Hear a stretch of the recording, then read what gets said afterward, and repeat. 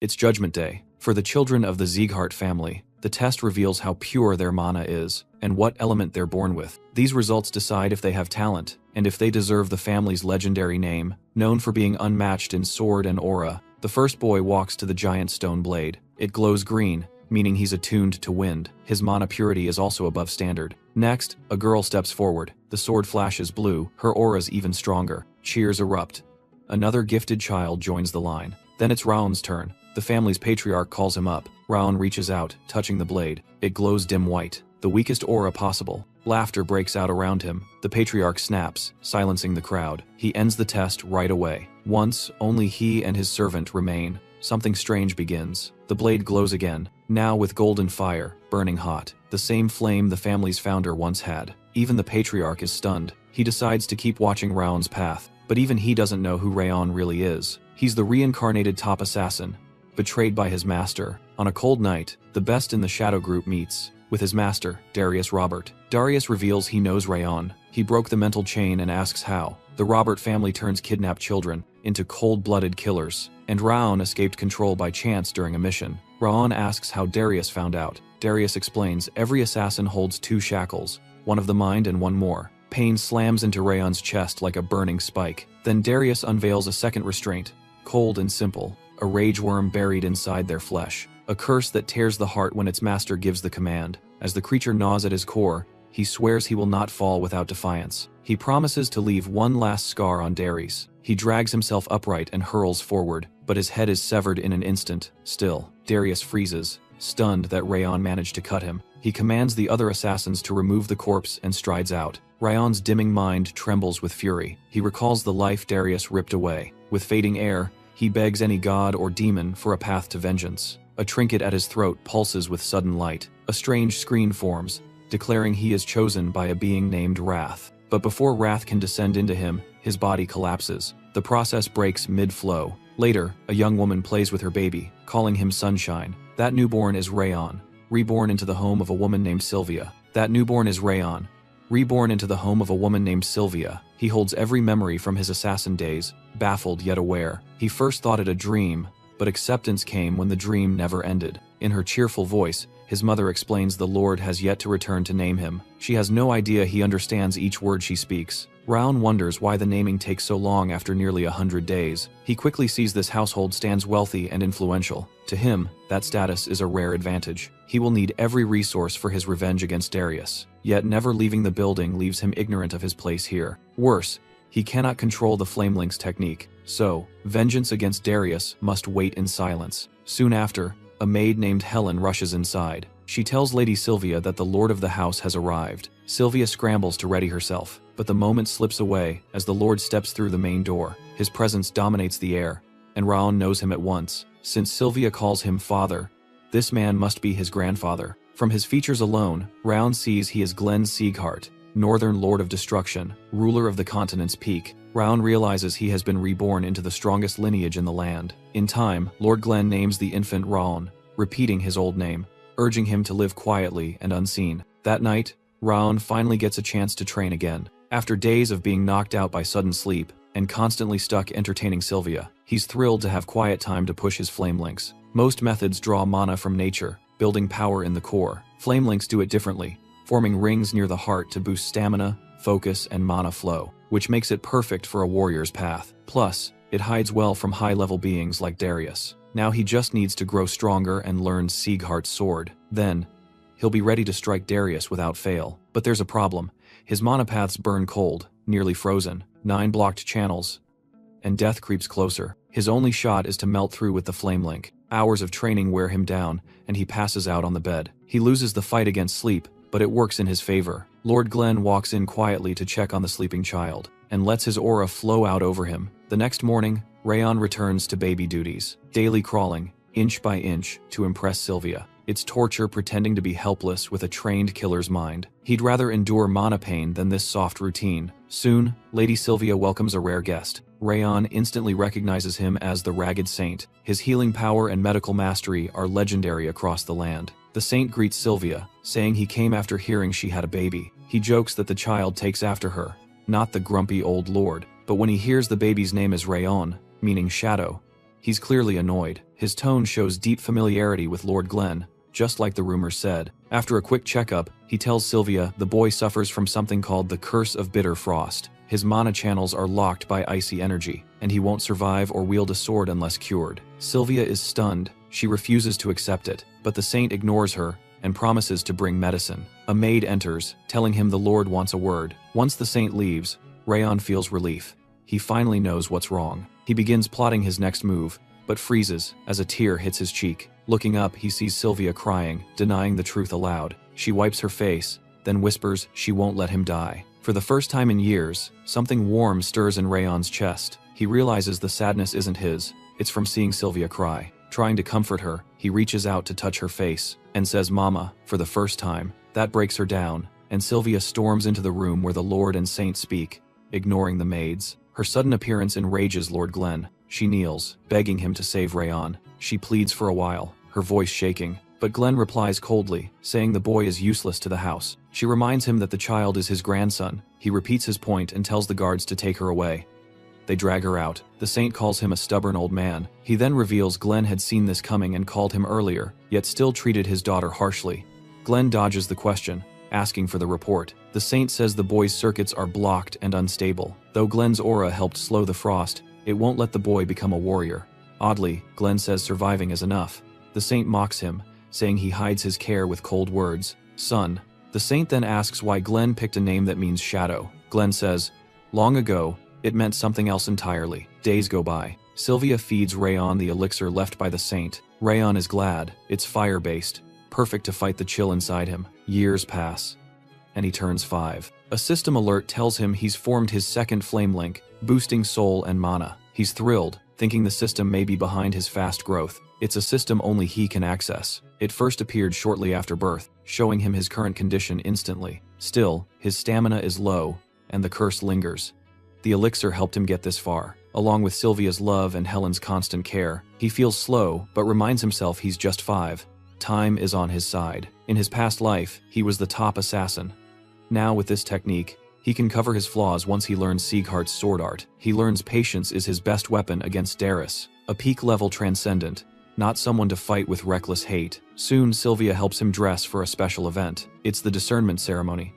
Across the continent, 6 lords and 5 demons control the balance. Rayon was reborn into one of the 6 lords' houses. The 6 lords guard the continent, the demons disrupt it. The ceremony separates the worthy from the weak. Today, it's House Sieghart's turn. At the hall, people stare at Sylvia and Rayon with disgust. They insult them both, mock Rayon's condition, and call Sylvia a disgrace. Some say a failure's child shouldn't even be allowed to attend. Sylvia ignores them and walks on. Their words sting Rayon deeply, but Sylvia says, just look at me, stay with me. Moments later, the Lord enters the hall. It's the first time Rayon sees him in 5 years. He sits down, a massive sword crashes down, and the Lord commands the ceremony to begin. The discernment sword reveals one's mana potential upon touch. First up is Warren, a Sieghart child. Ceremonies start young because mana seals by age 4. The goal is to measure each child's potential. Warren grips the sword, and the crowd cheers. Light bursts from the blade, bright and pure, fitting for Lord Charon's son. Next is Runan Slorn, from the vassal house Slorn. The more intense the glow, the purer the mana. Elemental affinity also appears. Runan's test impresses all. Bright mana and strong results, expected of a Slorn. Rayon sees how obsessed they are with high scores. He doubts himself, his circuits still frozen. Then his name is called. Eyes turn, many filled with scorn. He walks forward, Sylvia by his side. At the sword, he lowers his hopes. He only wants to know his element. He places his hand on the blade. Suddenly, fire erupts, strange and mesmerizing. Visions strike him. Beasts and chaos.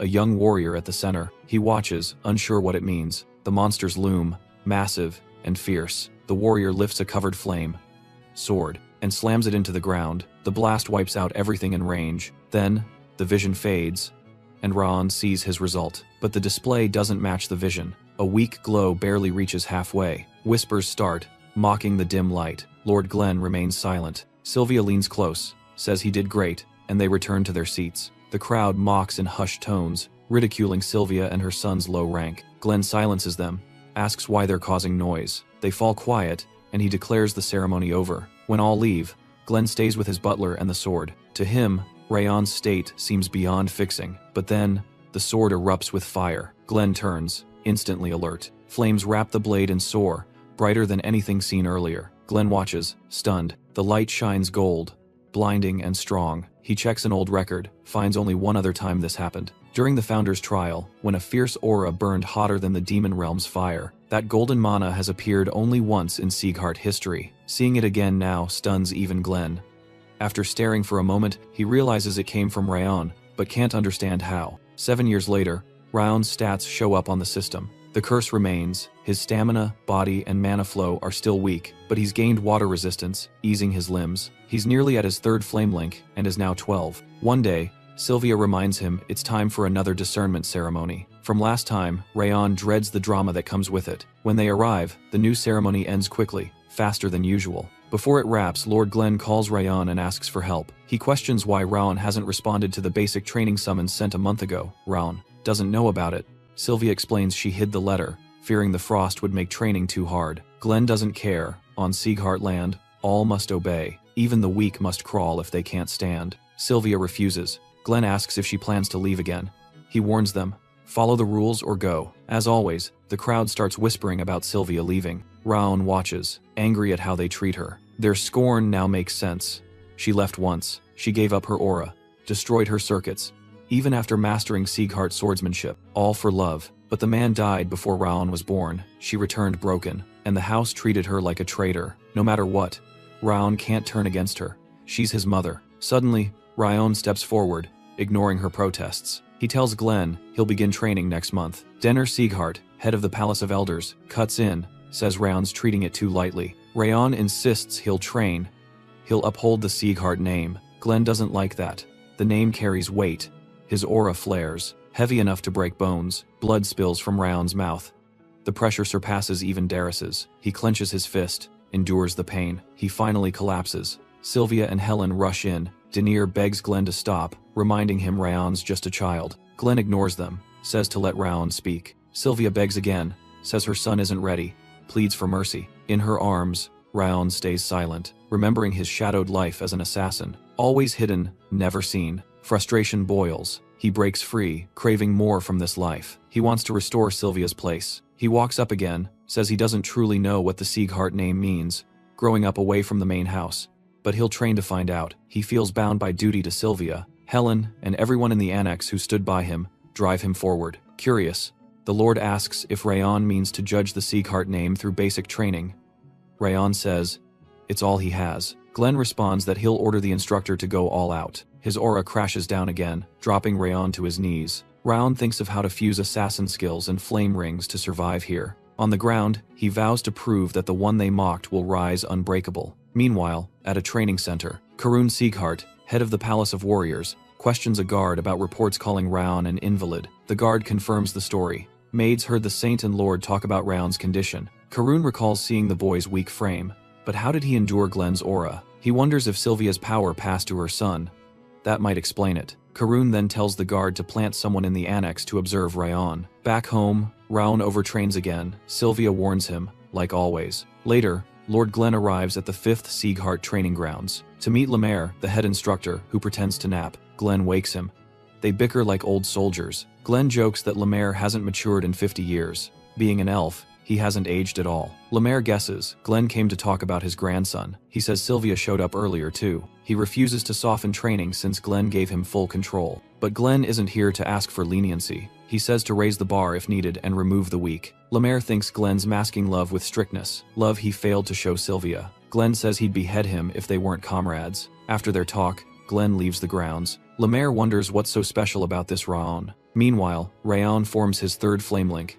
His stats rise: body, soul, mana, focus, stamina. One frost curse strand fades. The message lifts his spirit. Hard work paid off, but balance, not overwork, made it possible. Sylvia kept him in check. The system window also helps accelerate growth. Still, it's nothing compared to what Sieghart training will demand. Even 3 stars only lay a base to build on. He plans to crush doubts with results that silence every critic, and eventually, destroy Darius Robert. Lost in thought, Sylvia visits him late that night.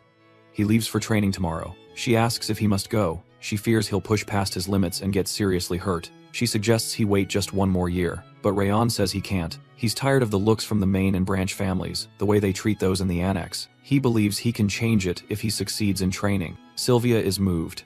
She didn't expect him to understand their reality this deeply. She explains they're treated this way because she fell for his father during a mission, but since he was just a knight, she had to destroy her core and walk away from the family. While living peacefully with him, Raon had an older sister named Sia. Then, a group called the Cadre of Eden ambushed them. She was pregnant, and their father wasn't strong enough to fight back. She watched them get slaughtered before her eyes, until a secret unit her father sent arrived just in time. They came too late. Her husband and daughter were already gone. Alone and hunted, she returned home and became the family's scapegoat. She had no excuse when she stood before her father again. When she finishes, Raon sees one thing clearly. She chose happiness over duty, then came crawling back to survive. He now understands why they treat her coldly. But to him, she gave him life, gave him love. In both lives, she's the only mother he's known. He suddenly asks if she regrets leaving. She says no. Living as a Sieghart, she felt invisible. Leaving made her feel real. That was enough. She says she found joy after leaving, and joy in raising him. Her only regret, she says, is not being a better mother. Rayon tells her it's okay, and she doesn't have to carry that guilt. Sylvia bursts into tears, and Rayon holds her, unsure why she weeps so hard. After calming her, he heads back to check his flame links before tomorrow's training. As he inspects the links, a strange phantom appears. It says the time has come. It felt boiling rage. It calls itself Wrath, second ruler of the demon world, drawn by vengeance. Wrath explains its price. Rayon must offer his body and soul, but then realizes a child summoned him. Both stare, confused, asking how this happened. Wrath doubts a kid could summon him through rage, but then looks again and changes his mind. Wrath accepts him and demands the soul in exchange for revenge. Rayon shocks him by refusing. He wants to kill Darius with his own hands. Wrath's tone shifts. He says Rayon is mistaken to think this is a choice. The demon world has chosen. Wrath will take what he wants. He unleashes cold fire in a storm, then charges, wild and furious, trying to force his way into Raon's body. The clash sends a freezing pain through Raon's body and mind. Wrath tempts him, saying even gods would fall if he submits. But Rayon's high water resistance dulls the chill. The attack isn't just cold. It fuels his rage from inside. Wrath goads him, promising to crush skulls and consume flesh if he surrenders. But Raon hesitates, afraid Sylvia and the maids won't survive if Wrath enters. Wrath loses patience. He says he tried to spare Rayon's body, but now he'll just consume him. The pressure builds, and Raon feels like he's about to break apart. His body nears collapse, just before it snaps. He recalls how flame links and water resistance helped him. It might ease the load again. With no other choice, he fires up a flame link. Light bursts out from him, blazing. Wrath reels back. Furious a child can resist him. Rayon repeats, he'll take revenge himself. He won't give his body away. Wrath explodes when Raon calls him a specter. He demands respect, says he's a ruler. Raon smirks, says a real demon king wouldn't be this weak. Rayon now realizes Wrath's power is limited, just like he claimed. Raon now realizes Wrath's power is limited, just like he claimed. Suddenly, the system window appears. It says a new skill has unlocked, one Rayon's never seen. Wrath rages more, saying the system is his invention. Raon asks if Wrath really made the system. Wrath confirms it. Raon pushes, wants to know why. Wrath dodges the question but slips when Raon asks if it's for growth. Raon notices Wrath can't hide emotions, fitting for a being named Wrath. The flame link feels stronger now than in Raon's last life. Its purpose must be rapid growth. Wrath demands his body or the system in return. Raon tries hitting him with a mana charge strike. It fails. Wrath sees he can't win this time, so he wraps around Raon's arm and turns into a bracelet. He says the seal was recent, his power still weak. He'll wait for it to return. Raon thinks about removing the bracelet but fears it might erase the system or endanger Sylvia and Helen. Keeping Wrath nearby seems smarter, easier to watch and control. Raon asks why the bracelet looks so decorative. Wrath says it's his taste. Rayon should respect it. The next morning, Sylvia's tense about Rayon leaving. Helen tries to reassure her. As Raon steps outside, ready to depart, the women wear solemn faces. Helen reminds him to take it easy.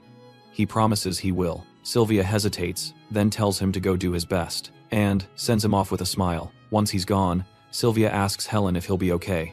Helen says his health's better, he might finish the training. That comforts Sylvia a little. She had cried inside as Raon promised not to push too far or get hurt. Meanwhile, children gather at the 5th training grounds gate. Raon stands apart, noticing the crowd includes more than just Siegharts. Vassal families and outside picks are also here. A few boys whisper about Rayon's thin arms, wondering why he hasn't run yet. They mock his bracelet too, making Wrath fume. The spirit starts cursing them out. Though they can't see or hear him, Raon hears their laughs. He walks over and asks why they don't say it to his face instead of whining like bugs. They bristle, asking why a kid locked in the annex dares to talk back. Funny thing is, they're from the Branch family too. When Raon says only the weak talk down like that, the boys snap. One grabs his shirt, telling him to remember his place. Raon smirks, cracking his knuckles slowly. But someone interrupts. It's Warren Sieghart, the prodigy from Raon's first ceremony. He scolds them, warning not to shame the family in front of outsiders. The boys quickly back down and apologize.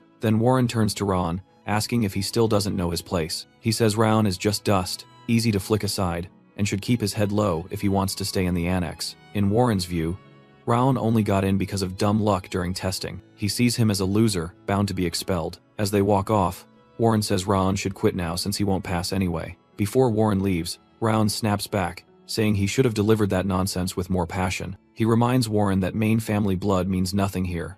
No rank, no authority, no power. Says all Warren can do is go cry to his daddy.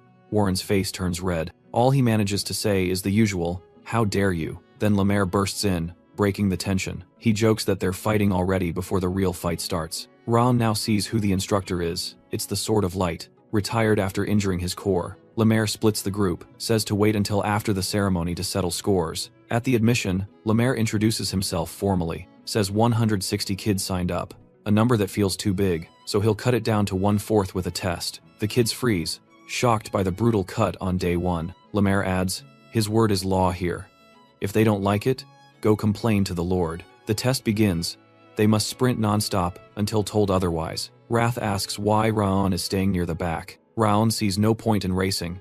It's not about speed. He's sure the test is about endurance, not flash. He believes the one who lasts longest wins, and he'll be that one. The assistants spot the leaders, Warren and Runan. Both show strong promise, even at this age. Then they glance at Raon. He's far behind, struggling, but impressive for someone once called sickly. They guess he'll drop out soon, but Lemaire watches with interest. He's never seen someone like Raon.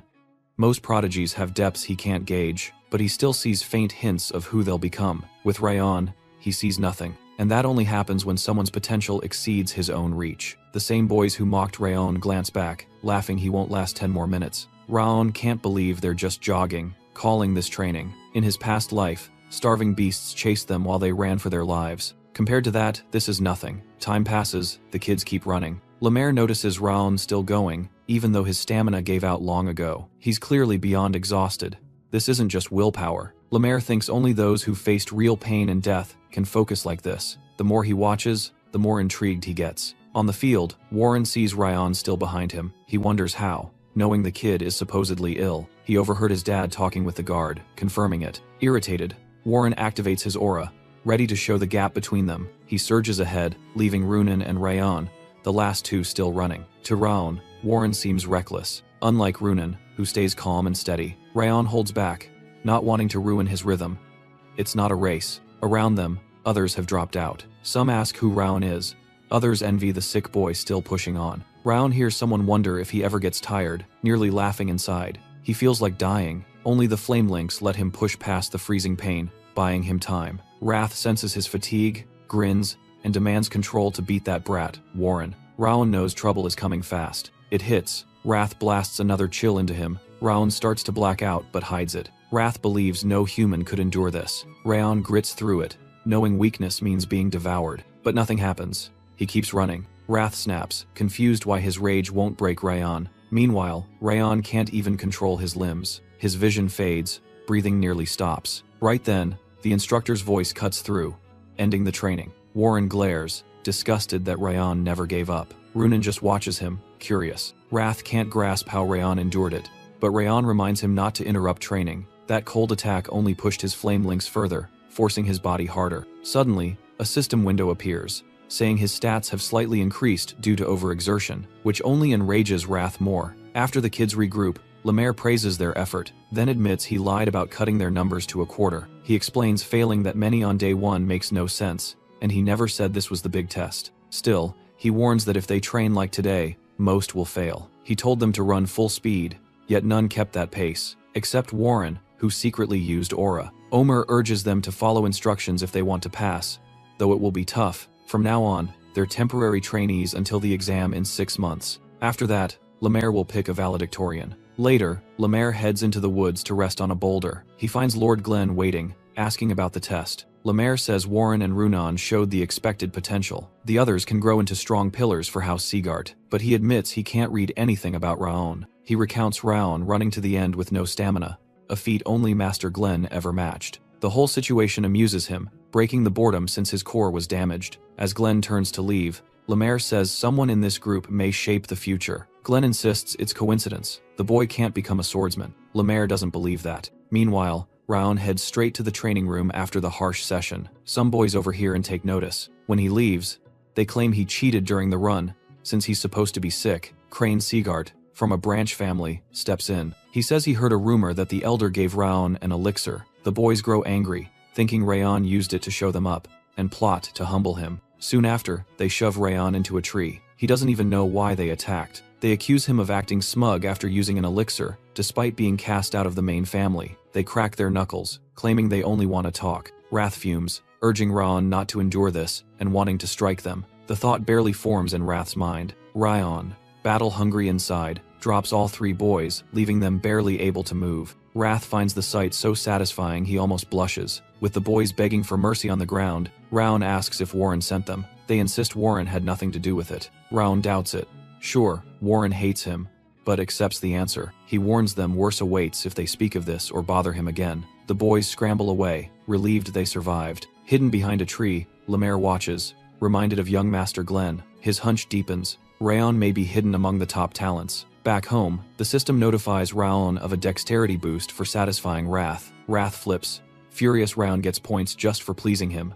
Raon reminds him he made the system. Wrath yells he's never had it stolen before. This is new. Then, Wrath shifts gears, noticing Raon isn't even listening. He tempts him with a deal. Win and earn points, lose and take in rage. All Raon must do is place first in the exam, just as Lemaire said. Raon sees he can gain a random attribute too. Wrath explains it'll be adjusted to fit his weak body. If he loses, he'll get a small piece of Wrath's rage. Small now, but it can grow out of control later. Since the terms are clear, Raon knows he's being honest. He weighs the risk and sees the reward is worth it. His past experience should be enough to win. He accepts the offer. Wrath grins wide. Sure, his plan to claim Raon's body is working. Later, the trainees endure another drill. They look drained from non-stop running. Then comes the horse stance. Lemaire calls it the root of all martial arts, tells them to hold it, then walks off to nap. Before leaving, he reminds them they'll face the final test. Not him. Some complain, wishing they could just start sword training. After the drill, Warren gathers boys to train sword skills, fearing their edge might dull. Wrath tries pushing Raon to join them, but Raon thinks it's pointless at their current level. What they need now is endurance, not sword swings. It's worse for him, cursed by bitter frost.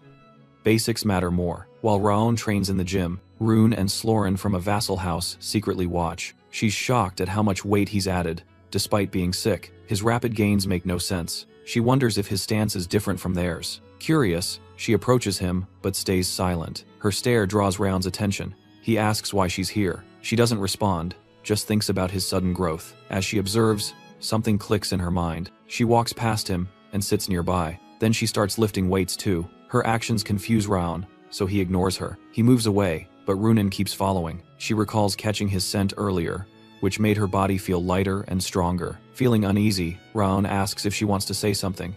She says no. Runan quietly decides she'll follow Raon wherever he goes. Not long after, Warren and the boys enter the gym. They get irritated seeing Runan near a boy expelled from the main family. Warren sees no point in repeating such dull, basic drills. He believes Raon's weak body is why he clings to basics, far from their superior build. To prepare, Warren urges the boys to sharpen their sword skills. They head out, confident the exam will prove who trained right. Later, a boy named Dorian politely asks Raon to join his training after seeing Runan stick by him. Raon hesitates but agrees. Dorian lights up and offers him a cookie. Raon doubts it and tries to return it, then glances over. He spots Runan eyeing his hand with intense focus. Her wide-eyed puppy stare unnerves him. He gives up and hands her the cookie. The three start training together regularly. They even stay close during runs, slowly forming a bond. Flowers bloom, but training continues. 6 months pass since the basics began. Raon keeps running like his life depends on it. Now, he outpaces nearly everyone, except Runan and Warren, who still keep up. Time flies, and exam day finally arrives. Parents and guardians gather to watch their kids perform. Everyone assembles in a huge arena,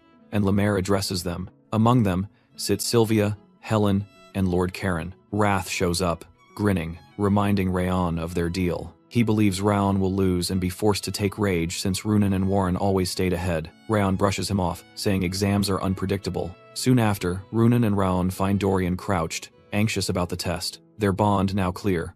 Runan silently hands Raon a cookie. Raon looks around, wondering why only weirdos stick to him. Sylvia and Helen celebrate their boy for surviving 6 harsh months with pride and even making some unexpected friends. Then comes an announcement about the head of house arriving. He joins the others to watch the exam unfold. His presence shocks many since he rarely shows up. Someone whispers this is his first time ever attending. Lemaire reacts, surprised by the Lord's visit. Master Glenn replies, saying the exam shapes the house's future, so the Lord must be present. With the Lord seated, Lemaire steps up to finally reveal the exam details since none were shared before now. Without warning, Lemaire unleashes a surge of aura, stunning the students. He announces their test break through his spiritual force. Lemaire tells them fighters can't avoid spiritual force. This tests inner strength. A nearby guardian objects, saying the kids barely learned aura. Now spirit too. More guardians protest, booing the instructor. Tired of the noise, Lemaire explains that spiritual force isn't aura alone, it's the soul, forged by battle. A real warrior proves worth even without aura. Glenn interrupts, calming the crowd, saying, Lemaire is right. Aura or not, every warrior builds spirit. Through harsh training, even auraless fighters can forge strong spiritual force. That shuts them up. Through harsh training, even auraless fighters can forge strong spiritual force. That shuts them up. Lemaire says they'll proceed since no one objects now. First up is Runan. Lemaire tells her she can beat this if she trains hard. Pass if she breaks through. With a slight smirk, he blasts her with intense spiritual pressure, catching her off guard. She winces, clearly affected. He warns that using aura means disqualification. She must rely on mental strength. Though the force presses hard, she grits through it, and eventually reaches out and grabs Lemaire's hand. He steadies her as she stumbles, proud she made it. He praises her progress and tells her to keep pushing forward. Next is Dorian, who looks terrified. He's told to break through with the same mental strength but doubts he has any. If he can't, he fails. Dorian forces himself into the pressure but collapses halfway. Rayon notices Dorian's test feels weaker. He suspects Lemaire is matching the pressure to each student's strength. Dorian crawls and finally grabs Lemaire's foot. He gets praise and advice to trust himself more. Sadly, he throws up after hearing that. Warren Sieghart is called next and faces the same test. The force hits like a wall. He questions if the others face this level. He starts trembling. His legs won't move. Lemaire tells him he holds the rarest gift here, but he wasted time on sword skills he didn't grasp, instead of building strength and will. He reminds Warren he always relied on aura in hardship. Use it now and fail. Warren can't afford that. He recalls his father scolding his older brother, cold and unforgiving. Afraid of being cast aside too, he pushes forward with everything. He stumbles ahead, barely holding on. He grabs Lemaire's leg and passes the test. Lemaire tells him to stop acting grown up. He's just 12. Last up is Raon Sieghart. As he steps forward, a crushing wave of spiritual force slams into him, almost knocking him back. The force hits harder than what the others faced, making Helen and his mother uneasy. Even Lord Glenn looks shocked at the sheer pressure Lemaire unleashes. Raon starts to doubt if this is really meant for him. Lemaire saw greater promise in him than Runan or Warren. He tells Raon to give it everything, reminding him that power comes from the soul, not just the body. Raon carries not just a Sieghart soul, but the forged spirit of an assassin. One day, he'll save lives. To Lemaire's surprise, Raon breaks through the storm of force, drawing attention from even the Lord. As Raon nears, Lemaire can't believe his eyes. Raon doesn't stumble like the rest. He walks up and shoves Lemaire back. Gasps erupt around the arena. Lemaire and the Lord are stunned. Raon smiles and asks if he passed. Everyone else can't believe he broke through that force. Even Karun is stunned that the brat reached Lemaire. Lemaire stands frozen, still trying to process what happened. He wonders how a sick kid with no aura did it. Finally, Lemaire asks what Raon really is. Raon calmly replies he's just Raon, the boy he's watched for months. Lemaire says he raised the force level past Raon's potential. It shouldn't be possible. Raon just shrugs. That annoys Lemaire even more. Then it's time to reveal the results, as promised. Warren and his father tense up. Lemaire declares Raon the top trainee of the period. Sylvia and Helen burst into tears hearing the news. Around them, the crowd buzzes over the outcome. Warren steps up, shouting he won't accept the results, calling them fake. Lemaire is taken aback by the outburst. Warren insists he's stronger than Raon in every way. Then he suggests Raon must have cheated with a spell or trick. Some agree, saying Raon's curse and lack of aura make it impossible. The accusations grow loud. Even Lemaire's fairness is questioned. Warren demands a duel with Raon to settle it. Lemaire sees it clearly. Warren just wants that #1 spot. Lemaire leaves it to Master Glenn to resolve the accusations. The Lord asks Raon if he'll spar with Warren to prove the results. Raon says no. The rankings are set, sparring changes nothing for him. To make it matter, the Lord offers a bronze medal if Raon wins. That catches Raon's interest. Because those medals come from House Sieghart and carry real rewards, a bronze holds serious value. The offer seals the deal for Raon. Rules are simple. 1 round, no weapons or aura, only fists. The match begins. Warren charges, aiming a punch at Raon's face. Raon dodges fast. The punch misses by inches. Shocked, Warren quickly follows up with a kick. Raon blocks it with ease. Warren says it's the charging tiger technique, taught by his father. He throws more strikes. Raon keeps defending. Onlookers think Raon can't hit back. Warren burns with rage, feeling challenged by a weaker branch family kid. He swears he won't lose the top spot to Raon. A flash of his father rejecting his older brother fills his mind. He fights with one thought: earn his father's approval. Raon keeps dodging, blocking every blow. He holds back, analyzing Warren's movement and rhythm. Then, he figures it out. Warren sees Raon pause, thinking he's done, so he rushes in to end it. But Raon meets his punch with a counter. Warren's hand flies back in shock. Then, Raon drives a fist into his gut. Warren coughs, nearly buckling. The crowd and his father freeze in disbelief. Even Lord Glenn can't believe what he saw. Raon used the charging tiger fist. Warren demands to know how. Raon calmly replies, he learned it from watching him, just copied it, nothing more. Murmurs rise. People stunned. A brat mimicked that technique. Some wonder if he somehow learned it before. Warren stays down, still shaken. Lemaire nods, convinced Raon is the real deal. He's stunned. Raon reversed the tiger fist just by observing it once. In his eyes, this is the Sieghart-level genius who could rise above all. After a brief pause, Raon is declared the winner. The result's undeniable. Sylvia can't hold back, rushing toward him. She hugs him tight, tears streaming down her face. Runan's father does the same, proud of his daughter. Warren stands alone, only his butler beside him. His father turns away without a word. The moment he feared most just happened. That night, silence hangs heavy in Warren's home. His father finally speaks, reminding him of the order to rank first and never lose. Then he demands to know if Warren wants to disgrace him by losing to a failure's child. He warns this was strike 2, and graduation will be Warren's final shot at redemption. As he leaves, Warren realizes he can't mess up again. Anger boils, and he blames Raon.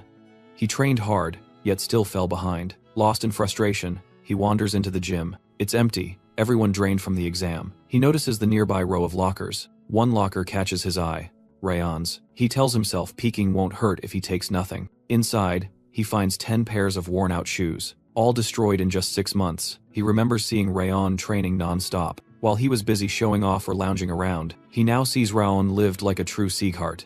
And he didn't. Quietly, he puts everything back and leaves. Later, Wrath fumes about losing, saying he's never seen anyone like Raon in all his years. He asks Raon what he really is. No answer. A system message pops up. Raon wins the bet. All stats rise by 2, plus a new trait, awareness of the snowflower. Wrath explains it's a divine ability unfit for Raon's weak form. It boosts sensory range, but at 1 star, only slightly. Wrath boasts he used it to expand his senses tenfold. The name sounds strange to Raon, so he asks why it's called that. Wrath finds it beautiful. Raon thinks his taste is awful. Wrath seethes with rage again. Soon after, a message arrives.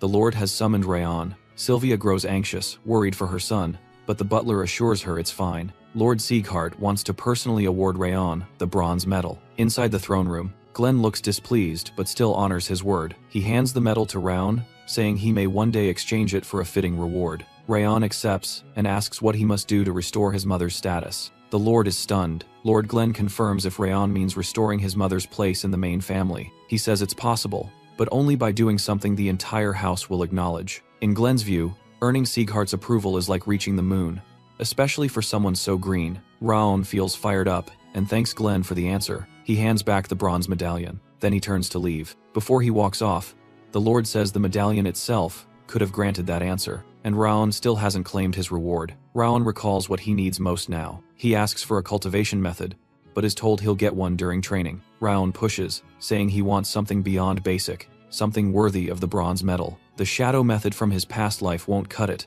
Not for saving Sylvia, or for taking Daru's head. The Lord snaps his fingers. A hidden library reveals itself. Rows of old books appear, shocking Rayon. Towering shelves fill the room with hundreds of volumes. Glenn says this is only a glimpse of Sieghart's archives. To get his book, Raon must step in and raise his hands. Glenn hopes the technique he gets surpasses the shadow one. A single book lifts from the shelf, floating down into Raon's hands. It looks worn and ancient. The choice stuns Lord Glenn, and even his butler. Glenn wonders how Raon pulled that specific book. Suddenly, flames burst out of the book at Rayon. He questions how this relates to cultivation. Opening it unleashes a blast of light that blinds him. Glenn is visibly shaken by the fire shooting from its pages. Then a vision appears. Glenn hearing a report that Sylvia left the house. He tells the guard he doesn't care. The house's future matters more. Back then, Glenn believed emotions were a weakness.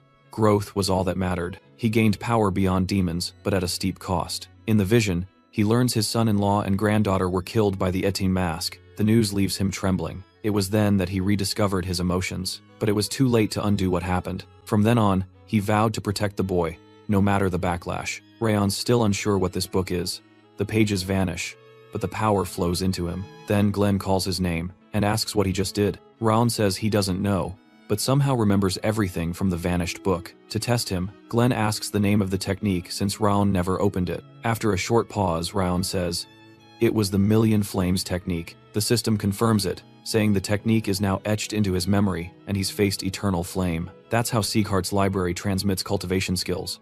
Glenn checks if he remembers. When Rayon says yes, Glenn confirms he's earned his bronze reward and dismisses him. After Raon exits, the butler still can't believe he absorbed that technique. That specific technique belonged to the founding lord. No one in Sieghart history has read or received it. No one expected Rayon to pull Million Flames. The butler worries about Sylvia and Raon's safety if word spreads, but Glenn reassures him it's a secret. Meanwhile, Raon senses the book's knowledge is fully his now. Glenn says no one ever used the skill before. It would have rotted if Rayon hadn't drawn it. He believes the times are changing. Raon still can't figure out why Glenn gave him something so rare, even beyond gold medal level. The power matches legends like Firelink, so he must learn it well. But no matter what, his aura won't gather. He knew it wouldn't be easy to grasp this level instantly, and Wrath sees things going south.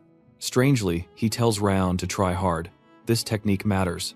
Failing now might cripple him. Rayon agrees, but finds Wrath's support suspicious. Rayon agrees, but finds Wrath's support suspicious. The technique pulls mana from nature into the core. If interrupted, the backlash could ruin his circuits.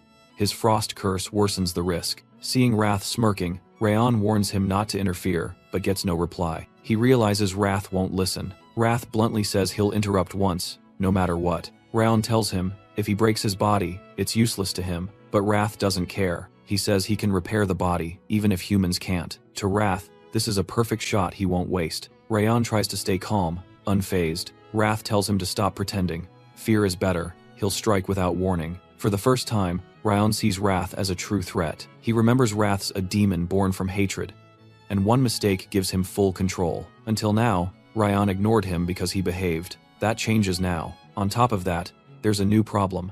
A maid Raon has noticed. She sneaks out every night without reason. That maid, Judiel, Lord Karun's spy, files a report.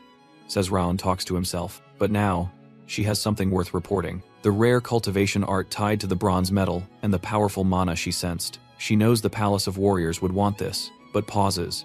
He's still a child. She wonders how long she'll keep writing these reports. As always, she sends the report downstream, letting the current carry it to her master. A blade brushes her throat, and a voice warns her to stay still or die. Sweat drips, her mind races. Who is behind her? His tone, his presence, the threat. She's frozen in place. In the river's surface, she spots Rayon's reflection. He says someone's been tailing him since he got back, asks if her spying paid off. That throws her. She was sure she'd left no trail while trading. It hits her. Raon always knew, just played dumb. He pries her mouth open, no choice. Then he stuffs something down her throat. Her body reacts, retching hard. He pulls a soaked report from the water. The writing's unreadable. She used coded ink, needing a trigger. He tries some guesses, watching her closely. When he says moonlight, her face gives it away. Her expression shifts again when Karun Sieghart's name comes up. Raon notices. Judiel, trained for years to hide emotion, is stunned he can read her. Then she realizes, her body's burning from the thing he gave her. It's a rage worm. Flashback Lord Karun sends Judiel into the annex. promising rich rewards for spying on Rayon and Sylvia. Back to now, she asks if he really used a rage worm. Rayon's stunned, she knows what that is. She tries to throw it up but fails. The worm tracks her feelings and location and can kill horribly when triggered. Rayon deduces she's a Palace of Warriors spy, placed here 7 months ago. Judiel's face twists in fear. This is far from the simple job she expected. Her task was spying on a weak child and a woman. Nothing like this. She never imagined facing someone this dangerous in the annex. Terrified, she offers to forge the report, but Raon rejects it. Karun would know. With a cold smile, he tells her she's now a double agent. She'll feed Karun what he expects and give Raon everything that matters. She agrees without hesitation. Raon smiles like it's a casual talk over tea. He tells her to bring something valuable next time, then leaves. As he walks, Wrath doubts Raon used a rage worm. He didn't. It was fake, just a pain-inducing poison. Wrath asks how he read her. Raon says there are ways to know without words. Even Wrath is shaken, calling him a monster. Rayon shifts focus, starts forging his aura, then heads back to train. Despite his effort, he fails to finish it before training resumes. At the grounds, he sees only 42 children remain. Liamir clearly meant to cut the group to just a fourth. Runan catches up with Rayon. They stare, silent, long enough to make Wrath uneasy. Flashback to the Slorn family's main house. Runan's mom asked if Raon helped her train. She said yes.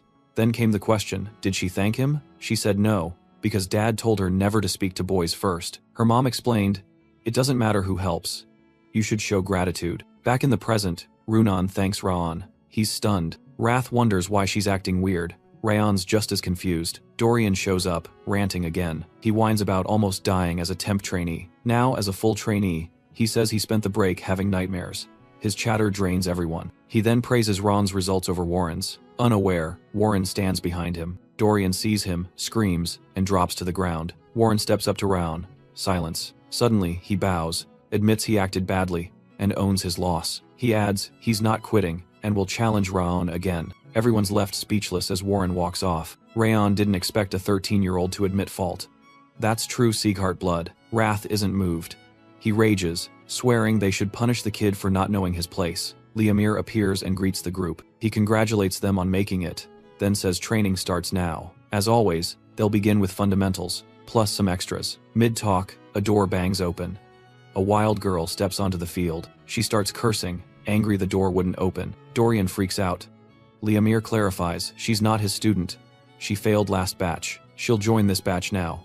Her name, Martha Sieghart. Her glare could cut steel. She cuts off Liamir again, even as he tries to call her sweet. The first thing she does is demand the name of the last batch's top student. She wants to fight the brat who ranked above her. She yells for a duel right now, no delays. Rayon steps forward. She asked for the top student. She's unimpressed, but agrees to fight him anyway. Warren's voice interrupts from behind. He calls her behavior shameful. Marta doesn't take it well. She steps in his face, warning him to shut up if he wants to live. He asks if she's rejecting Rayon's win, confirmed by both instructor and Lord Sieghart. She replies that Warren threw a tantrum too, so she gets to throw hers. Warren says he won't repeat that weak moment. Everyone sees it. Warren has changed. Then Runan steps between Rayon and Marta. He tells her to leave, refusing to engage further, pushing her aside without hesitation as the tension rises. Marta watches them act like one tight unit, a strange little group she views as a gathering of hopeless fools. So she pretends to back off, letting them relax for a moment while she plots her real move in silence. She only turns away to mislead them, hiding the fact that she is preparing the strike she planned from the start. Her true aim is sudden and simple. She charges straight at Raon the moment their eyes drift. Before anyone reacts, she closes the distance with force, aiming a decisive blow meant to overwhelm him. Raon avoids it with ease, slipping past and blocking with movements far faster than she expected. He answers instantly, driving forward with a decisive counterpunch that carries clear intent to dominate. She manages to guard at the last moment, but the impact sends her skidding back across the ground. A thin smile forms on Liamir's face, pleased by Raon's sharp response to the reckless attack. Shock fills Marta's eyes as she realizes how quickly Rayon reacted to her sudden strike. Furious, she rushes at Raon again, unable to accept being pushed back so easily. Liamir stops her with one swift move, holding her in place before she can close in again. His speed stuns everyone, since he jumps from his spot to hers with barely a heartbeat between steps. He jokes that ignoring him hurts his feelings, and even if they look down on him, he still deserves attention. Other than Runan and Warren, Raon still lacks aura training, making this clash even more surprising. Liamir tells them they can fight once Raon learns aura, which makes Marta begrudgingly accept the stop. Wrath erupts, demanding to know why Raon let her walk away after she attacked, urging him to freeze her forever. Raon admits he plans to avoid a serious fight until the moment she holds something he needs. Then he will wager his title for it. He asks Wrath to stay patient, promising a future moment that will satisfy him far more. Later, the trainees work on their stance, and after steady drills, they are granted a short 10-minute break. Warren focuses on the basics, realizing they are tough.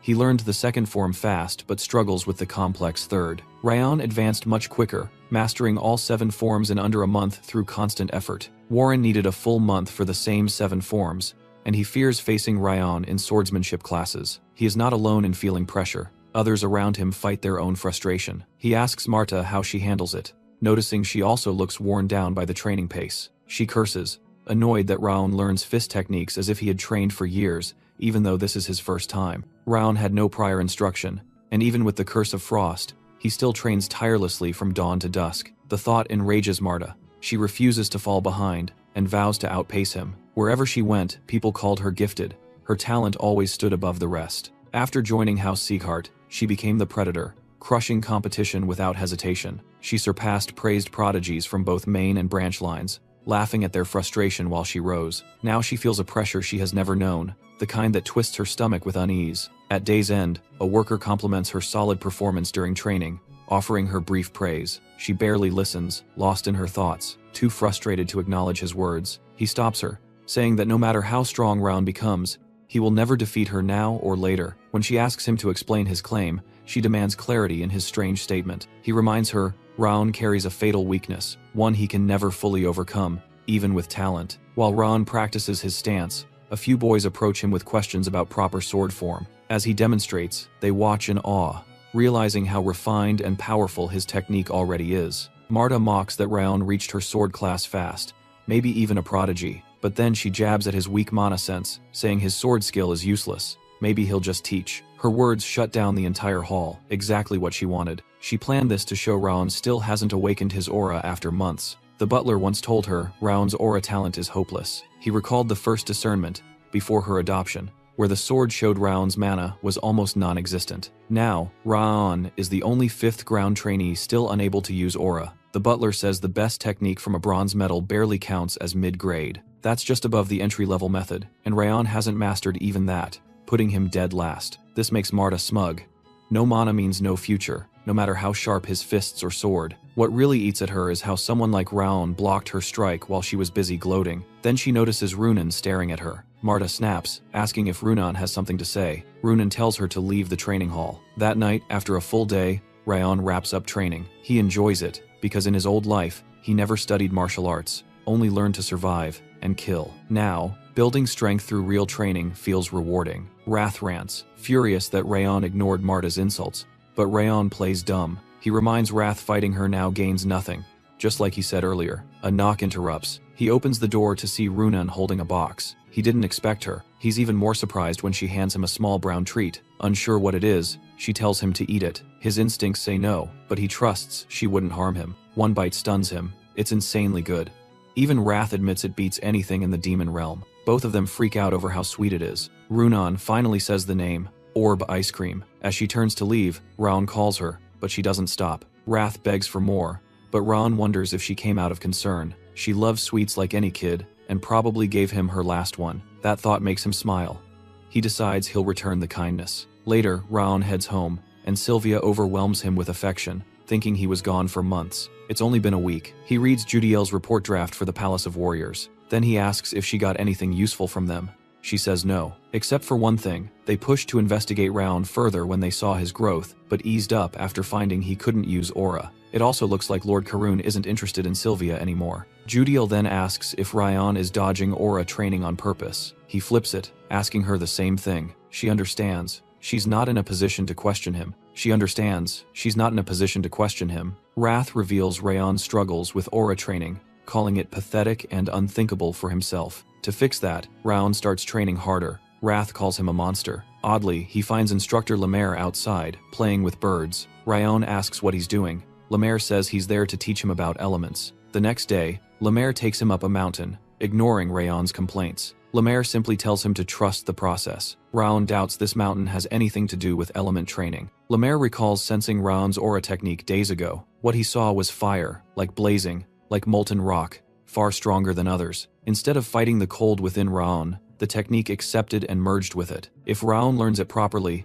it will become something truly rare. They stop at a chosen spot. To Raon, it looks like just another forest clearing. Suddenly, Lemaire unleashes spiritual pressure, stunning Raon. The wind slicing past Raon's skin is sharp as a blade. There are all kinds of winds, warm, cold, and razor-sharp. Lemaire sought the sharpest wind, and now Raon must find his flame. Since Raon's mana leans toward fire, he must discover what flame fits him. Lemaire then brings Raon somewhere he believes is ideal. They arrive at a forge, where an old blacksmith mocks Lemaire on sight. Raon senses the strongest, purest fire in the entire north. The old man asks what Lemaire dragged in, glancing at Raon. Lemaire tells him Raon is Master Sieghart's grandson. The man isn't impressed and says Sieghart should show up himself. Meanwhile, Raon is captivated by the fire burning in the furnace. This kind of flame matches the fire he's always felt, even after seeing many flames in his past life. This one, with its heat and intensity, is exactly what he envisions. The blacksmith gruffly introduces himself as Vulcan. Raon recalls the name Vulcan, the continent's legendary blacksmith. He forged Glenn Sieghart's blade,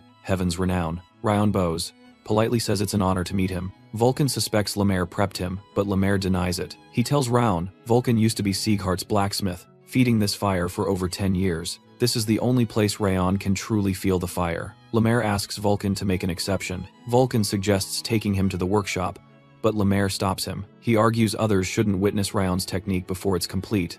Vulcan questions why. Then Lemaire says, Raon is Sylvia's son, which changes everything. Raon promises not to interfere, begging for a chance to connect with the fire. Silence lingers for a beat. Vulcan explains he's crafting golden coal, hotter than any other, and that's why he stayed here for 10 years. He tells Raon he can do whatever, just don't interrupt the work. Raon feels thankful. Outside, Lemaire is shocked Vulcan gave permission so easily. When Lemaire offers good liquor, Vulcan says he didn't do it for him. When Raon entered, the kiln flared up, ruining the batch. The heat rises with every breath the boy takes. Vulcan wonders if this kid might fulfill his dream. For 7 months, Raon returns, reflecting on the flame he seeks, until clarity strikes. Fire is feared as the wildest element, but mastered, it's the most stable. Still, Raon struggles to awaken the golden flame's power. He recalls Lemaire's words, picture the flame you need. He remembers Darius and his vow to kill him, and bring Sylvia back to the family. He realizes he needs a flame that guides him, fights for him, and never fades.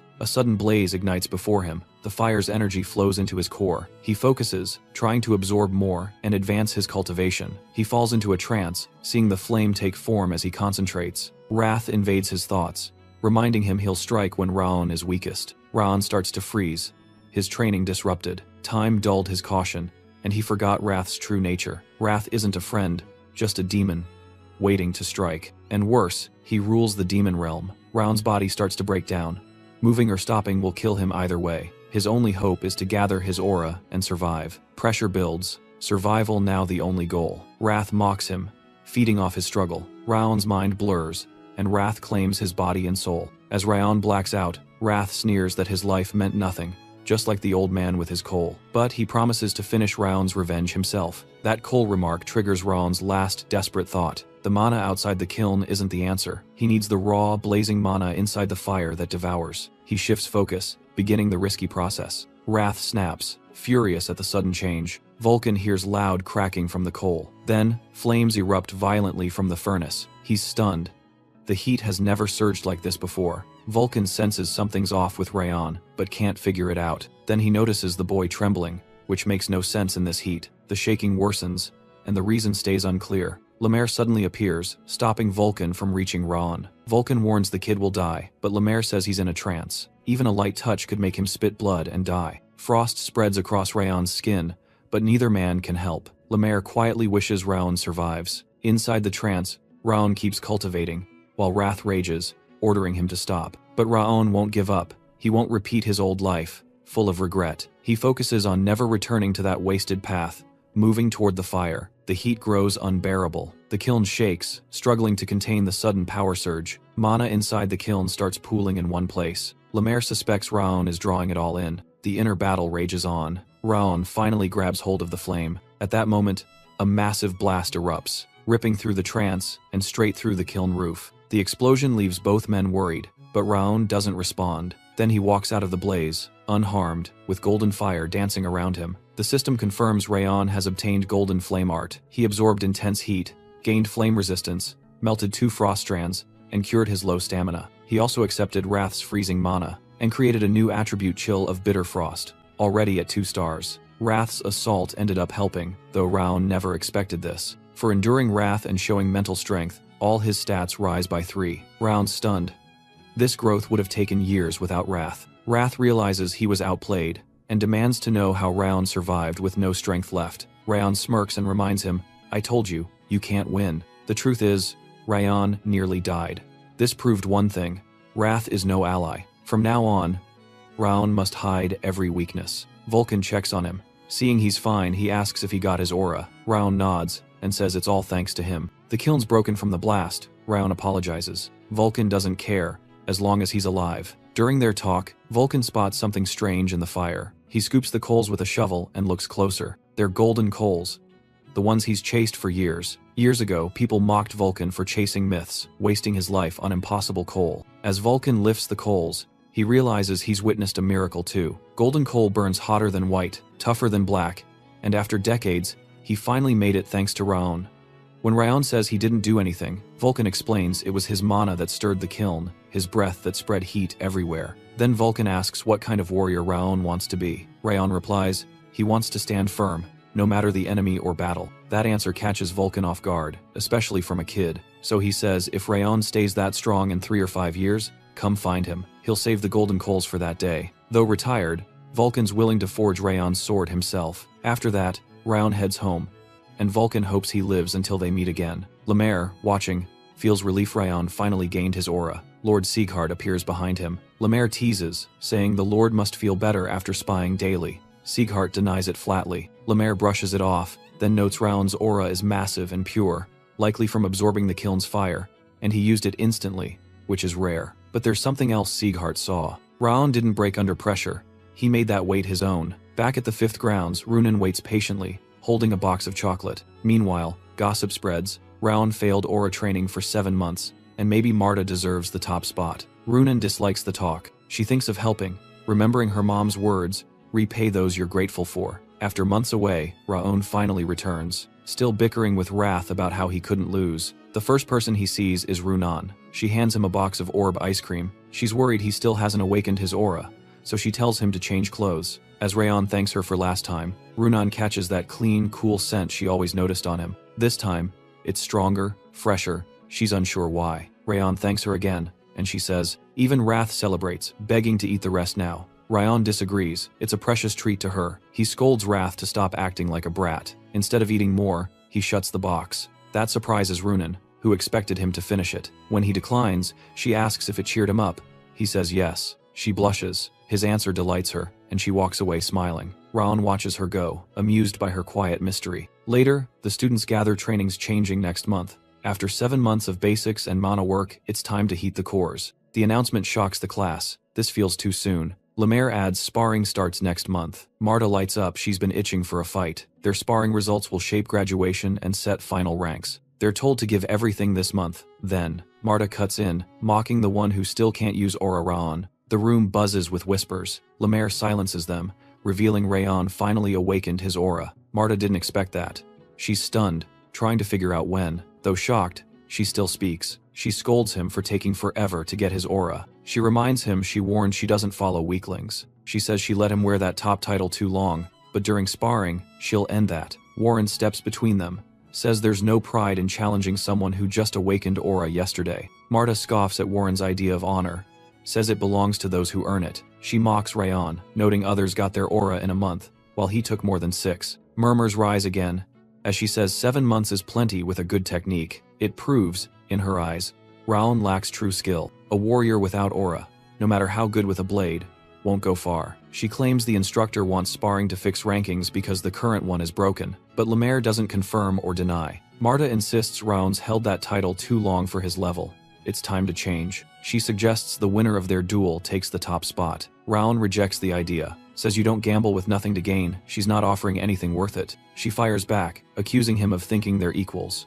Raon asks if she's scared. That gets to her, so she agrees, calling it his last game. She puts up a 9 Blossoms pill, an aura-boosting elixir from her father. Raon grins, tells Wrath this is the fun he promised, getting something out of Marta. 1 month later, their spar finally begins. Marta's eager, ready to repay the hit he gave her. No one's ever landed a hit on her, not even in back alley fights, but Raon did. After 8 months, she's set to return the favor. Raon's aura is only a month old, hers 3 years. She's sure this will be easy. Still, she reminds herself, Raon must grow stronger. She needs him for something. She steps forward, confident Raon won't walk away today. The others are told to watch and learn. Their turn will come soon. Warren and Dorian are the first pair called. Dorian quits instantly, without even trying. Lemaire raises a brow in surprise. Dorian says he's sick, didn't sleep, and feels terrible. Wrath scoffs, says Dorian's head would have rolled anyway. Right now, if he were under his command, Lemaire sees through Dorian's bluff and pushes him to try anyway, saying he'll still gain something even if he loses. The duel ends fast, with Dorian on the ground, giving up. Lemaire notes Warren still can't control his emotions. He would have won in 5 moves if focused. Warren vents at Dorian, who just ran around the whole time and never actually fought. Next up are Runan and Crane, the same Crane who clashed with Raon earlier. As the match starts, Crane rushes forward to strike first, but Runan doesn't dodge. She counters with a clean swing. Her move knocks Crane's sword from his grip, leaving him stunned. Lemaire stops the fight, offering feedback. Crane is too stiff, needs fluidity. Runan had a solid counter but didn't let her aura flow to the blade's tip. The next fighters are called to step up. Last to enter are Raon and Marta.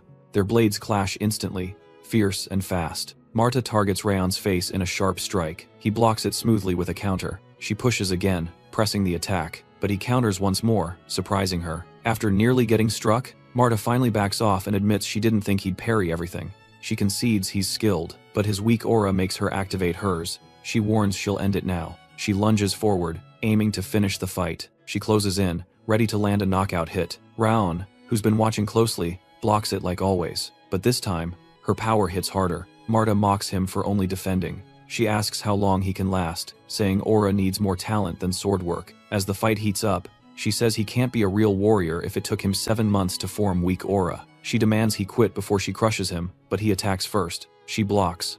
Forced on defense, the family obsession with talent starts to wear him down. She jokes that it's because he has none. Raon still hasn't used aura. She says she'll show true talent. He replies he'll show something better. Golden fire erupts around him. His aura finally appears. Marta's eyes widen in shock. Raon unleashes the first flame of million flame arts. She stares, confused by the fire. It's not normal. She senses it's dangerous. Beautiful, yet haunting. She knows it's not an ordinary flame. Sweat runs down her face. She grips her sword tighter, refusing to retreat. With the tension rising, she activates her secret move Solid Stone Stance Focal Point, a technique that channels aura into a single spot. Raon realizes she must be a prodigy, using that skill so young, and guesses she's about to give it her all. Marta admits his strength but warns, aura or not, he won't survive what comes next. She dashes at him, sword raised, but he stays still. Just before impact, he parries, triggering a violent shockwave that rips apart the ground under them. Students nearby freeze, stunned. Dust smothers the field, hiding everything. As it clears, Marta lies collapsed, sword shattered among the cracked dirt. Raon stands tall. The crowd struggles to grasp how he beat Lady Marta using an unknown aura. Even unconscious, Marta clenches her fist. Raon finds her willpower more striking than her combat skills. That night, Lord Glenn hears Raon crushed the aura Marta refined for years with terrifying strength. Glenn recalls Raon's flame small, yet overwhelmingly powerful. He orders Liamir to guide him to avoid arrogance. He then asks about Marta. She's hurt but will recover with rest. The deeper wound is mental. They hope she'll overcome the trauma. Meanwhile, Raon tends plants. Wrath screams he's doing it wrong and threatens to freeze him. Unfazed, Raon mocks him. Wrath blames his cowardice on a spike in water resistance. That resistance rose because Raon took the 9 Blossom pill after defeating Marta. He unlocked his 4th flame link, boosting body, soul, and physical stats. Weak limbs and low mana affinity gone. The pill brought his hidden effort to life. His growth stunned even him, but the water resistance stood out. Now 4 stars, Wrath's tantrums feel like harmless noise. On his last rest day, Raon checks on the flowers. Wrath keeps insulting him, barking soil, thinning advice. He rants about using hands, not tools, for better soil flow, making Raon wonder why he knows this. Turns out, Wrath once planted ice flowers in the demon realm and won praise. He won't stop bragging. Suddenly, Marta shows up. Suddenly, Marta shows up. Rayon asks why she's here. She says nothing, just stares, judging him for gardening, though she knows he rarely acts his age. Then she says it. She wants a rematch. Raon thinks she's in denial, but she insists it's to check her own level. He asks what he gains if he wins again. She refuses to offer anything, so he rejects the fight. She panics. She came determined. She thinks about stepping on the flowers to provoke him, but learns he doesn't care about them. He's only looking after them for his mother. That somehow makes her even angrier. She gives up and turns to leave. Sylvia appears, calling out to Ron. She spots Marta and asks if she's Rayon's new friend from training. She's not. Marta recalls Sylvia, who left for love and came back to save her child. Strangely brave, Sylvia remembers Marta too and greets her. Raon, tense, quickly says they're not friends and shuts it down. Sylvia walks over and asks Marta how she's feeling after fighting Raon. Marta says she's fine, which eases Sylvia. Sylvia says she heard Denier adopted a gifted girl, and now sees she's also beautiful. Marta starts blushing. Sylvia asks why she's here. Marta, clearly uneasy, lies and says she came to deliver a message, then tries to leave. She doesn't realize she's stuck until Sylvia grabs her arm and insists she stay for a meal, calling it basic hospitality. Marta ends up seated at the table with Raon and Sylvia. Despite her protests, Raon stares, stunned. He never imagined Marta would sit so quietly. Sylvia chats about Raon loving meat stew. Sylvia learns Marta is 15, a year older than Raon.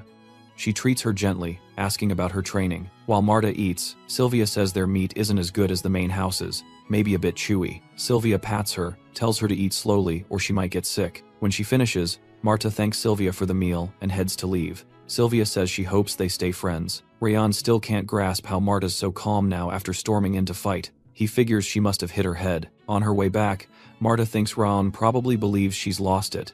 But there's a reason for her behavior. Sylvia reminded her of her mother. That warmth kept her from walking away. Sitting at that table felt like old times with her mom. Marta once swore she wouldn't lose again, until she found her mother, who was taken by the witch blood church. Since then, she'd never been defeated, until Raon beat her. The Siegharts adopted her for her talent. If she keeps losing, they might throw her out. Even if Denier seems kind, she fears it's just an act, and she'll lose her only lead to her mother. Her body aches. She curses herself for losing. As she arrives, Camel tells her Denier left a letter and has been waiting to give it to her. Her heart races, wondering if the letter talks about her defeat. She opens it. Denier congratulates her on her first loss, says it's not failure, urges her to reflect, and apologizes for being away so long. He adds that the search for her mother continues, and asks her not to give up. Marta tells Camel to thank her father and say she's grateful. She walks deeper into the house, replaying her crushing defeat. She grabs scissors and cuts her hair, deciding to move on and not shame her father. She knows if she ignores this loss, she'll stay stuck and won't be able to face him. She lets go of pride and chooses to restart from scratch to grow stronger. The next day at the training ground, everyone notices Marta's sudden shift. She approaches Raon and says instead of giving a weak apology for always starting fights, she'll follow her own rule. The loser obeys the winner. Rayon freezes, stunned that she actually meant it. He wonders if she's really changed, showing a maturity rare for someone her age. Then she kicks Dorian for annoying her. Clearly, the change only applies to Rayon. A new year begins, bringing quiet shifts all around. Marta keeps her word and listens only to Raon, despite everyone's doubts. Warren leads better, more composed. Runan's swordplay becomes sharper, cleaner. Raon trains harder than ever. During a session, he nails the riverwalk technique. Everyone's jaws drop. He just learned it, yet already looks like a master. Lemaire was so impressed by Raon's speed, he rushed to tell Lord Glenn. He believes Raon learned the move by sheer visualization, which sounds absurd. Glenn gets annoyed by his endless rambling. Glenn asks if he's his butler, since all he does is talk about Raon. Lemaire ignores the jab. Sure, Glenn finds Raon interesting too. From the mountain peak, Lemaire sees the main house buzzing with activity, raising suspicion. Glenn explains they're preparing for envoys from the Owen Kingdom, arriving soon. Owen, part of the Six Lords, sits at the continent's center and maintains rare ties with the reclusive Siegharts. It's a knight-led nation. The third prince should lead the envoy, but Duke Tartan will come instead, a man Lemaire recalls as unstable. Glenn orders Lemaire to ensure the trainees stay disciplined since the Owen Knights will observe them. The Siegharts must not appear disorganized. Lemaire perks up, learning the third prince is about Raon's age. He grins, imagining the scene. Glenn eyes him suspiciously, sensing mischief, but can't prove anything. Back at the grounds, Lemaire announces the trainees will spar with Owen Knights in front of the prince today. The students panic. Lemaire reminds them a true warrior swings his blade, even straight out of bed. The students whisper, the prince was supposed to visit the 6 training centers, not theirs. Why the switch? Turns out, Lemaire secretly met the prince earlier, after a dull visit to the 6th grounds. He invited him to the 5th grounds, promising a real show if he had time. Clearly, Lemaire planned this surprise announcement from the start. Soon, Prince Owen and his trainees enter the arena. The 3rd prince, Greer du Owen, introduces himself to the group. Rayon watches Greer, sensing immense power for someone his age. Even his presence alone carries weight. Trying to stir things up, Lemaire asks Raon if he'll spar with Greer. Raon thinks it's a perfect time to test how Riverwalk pairs with their ignition sword arts. He agrees without hesitation. Lemaire lights up, then sends out 20 trainees to represent them before it begins. He casually tells them he bet his entire salary on their win. If they lose, he jokes they'd better be ready to die. Everyone tenses up, but they rally fast under Raon's lead. Raon points to their opponent's hands, visibly shaking. It proves they're just as nervous, even if they look polished. He says their training was tougher than what even lords or demons go through. Every drop of sweat and blood they shed will now matter. His words fire them up. They're ready to show everything they've got. Since the first fighter sets the tone, he picks someone who guarantees a win. He chooses Marta as their vanguard. When the enemy vanguard steps forward, huge in size, the trainees doubt he's their age. Marta steps up, unfazed. The opponent says, "I'm Tars. You've pushed your young body far. Let's fight." The size gap makes others question if Marta stands a chance. Marta, as cocky as ever, says, "Cut the crap, I'm winning." As the duel starts, Greer watches, surprised that Marta is actually dominating Tars with strength, despite being smaller. The 5th Training Ground warriors prove their strength, earning respect for the Sieghart name. Their power rivals Owen's Knights. Unlike the 6th Ground, which disappointed, these trainees are clearly elite. Duke Tartan asks if this was Lemaire's plan when he barged into the prince's room yesterday with that invitation. Lemaire claims he wanted his students to learn by facing the best from a king's land. When Tartan doubts him, Lemaire proposes a bet whichever side wins more out of 20 matches. Tartan tries to rattle him, saying his trainees are Owen's finest. Lemaire shrugs, confident in his own. Marta keeps pressing hard, hammering strike after strike into her opponent. One hit shatters Tars's sword. He's shocked by her raw power. She grins wide, swinging harder, not letting up. She drives her sword hilt into his stomach, sending him flying. Marta takes the win. The crowd is stunned. Rayon wonders why she didn't refine her form after their spar. Instead, she pushed for brute speed and force. Marta mocks Tars, calling his strike weak when strength was his edge. Rayon finds it fun. Wrath complains it's dull, saying even young demon duels had more finesse. Rayon taps the bracelet to silence him, keeping the moment intact. The 18th match begins, Runan versus Adelia.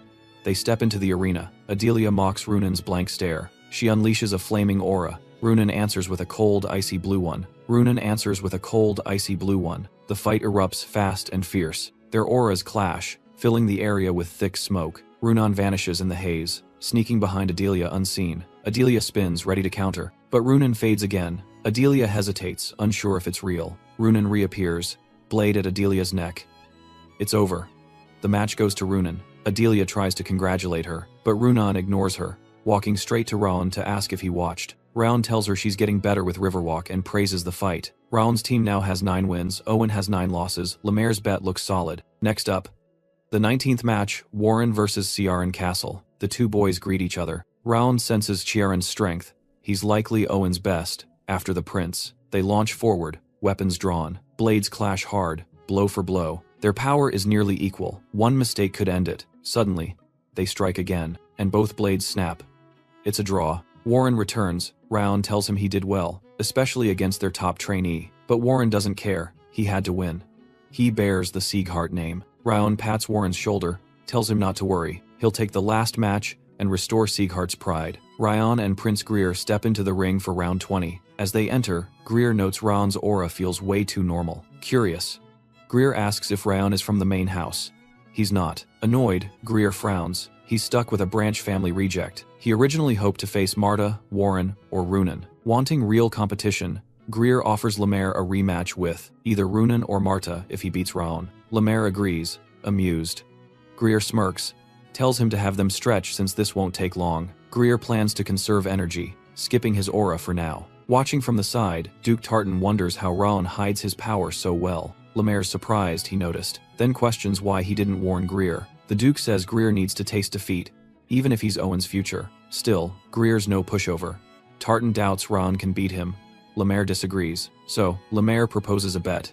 Again, he just can't help himself. This time, Raon wins in 5 moves or less. As they speak, Raon unleashes his aura. Greer reels back in shock. Tartan spins around. Stunned, Raon blurs past Greer and slams a clean hit into his side. Greer drops instantly. The fight ends in seconds. No need for 5 moves, 1 was enough. Greer finally sees his mistake. He misread Raon badly. Raon fought last because he's the strongest of them all. Tartan can't believe Raon's still a trainee. His technique is flawless. As Raon walks off, Greer shouts that he's not done. Lemaire tries to end it. Greer insists he didn't go all out. He would've if he knew. Marta calls him a whiny loser for complaining, instead of accepting defeat. She says he reminds her of another idiot Warren. Greer realizes she's the vanguard. Marta says she speaks rough, and, if he can't handle that, he can pack and leave. Adelia snaps, asking how she dares insult royalty. Marta reminds her she's from the main house, outranking them. Lemaire cuts in, asking Raon if he wants a rematch. Raon says the fight's over, especially with a wager involved. No point dragging it out. Suddenly, Greer admits defeat. He says he wrongly dismissed Raon before they even fought. Ashamed, he drops his sword and begs Raon for one more chance. His sincerity catches Raon off guard. He expected arrogance, not humility, so he agrees. They prepare to clash again, but it's already clear Greer can't win. Greer now knows he lost because he finally saw Raon's true strength. This time he goes all out, releasing a strange, surging aura. The sudden release catches Raon off guard. Even Marta's surprised. She never knew he had this much power. Duke Tartan protests, but Greer ignores him, ready to fight seriously. Right then, Wrath mocks Raon for not noticing Greer's hidden power. Raon stays calm. He still believes he'll win. Wrath calls his bluff. They wager. Win, Raon gets 4 points. Lose, he gets 10 points of Wrath's rage. The fight begins. Greer charges in, swinging first. Their swords and auras crash in a violent storm. The impact blasts dust into the air, blinding everyone nearby. They keep fighting, neither giving an inch. Greer starts realizing Raon is still holding his ground, so he commits, channeling everything into a single, final move. He pulls his energy into his blade. Raon instantly recognizes the signature Owen technique, meant only for royal successors. Greer's clearly aiming to end this. Raon won't back down. He's memorized all of Greer's moves. He responds with Million Flames art, using its first move spin step. Greer flinches, caught off guard. Raon's golden aura blazes. Greer reacts fast. Both charge in. One burns with fire. The other surges with freezing force. At the center, their blades and auras collide again. Greer pushes forward, feeling confident he's got the upper hand. Raon struggles to hold his ground. Still, he roars back with a massive strike. The blow hits so hard, Greer's sword breaks. His aura scatters under the pressure. Raon flashes behind and finishes it. Greer falls to his knees. Raon wins again. Kneeling, Greer stares in disbelief. He thought he had the edge, but then he smiles, realizing Raon used a step technique to dodge his aura. This loss proves how vast the world really is. He walks to Raon, thanks him for the rematch, and accepts defeat. Raon replies kindly, saying he learned a lot too. Greer apologizes for looking down on him earlier. When he finds out Raon's only 14, he's shocked he lost to someone younger. Without warning, Greer hands Raon his golden medallion. Raon hesitates. Greer insists. It's a token. Whatever Raon asks, he'll grant it. Raon wonders why. Greer says the fight cleared his mind. Losing to Raon was a blessing. As he leaves, Greer wishes him luck and says he'll enjoy chasing after him. Since they lost, Greer tells Lemaire the bet is his, as agreed. In Raon's past life, finishing missions with no reward was normal. Getting anything now feels strange. Clearly, this new life won't follow his old path. That afternoon, Prince Greer reflects on the duel with Lord Glenn. He once believed he was unmatched, but Raon shattered that idea. Raon looked like a true warrior. Though the prince had met 3 of the 6 lords and sparred often, he'd never seen a trainee like Raon. He still had much to learn. He plans to return to Owen soon and apply what he learned.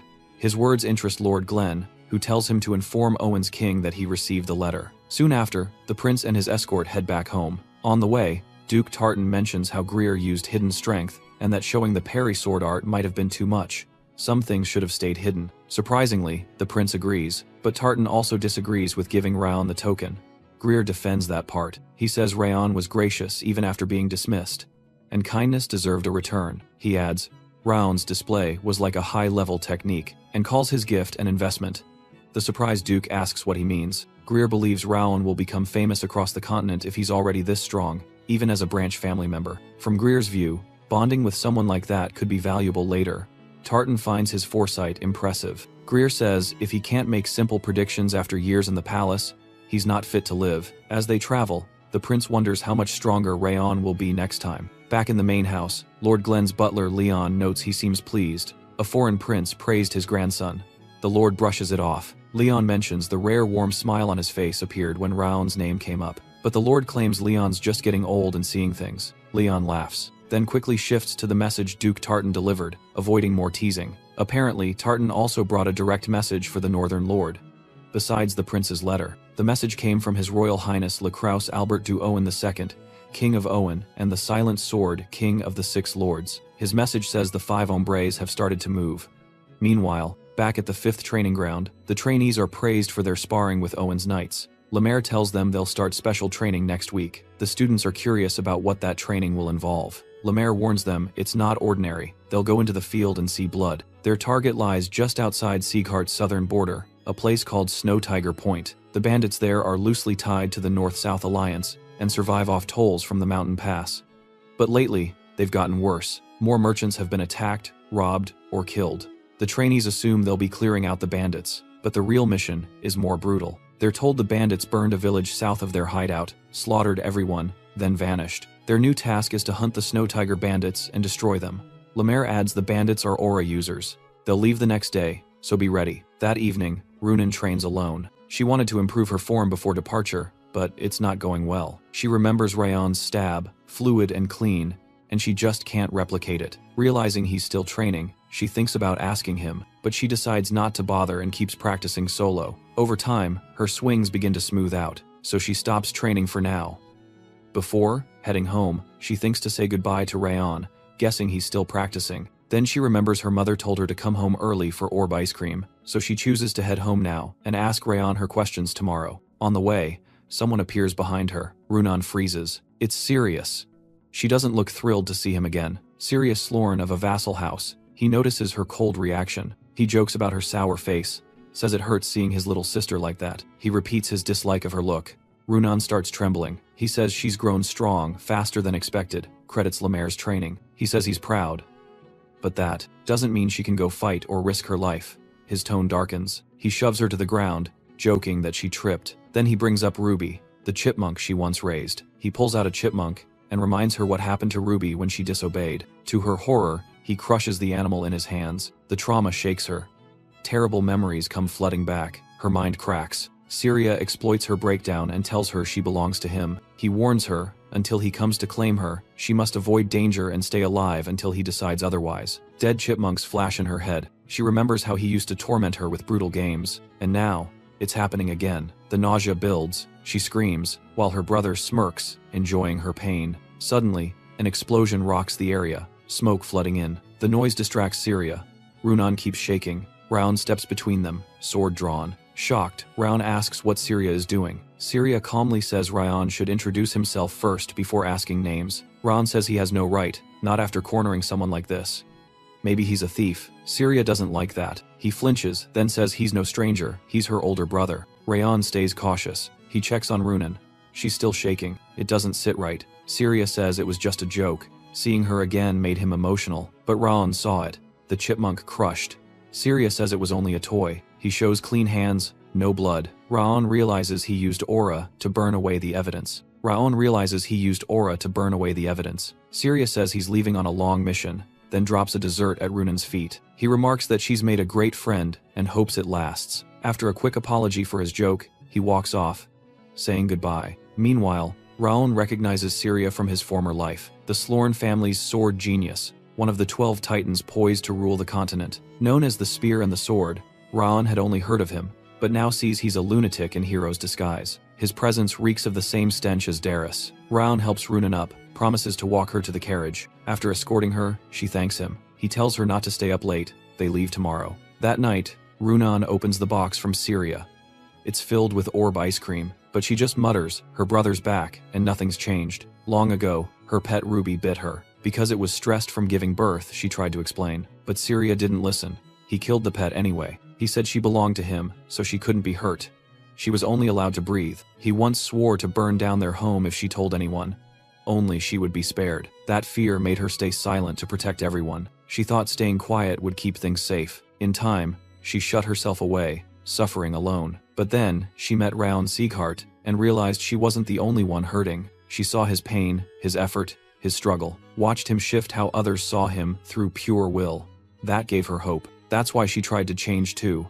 But now she feels like she can't. The next morning, the trainees travel south to Zartan village. After stepping out from the portal, Lemaire tells them they'll rest there tonight. They rushed here fast, so he tells them to sleep well. It's the last rest before the mission. A local leads them to their lodgings. Later, Raon thanks Wrath for helping him spot Syria's evil presence. Wrath says it's nothing, especially after getting orb ice cream from the girl. Since Syria's off on a long mission, he likely won't return soon, but Raon's worried how Runan will handle it. Wrath's solution is simple. Let him use Raon's body, kill Syria, and return it. He genuinely wants to repay Runan for the ice cream, but Raon refuses. He must be the one to do it. Syria broke her. Just killing him isn't enough. Runan was the first person in both his lives to treat him with kindness. If she gets hurt again, Raon will kill Syria himself. On the second day out, the team reaches the ruined site the bandits hit. Charred corpses lie everywhere. The trainees stare in horror. They can't believe anyone could do this to helpless people. Even the strongest among them struggle with the sight. Warren looks grim, silent. The bandits slice throats, then burn the bodies. Rion catches how Marta barely reacts, like she's used to seeing death or causing it. Raon quickly notices Runan's missing. She's elsewhere, frozen, staring at a corpse, fighting hard not to puke at the sight. Across the site, Lemaire gathers the boys, reminds them the Snow Tigers did this. He wanted them to witness this, to never drop their guard in battle. Each kid gets a silent whistle, undetectable to others, but alerts their instructors. They're told not to wait for help.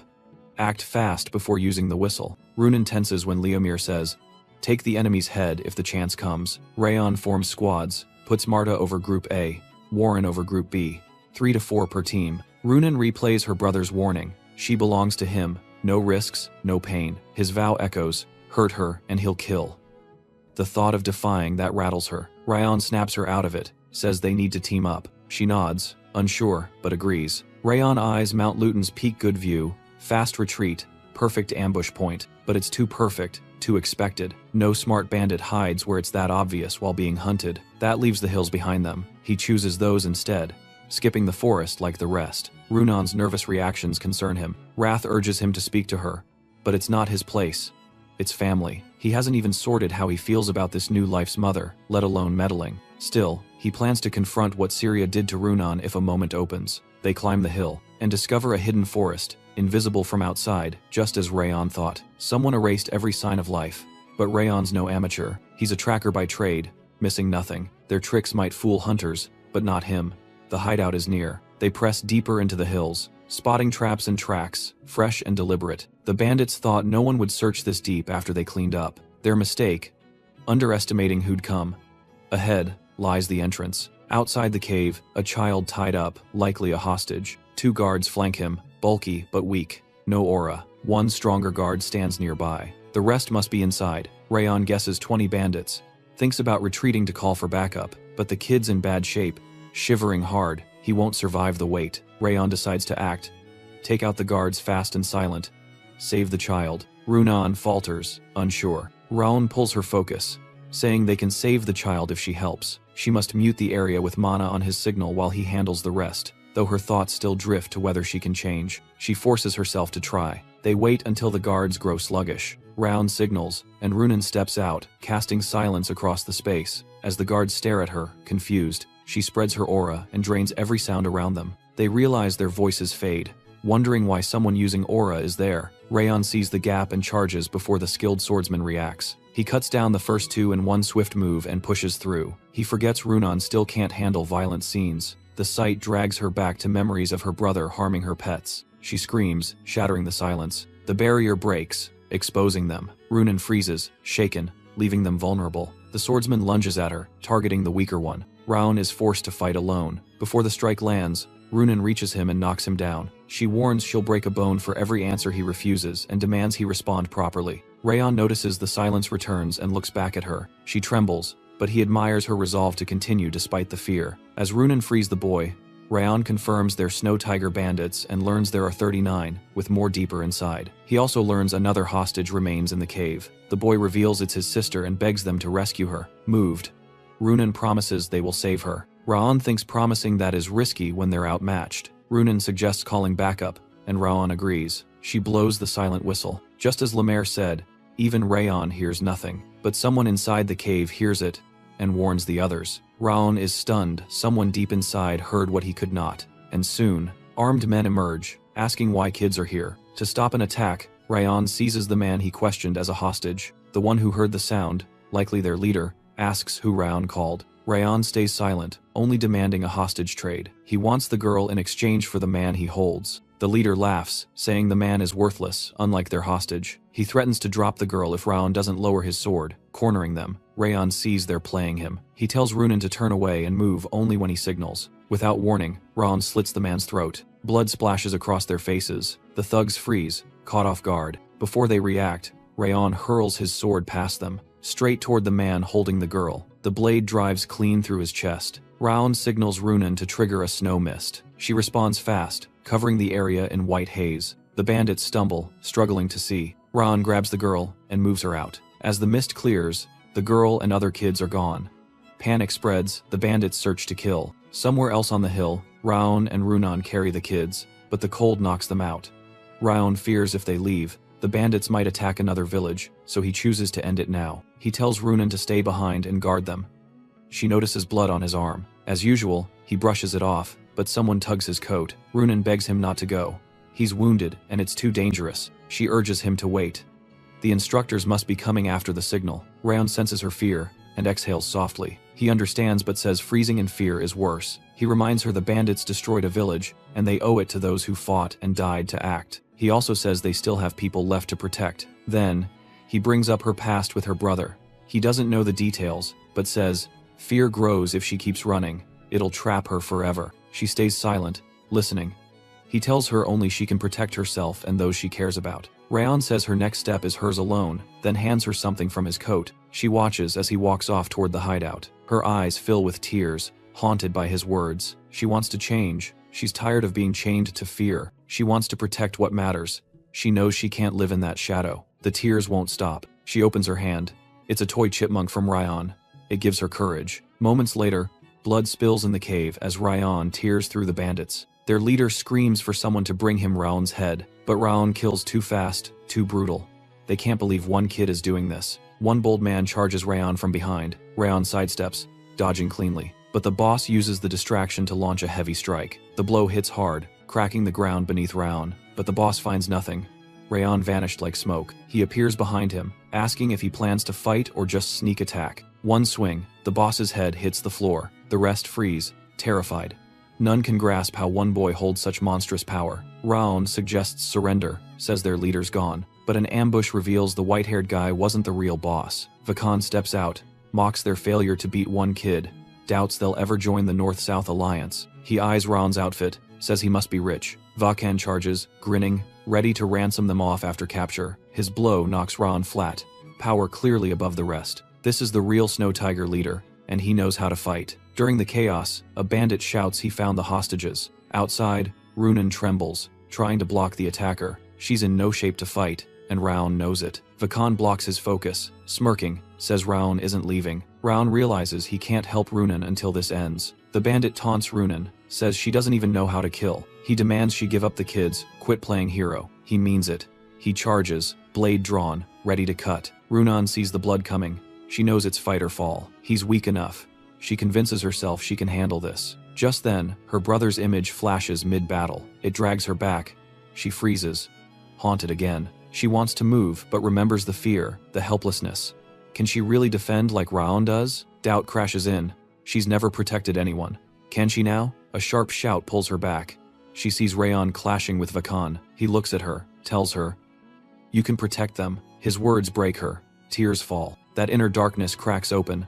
Light floods in from his voice. All in an instant, she turns, clear-minded, while her attacker slows in her eyes. Grateful to Raon, she cuts through the illusion of her brother. The bandit creeps forward. She slashes his gut in one clean strike. Inside, she thanks Raon for believing in her. Vakan glares, shocked the girl beat his man so easily. Calling her a twerp pushes Raon over the edge. He snaps, says Runan faced her past and stood tall. Her heart, he says, is stronger and purer than anyone's. He activates million flames, darts past Vakan, blade flashing like falling petals. With enemies down, Rayon checks the area for traps before backup comes. Instead, he finds a rare elixir, the two-tone flower, source of the village massacre. Suddenly, a voice behind asks if the battle's already done. The newcomer knows about Awakens and the two-tone flower too. With a grin, he asks if Rayon wiped them all out. This is Lecter, Eternity Bandit Lord from the North-South Alliance. Rayon doesn't trust him. He asks what his deal is. Lecter just laughs, guessing that kind of boldness must come from strength. Still cautious, Rayon asks if he's really from the North-South Alliance. Lecter confirms it. In his past life, Rayon heard of Lecter, a sword prodigy who rose through the ranks and claimed a fortress within 10 years. Unlike the Snow Tigers, this guy's the real thing. Lecter quickly sizes them up, notes their noble blood, even guesses which house. Sees their trainees since they lack flame sword marks. He weighs his options. Should he kill them both? Before acting, Lecter unleashes a blast of aura. Rayon thinks he's just showing off with all that bloodlust. But he doesn't know these boys lived through assassination. They've felt worse. Lecter's amused when Rayon doesn't flinch. Rayon thinks he could take him down in a surprise hit, but not face to face. Not yet. Even so, he steps forward, draws his blade, dares Lecter to do the same. Lecter smirks, warns he'll die if he fights. Rayon agrees, says weak ones die. That's how the world works. Lecter laughs again, says he talks like no other kid. Rayon's resolve makes him pause. Killing him now would be a waste. Rayon replies, a warrior doesn't choose where he dies. Lecter wonders if he's reading from a book, doubts he's even a kid. But Lecter says it's not just the speech. He's also sensed something watching this whole time. The fierce wind he mentions makes no sense to Rayon. Lecter leaps away and calls back, asking for his name. Rayon answers without hesitation. Lecter says he looks forward to hearing that name echo across Mount Turkin and Raviel River, then vanishes. Rayon says they need to grab the kids and move. Runan agrees. Before they leave, Runan suddenly asks if she did well. The question catches Rayon off guard. He grins, tells her she did amazing. Runan smiles for the first time in a while. They return to camp with Vaken's head. Warren and Marta fume. Upset they missed the fight again. Lemaire calms them, says the win was a team effort. He starts talking about his first mission to lighten the mood. Wrath cuts in, bragging how he froze an entire palace in his first battle way cooler than Lemaire's story. Later, the Slorn house agrees to care for the orphaned children, partly because Runan grew attached to them. Back home, Lord Glenn summons Rayon and Runan, rewards them with bronze medallions for their part in the mission. He even praises Rayon and lets him keep the rare two-tone flower. Things seem to settle after that, until Rayon returns home and spots Dorian leaving the annex. He asks what he's doing. Dorian says, Lady Sylvia called him to report everything about the mission. Rayon hates that. He didn't want his mother knowing he just killed people. But Dorian, as clueless as ever, already told her every last detail. When Rayon steps in, he's greeted by Helen and his frantic mother. He blurts out excuses before they speak. Sure, his mom will explode if she learns he killed bandits alone, but Sylvia just asks him for a hug, then tells him he did great. He doesn't expect that. She notices the guilt on his face and knows what he's thinking. She recalls how the Sieghart founder fought to protect the weak, and how that tradition lived on. Sylvia once dreamed of becoming a swordsman like him, so she says she'd never scold him for risking himself to save lives. Rayon didn't see that coming. Both Sylvia and Helen praise him proudly. Helen even says she'll brag to the main house. It all feels strange to Rayon, who chalks it up to human emotions being too complex. Still, he fully intends to make Dorian pay for blabbing everything. Meanwhile, Runan holds the doll Rayon gave her on the battlefield. The memory makes her smile. She's thinking only about how to thank him next time. At the training grounds, Leomir reflects on what happened. He had secretly watched Rayon's encounter with Lecter from behind a boulder. The memory brings a grin to his face. It's been a while since he felt this way about anyone. To him, Rayon seems like the sprouting seed of a king. Sometime later, at the Robert estate, Lord Rarest writes quietly in his journal, then sees blood dripping from an old wound on his hand. It's from the day he clashed with Rayon, still unhealed. That fight happened 17 years ago. He's used top-tier elixirs again and again, brought in expert healers and famed priests. No one could erase the sword mark. It never heals, never worsens, as if frozen in time to remind him. Rarest feels like Rayon's dead spirit won't let him forget. Still, he refuses to dwell on old memories. After all, his life's goal is nearly within reach. Elsewhere, the system informs Rayon that a part of the curse of Bitter Frost has faded. His Million Flames art and Chill of Bitter Frost both hit 3 stars, and his sense of the Snowflower improved too. He's now a beginner-level sword expert. His aura speed, skill stats, sword arts, and walk technique have all advanced. Reaching expert level finally makes him feel proud, even if it's just the beginning stage. Wrath cuts in, mocking that even swordmasters are insects to him, far above the rank Rayon just hit. Rayon fires back, saying reaching expert at 15 is rare, continent-wide. Wrath doesn't care, saying weakness is weakness, no matter the age. Strangely, Raon agrees. Happy Wrath at least admits he's improving. That only angers Wrath more, yelling he'll never accept a human. But Raon hears something odd in his voice and senses something deeper is wrong. Trying to read Wrath's mind sets him off again. Furious, a human dares look into his royal soul. Wrath threatens to devour him like always. Raon jokes that Wrath should rebuild strength like back in the demon world, so he doesn't eat him. Mentioning Wrath's past sparks another rant. He starts bragging about castle fights again, so Raon slips away to stretch. Later, inside the hall, Lemaire calls off training early as he walks in. The class protests, saying they deserve 20 more minutes since he was late. Lemaire shrugs it off, promising to make it up tomorrow. Warren mutters that he's an irresponsible elf. As they pack up, Raon reminds the chore team to start cleaning. Dorian, part of the crew, gets ready to begin. Marta appears suddenly. He yelps, and she wonders if it's because he's stuck cleaning with her. He denies it, calling it an honor. But she clearly doesn't believe him. She scares the others out of the room to clean in peace. Still, it's obvious Raon is the only one she behaves nicely toward. Lemaire even points it out. He's back, because he forgot something important. He gathers them and announces their second mission. The room goes silent. It's been 6 months since the first mission. To Raon, that's way too long without action. Orcs were spotted near Cebu village, southeast of Sieghart territory. Their mission is simple: go to Cebu and eliminate the threat. The room stirs with excitement at the word orc. They're finally ready to test their blades for real. But Lemaire warns them, no instructors this time. They're going in alone.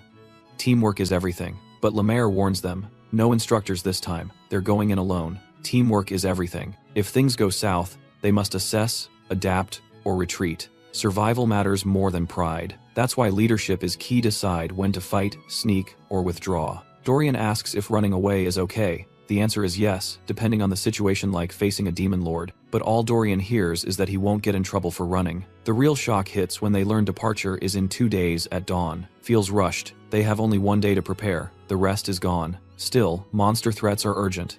Delay means more danger to the village. Warren fumes. He says they could have prepared better if Lemaire spoke up sooner. Raon cuts through the noise, reminds them they were told to always stay ready. He urges them to stop complaining and start prepping now. His words hit home. Some nod, realizing he's right, no time to waste. Lemaire smiles, proud of his leadership. The kids are told orcs aren't like past foes. They're huge, savage, and swarm in packs. Lemaire advises dodging over clashing head-on. Their walk technique will be their best tool. 2 days pass. At the center, morning of the mission, Raon notices their bags are enchanted to feel light. He sees it as the Siegharts' way of saying, figure it out yourselves, which suits him fine. Wrath shows up, mocking him for thinking the world revolves around his needs. Raon claps back, saying he already stole some of Wrath's stats. As they argue, there's a knock. Raon wasn't expecting anyone. He's caught off guard seeing his mother at the door. She glares, asking why he didn't come to inform her about the mission. He's stunned, she knows, and assumes Dorian ratted him out again. Turns out it was Lemaire this time, and he's annoyed at his instructor. He quickly apologizes. She just pouts, saying nothing. Then she softens, takes his hands, and explains that being a leader isn't for show, it's about guiding others. He must place his teammates wisely, avoid losses, and complete missions as one. Her advice confuses him. He expected scolding. Not this. She continues, warning that monster raids seem simple but are serious threats. Villagers must stay safe. She tells him to act as a Sieghart warrior, not a mere trainee. To follow the Sieghart founder's path, protect those who cannot fight. When she finishes, he admits he thought she'd be furious. She says she is, but more afraid than angry. To his surprise, she hugs him instead of yelling. Then she warns he'll scold him after he returns. Still, she's happy to see his growth, even while worried. All this warmth still feels unfamiliar to Raon, but he leans in and hugs her back. Before departure, the trainees are told the outside world is dangerous, so stay sharp. If overwhelmed, don't hesitate, retreat. The usual route takes a month, but they'll follow a shortcut to arrive in 2 weeks. Lemaire wishes them success. Raon assigns them into the squads he pre-arranged. Lemaire believes they'll succeed, not just because of Raon's aura and combat sense, but his sharp instincts and flexible thinking. As Raon checks supplies and team condition, Dorian struggles with his part. Lemaire chuckles, thinking how crazy it is that this leader is just 15. One instructor reminds Lemaire they're supposed to trail the kids due to the distance, despite what he told them. Lemaire says not to worry.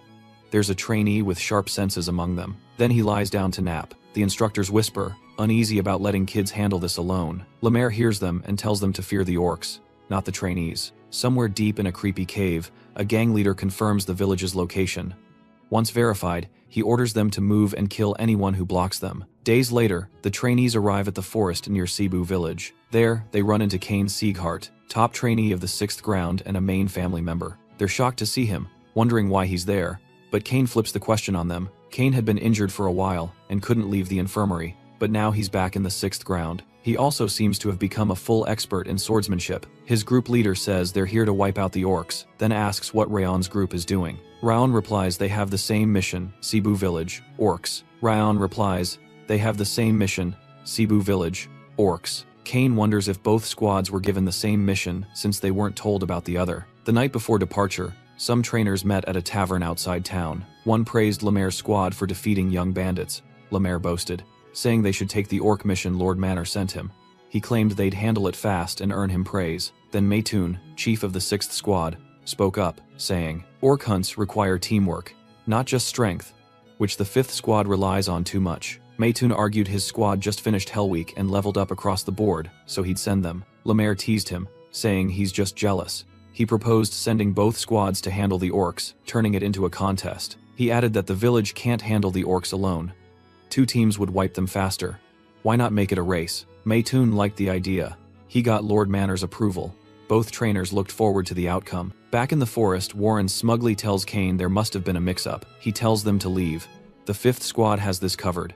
Kane doesn't take that lightly. He sees Warren's words as proof of their arrogance. Kane says teamwork is key here, and his squad does that better. This mission is too hard for a group with no unity. Warren admits their strength but says they have no right to belittle the 5th squad. Watching them argue, Raon suspects the instructors planned this overlap without warning them. He also knows Lemaire, values, experience, and this mission fits his method. Still, orc hunts need solid coordination, which they lack. So, Lemaire likely did this to teach both squads a lesson in cooperation, especially now that they're gaining attention. Raon sees just how cunning their instructor really is. He knows his team must learn the value of working together. His mother's words echo be a swordsman who protects others. With that, he calms the 2 down.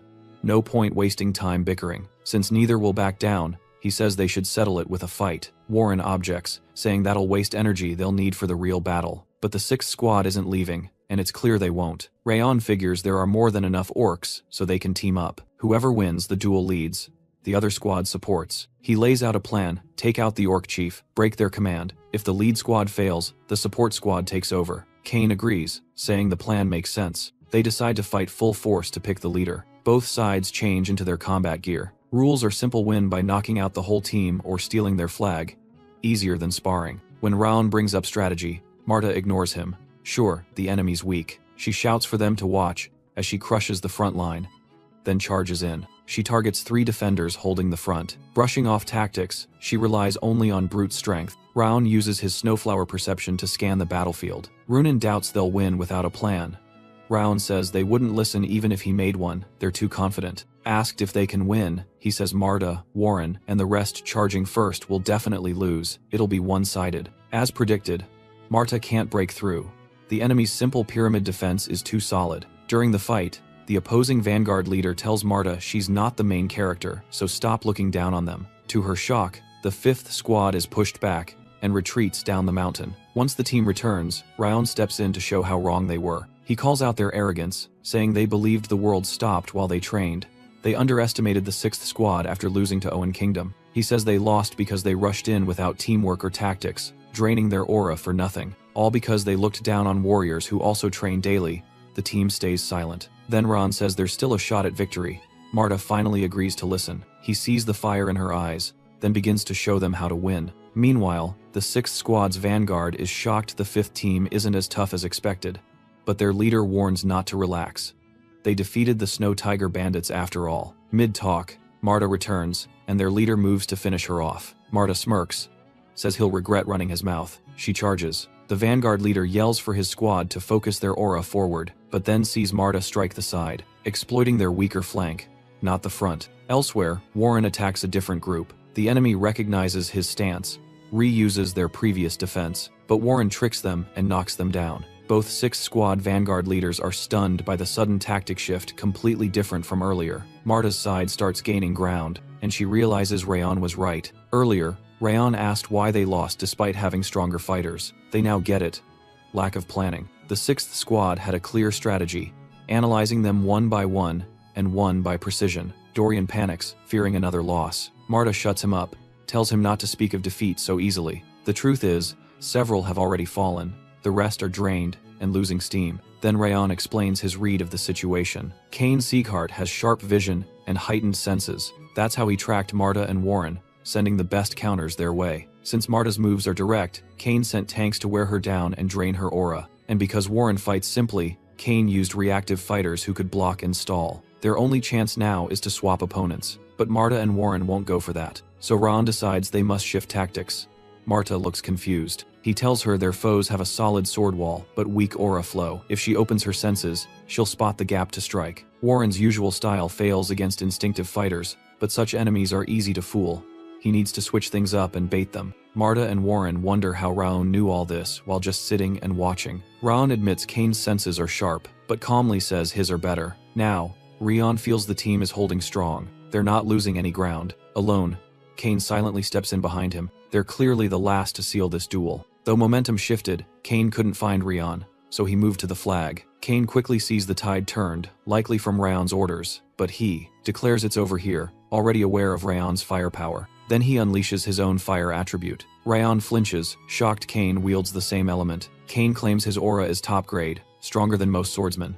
Rayon won't win. Raon flares his own fire aura, mocking how much they talk before a fight. They lock eyes, preparing to duel without hesitation. Raon promises Kane that his flame will consume his. In a blink, Raon lunges at Kane, blazing fast. Kane, stunned by the speed and power, doubts Raon's aura, but still jumps back, cautious, hearing those flames crush Rayon and Owen's prince. Convinced he's stronger, Kane strikes back, fire against fire. Their swords clash. A golden blaze bursts from Rayon's blade, wrapping Kane. Kane freezes as the golden flames scorch his face. His own fire vanishes, swallowed whole, something he can't explain. Raon ignores him, pushing in hard. Kane barely blocks, but the aura smashes outwards, blasting the battlefield. Smoke fades, Kane lies on the ground, Raon standing over him. The team returns, shocked to see Kane defeated in their camp. Raon explains he baited him, knowing Kane would strike there to flip the battle. They're stunned. Raon predicted it, and his advice led them to win. Marta agrees, saying she'd have ignored him if he were wrong. They all salute him as top trainee, pledging to follow orders from now on. Raon's glad they've grown this much so fast. He believes this is what the 5th training should be. He commends their work, and reminds them that pride without a plan leads to disaster in real battles. Raon tells them not to forget what they learned today. Kane watches from afar as Raon tells them to camp in the forest, break into teams. Kane now sees Raon's far more capable than expected. He once thought the 5th training was full of pride, but it was his own. Kane walks up, offers a handshake, thanks him for the wake-up call. Grateful he learned to never relax and always prepare for failure. He had assumed they'd win, based on rumors about the 5th squad, so he ignored Rayon's orders and missed the duel's true meaning. He admits his strength was just pride, and he's learned his lesson. Rayon smiles, sensing Kane has better character than most nobles. They shake hands, and Kane promises to back the 5th training ground. 2 weeks pass. The trainees finally arrive at Cebu Village. Cebu's a small farming place, no attractions, no rare goods. Monsters show up sometimes, so missions are routine, but Rayon keeps feeling an eerie presence trailing them. It's not an instructor. It feels sharper, like someone assessing their power. So Rayon decides to wait and mislead their hidden observer. Suddenly, Rayon tells Warren to act as squad leader for this mission. Warren looks confused by the sudden request. Raon says the others need their turn. Only he and Runan fought during the Snow Tiger mission. He reminds Warren of his vow to stand above him and asks him to prove it. Warren accepts, ready to show how far he's come. Soon, they tell the team that Warren is now in charge. Marta looks uneasy. Rayon says he'll explain later but asks her to follow Warren's lead. She replies, he doesn't need to ask. She promised to follow results. Alone, Rayon confirms that Wrath also senses they're being watched. Wrath mocks him, saying he'd deserve punishment if he hadn't noticed. After consuming his trait, Raon asks how many and where. Wrath refuses to give the location, but Raon guesses it's just one person based on Wrath's slip. Wrath's stunned. He hadn't realized he used his by mistake. Cursing, Wrath snaps.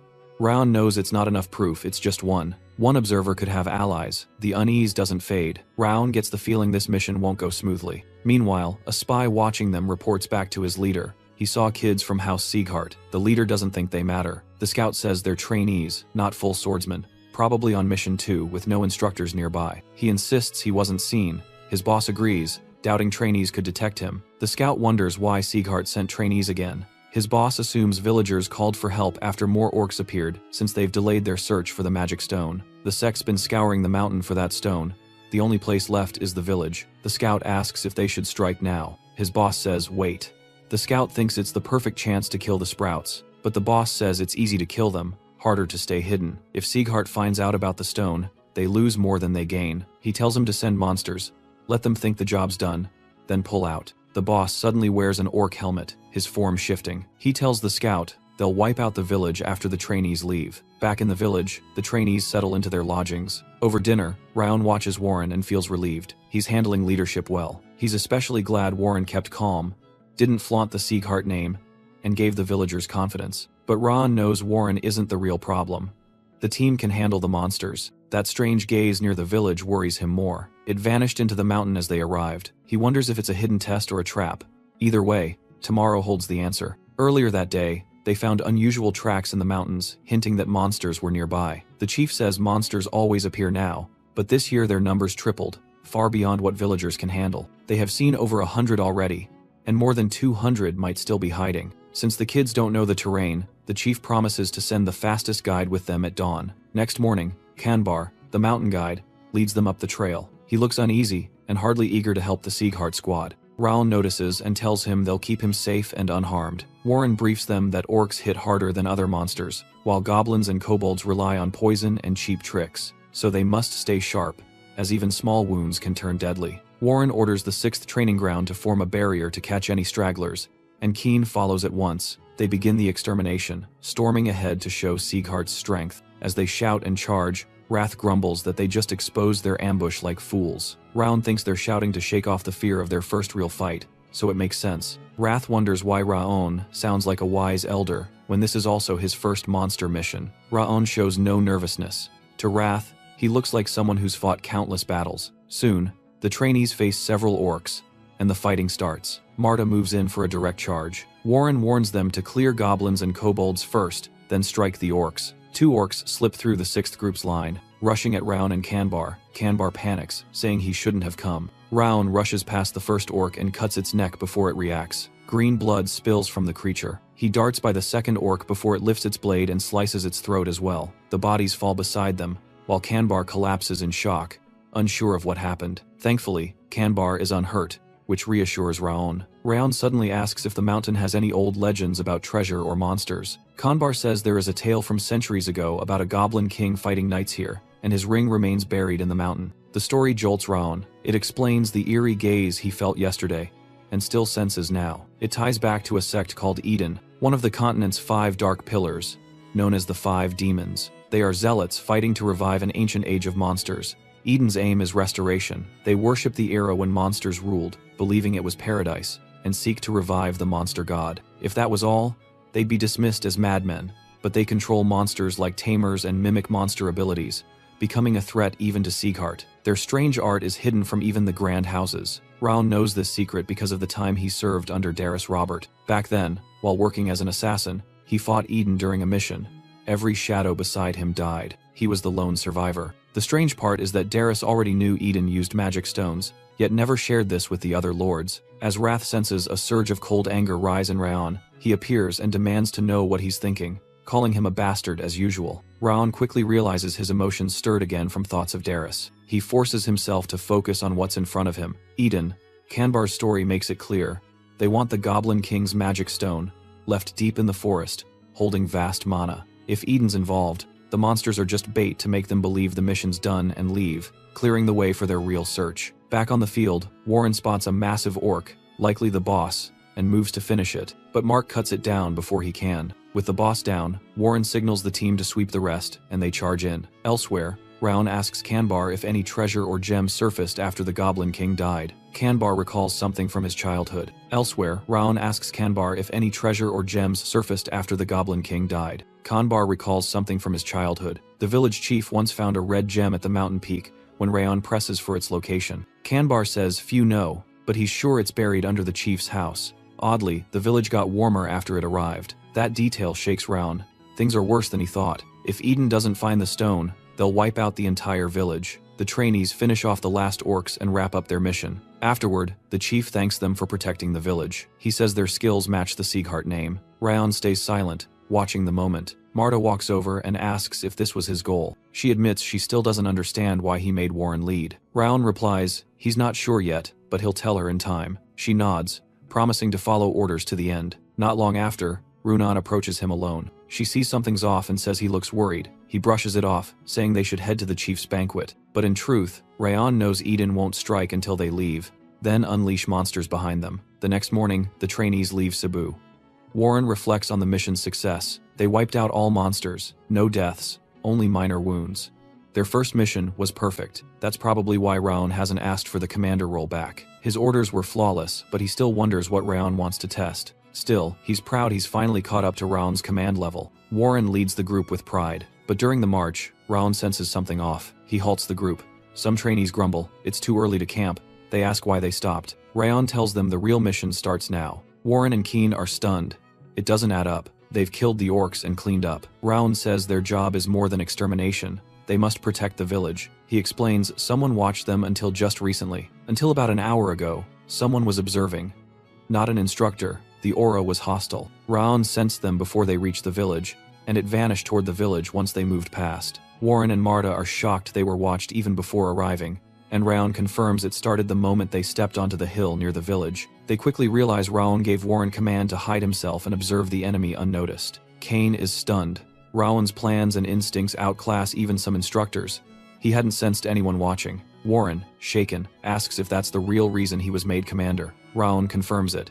He trusted Warren could lead well and serve as the perfect decoy to draw attention. He praises Warren's skill and suggests naming him vice top trainee once they return. Warren is crushed, realizing he wasn't an equal but bait to fool the enemy. Raon explains it's impossible for monsters to team up, yet orcs and goblins work together, meaning someone's controlling them. Their mission isn't over. They must protect the village. Enemies still lurk nearby. Quietly, they head back to Cebu, careful not to draw attention. Raon warns them to move lightly. They don't have disguise tools. Surprisingly, Dorian pulls out a stash of disguise gear. He packed 40 disguises just in case, showing how fearful he truly is. While they get ready, Raon sends Crane to alert the nearest branch. Before they move, Raon tells them to follow every order from now on without hesitation. 5 hours later, at Eden's hideout near the mountain, the scout reports the trainees left. The restoration plan begins. The boss puts on his helmet again and morphs into a giant orc. Other orcs gather at his side. He orders them to wipe out the entire village, leave no one alive. The orcs storm down toward the village. Raon and Warren watch from above. Warren sees Raon was right. There are more orcs. Fired up, Warren swears to finish them for good. But Raon stops him. It's not time. He says someone human is still watching. They don't know who yet. But the sheer number of armed orcs makes Warren uneasy, fearing heavy losses if they wait. Raon warns they'll lose everything if they move now. Warren still tries, but Raon insists stand down. Raon tells them to be cautious. They're up against Eden. The others recognize the name, one of the 5 demon sects. Raon's unsure if it's truly Eden. It could be them, or a lord-ranked monster. Either way, they must act carefully. Warren admits Eden is powerful, and Raon's logic makes sense, but he can't accept letting half the village fall while they watch. He challenges Raon's choice to stay hidden, saying he once admired him more than anyone, but he can't sit still. He believes protecting people is a swordsman's duty. Warren jumps from the cliff, shouting they don't need to follow unless they truly carry the Sieghart name. Raon watches as Warren charges off, refusing to stop. Runan follows him. The others agree with Warren. Hiding would shame Sieghart's name, so they rush after him, determined to shield the village. Keen also leads the 6th training squad down to support the 5th and fight Eden. A few trainees stay behind with Raon. Truth is, Raon expected this. He knew they wouldn't stand by during an attack. He'd already sent a hidden aura message to Runan, telling her to follow. With Warren and Keen, they'll hold out for a while. The only thing Raon didn't expect was that Marta stayed. She's usually the first to move, but now she lags behind. When asked, she reminds him of her promise to follow his lead. Her answer makes him smile. He tells the team they're entering the village too, but must stay hidden. Eden likely has backup off the main front. Raon senses killing intent deep in the mountain, not aimed at the village. The others can handle the rest. But facing this presence head-on would end in disaster. On the battlefield, Warren tells the group not to clash directly with the orcs. Deflect, then strike back. If one can't handle it, attack in pairs. Stop the orcs here. He realizes these orcs are fiercer than yesterday's, but they can still block them. Still, he doubts this is all Eden has. Maybe Raon was right. He warns everyone to watch the skies and brush for hidden threats. Mid-battle, a squad in goblin masks appears behind them, clearly Eden's green demon troop. A quick scan tells Warren there are over 40. He orders Keen to keep orcs away from the village. Runan should freeze the enemy's feet, he'll take the demons. Runan confirms, and blasts a wave of frost at the monsters. One orc is frozen solid on the spot. Warren dashes in and finishes it off with his sword technique. In one leap, he slashes multiple throats. He follows with the sword of autumn wind, but a green demon hides in a tree behind him. Poisoned needles fly toward the trainees. Warren tells them to block or dodge. Then a toxic fog spreads on the ground, making everyone cough. It's stronger than expected. Warren shouts for them to cover their mouths. Trainees start dropping, swords slipping from weak hands. Even Warren stumbles, hit by the poison before he could react. His body locks up. Runan wobbles too. The enemies keep coming. Defeat feels near. Suddenly, a massive explosion erupts across the field. As the smoke clears, it's Marta who caused it. Behind her, Rayon's group appears.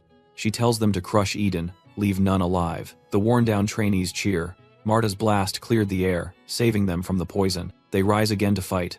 Raon is missing, but they feel victory is possible. Shocked, the green demons can't believe these trainees are so strong. They turn to flee, but their leader arrives, asking if they're running from battle. His presence freezes the field. His aura dwarfs the others, and he speaks clearly. One glance at his helmet confirms it.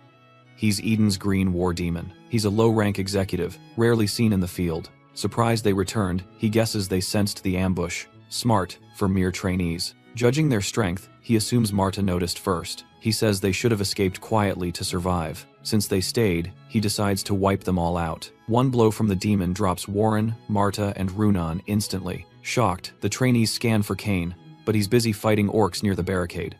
No sign of Rayon. They assume he fled. Marta rises, trembling.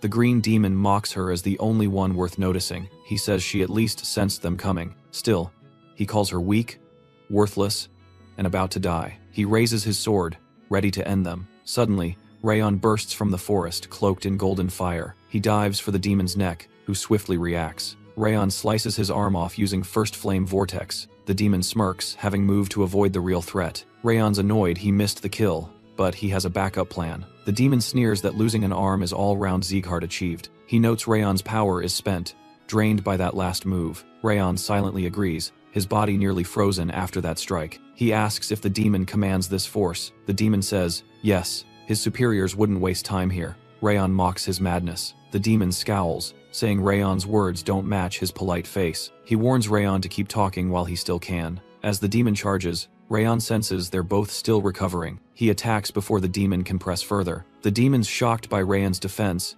admits he's stronger than expected. Rayon says if he couldn't block that, he'd quit being a swordsman. The demon laughs and strikes over and over, then calls Rayon a brave fool with no real skill. Their fight rages on, neither backing off. Curran watches nearby, trying to process the chaos. He sees Rayon dueling the demon who crushed them earlier, wielding the star-connecting sword. Burin realizes Rayon's no trainee now. He's far ahead. Marta arrives, saying Rayon was hiding his real strength all along. She notes they're evenly matched, but Rayon hasn't recovered yet. Worry creeps in. She wonders if he can finish the fight like this. Runan shows up, calmly suggesting they assist. Marta scoffs, saying she's barely standing, and Runan's even worse. But Runan doesn't flinch. Marta stares, surprised by his composure. Burin, ashamed of hesitating, joins in. Marta reminds him of the demon's power, doubting they can win. Still, Burin insists they fight. They're Sieghart swordsmen. Marta gives in, warning them to be ready for consequences. All three charge forward, ready to face death. The demon pauses, surprised a trainee like Rayon is still alive. He even considers bringing him to Eden. He asks his name. Rayon answers, I'm Rayon Sieghart. The demon freezes, recognizing the hair and eyes of a true Sieghart heir, the bloodline of the northern king of Ruin. He drops the idea of recruiting Rayon, now swearing to kill him for restoration. Roaring, the demon surges with brutal strength. He swings his enormous blade. Rayon dodges, noting the demon's speed has spiked. Even with the ring of fire, he's still not fully back. Suddenly, Marta ambushes from behind. Her strike slams into the demon's back. He snarls, calling her a worthless weakling. As he turns to strike Marta, Runan steps between him and Rayon. She activates Frost Aura, Breath of Winter, then gives the signal. Burin attacks, sword glowing with starlight. The demon grabs him, squeezing until blood spills. He mocks Burin for thinking that would work. saying he's no match for the blonde. Burin admits it won't beat him, but it buys time. The demon frowns, unsure what that means. Marta strikes again, Titan aura blazing. She shouts for him to take this. Enraged, the demon flings Burin into her. Both crash hard. He screams their fight is useless, but Rayon says their effort matters. He thanks them for giving him time, promising their risk will not be wasted. The demon, confused by Rayon's strength, questions his identity. Rayon raises his blade, saying the demon should feel honored. This move is a first. He once thought he couldn't use it, but this fight proved he can. Flames erupt, fiercer than before. The demon senses death, knows he must end it fast. He charges full force. Rayon strikes straight through, every move sharp. He overwhelms the demon and ends it. The body falls. Rayon stands still, victorious. His allies stare. Stunned, he killed the Green War demon. Rayon yells that it's not over. More of Eden's demons remain. He orders a clean sweep for peace and the village. The squad shouts back, ready to obey. Burin steps up, admitting Rayon was right. Without Rayon's call and backup, they'd all be gone. The villagers too. He thanks Rayon for saving them and apologizes for disobeying, though he says he'd have rushed in anyway. To him, ignoring injustice just because you're weak dishonors a Sieghart swordsman. Rayon turns and tells Burin he did great, which fueled his effort. He knows things could have ended worse if any of them were missing, so he sincerely thanks them. Every word meant. Burin, a little awkward, admits he doesn't fully get Rayon's goal, but promises to grow strong enough to stand alone next time. Rayon then credits Martha for helping him recover by distracting the demon. He thanks her for obeying orders. Martha shrugs it off, saying she'd die before disobeying, then walks to help the villagers. Raon wonders if their mission has truly ended. Exhaustion crashes in, his legs barely hold him up. As he starts to fall, Runan catches him. She asks if he's okay. Surprised, Raon asks if she saw that coming. Calmly, she says he looked just like he did in training. He exhales, comforted that his teammates were watching over him too. He quietly thanks her, resting against her lap. Suddenly, a system notice appears. His stats rose from surpassing his limits in combat. He beat a stronger foe. Now the system displays rewards and updated status. These are his spoils from defeating the Green War demon boosted stats. A new trait, a title. He checks the details. He rises and tells Runan to head back while he checks the area. Later, he sits alone in the woods, reviewing his progress. He notes the 3-point boost may look small, but as he grows, it will matter more. For harder fights ahead, that edge is vital. The system outlines the backstab trait in full. Rayon thinks it's perfect for killing blows. If he'd had it earlier, things might have ended fast. Wrath appears, yelling, questioning why the system rewards him for beating a weakling and how the logic makes sense. Rayon thanks him, saying Wrath's the reason he keeps growing. Furious, Wrath swears Rayon will suffer forever. Rayon shrugs off the threats, telling Wrath to bring it on. He grins while Wrath rages. Back in town, students rebuild homes. One asks for more wood and wonders where the pile disappeared to. Elsewhere, Rayon wakes up from a nap, surprised he slept so long. He steps out of his room. To his shock, the barricades are fully rebuilt while he slept. Runan sees him, asks if he feels better. He says the rest helped. She says someone's waiting, and tells him to come.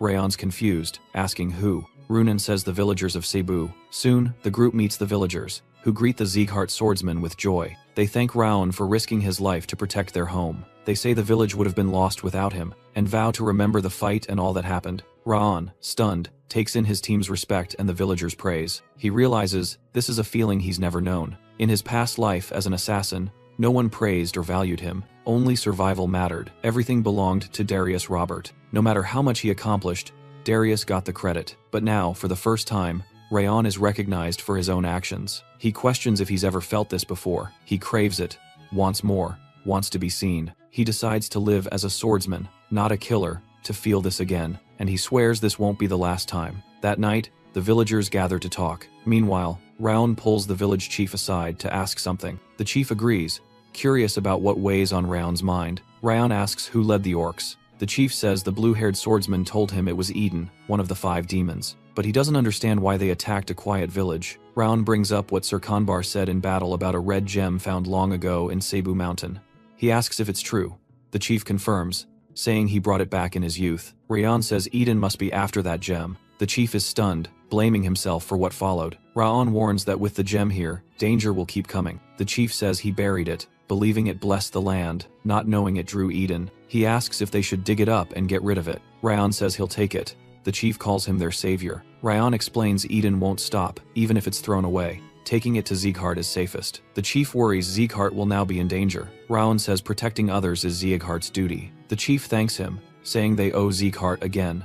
Raon asks what he means by again. The chief says that many years ago, when he was about Raon's age, the head of House Glen Sieghart saved the village. Raon is stunned, unsure if that story could be true. The chief confirms, saying Glen stopped a monster swarm and treated them kindly, smiling like Raon. Raon remembers how his grandfather looks now, which doesn't match at all. The chief laughs, apologizes for rambling, and leads Raon to the gem. At the site, the chief admits he thought it protected them, not cursed them. They dig it up. Raon examines the cloth covering it. The chief says it's a family heirloom that hides the gem's glow. Raon removes the cloth. Seeing the Goblin King's magic stone, he realizes Eden could revive another monster, like the Goblin King. He tells the chief to wrap it up again, but a giant man appears behind them, saying they never found the gem because of the cloth hiding its power. Without it, the village would have fallen. A giant man appears behind them, saying they never found the gem because of the cloth hiding its power. Without it, the village would have fallen. Raon draws his sword, demanding his name. Inside, he's shaken that he never sensed him. The giant jokes, asking Raon to guess, then shows a mask. Raon thinks it resembles an ogre. He suspects it's the blood-raving demon. The man confirms. He compliments Raon's instincts for a Sieghart rookie.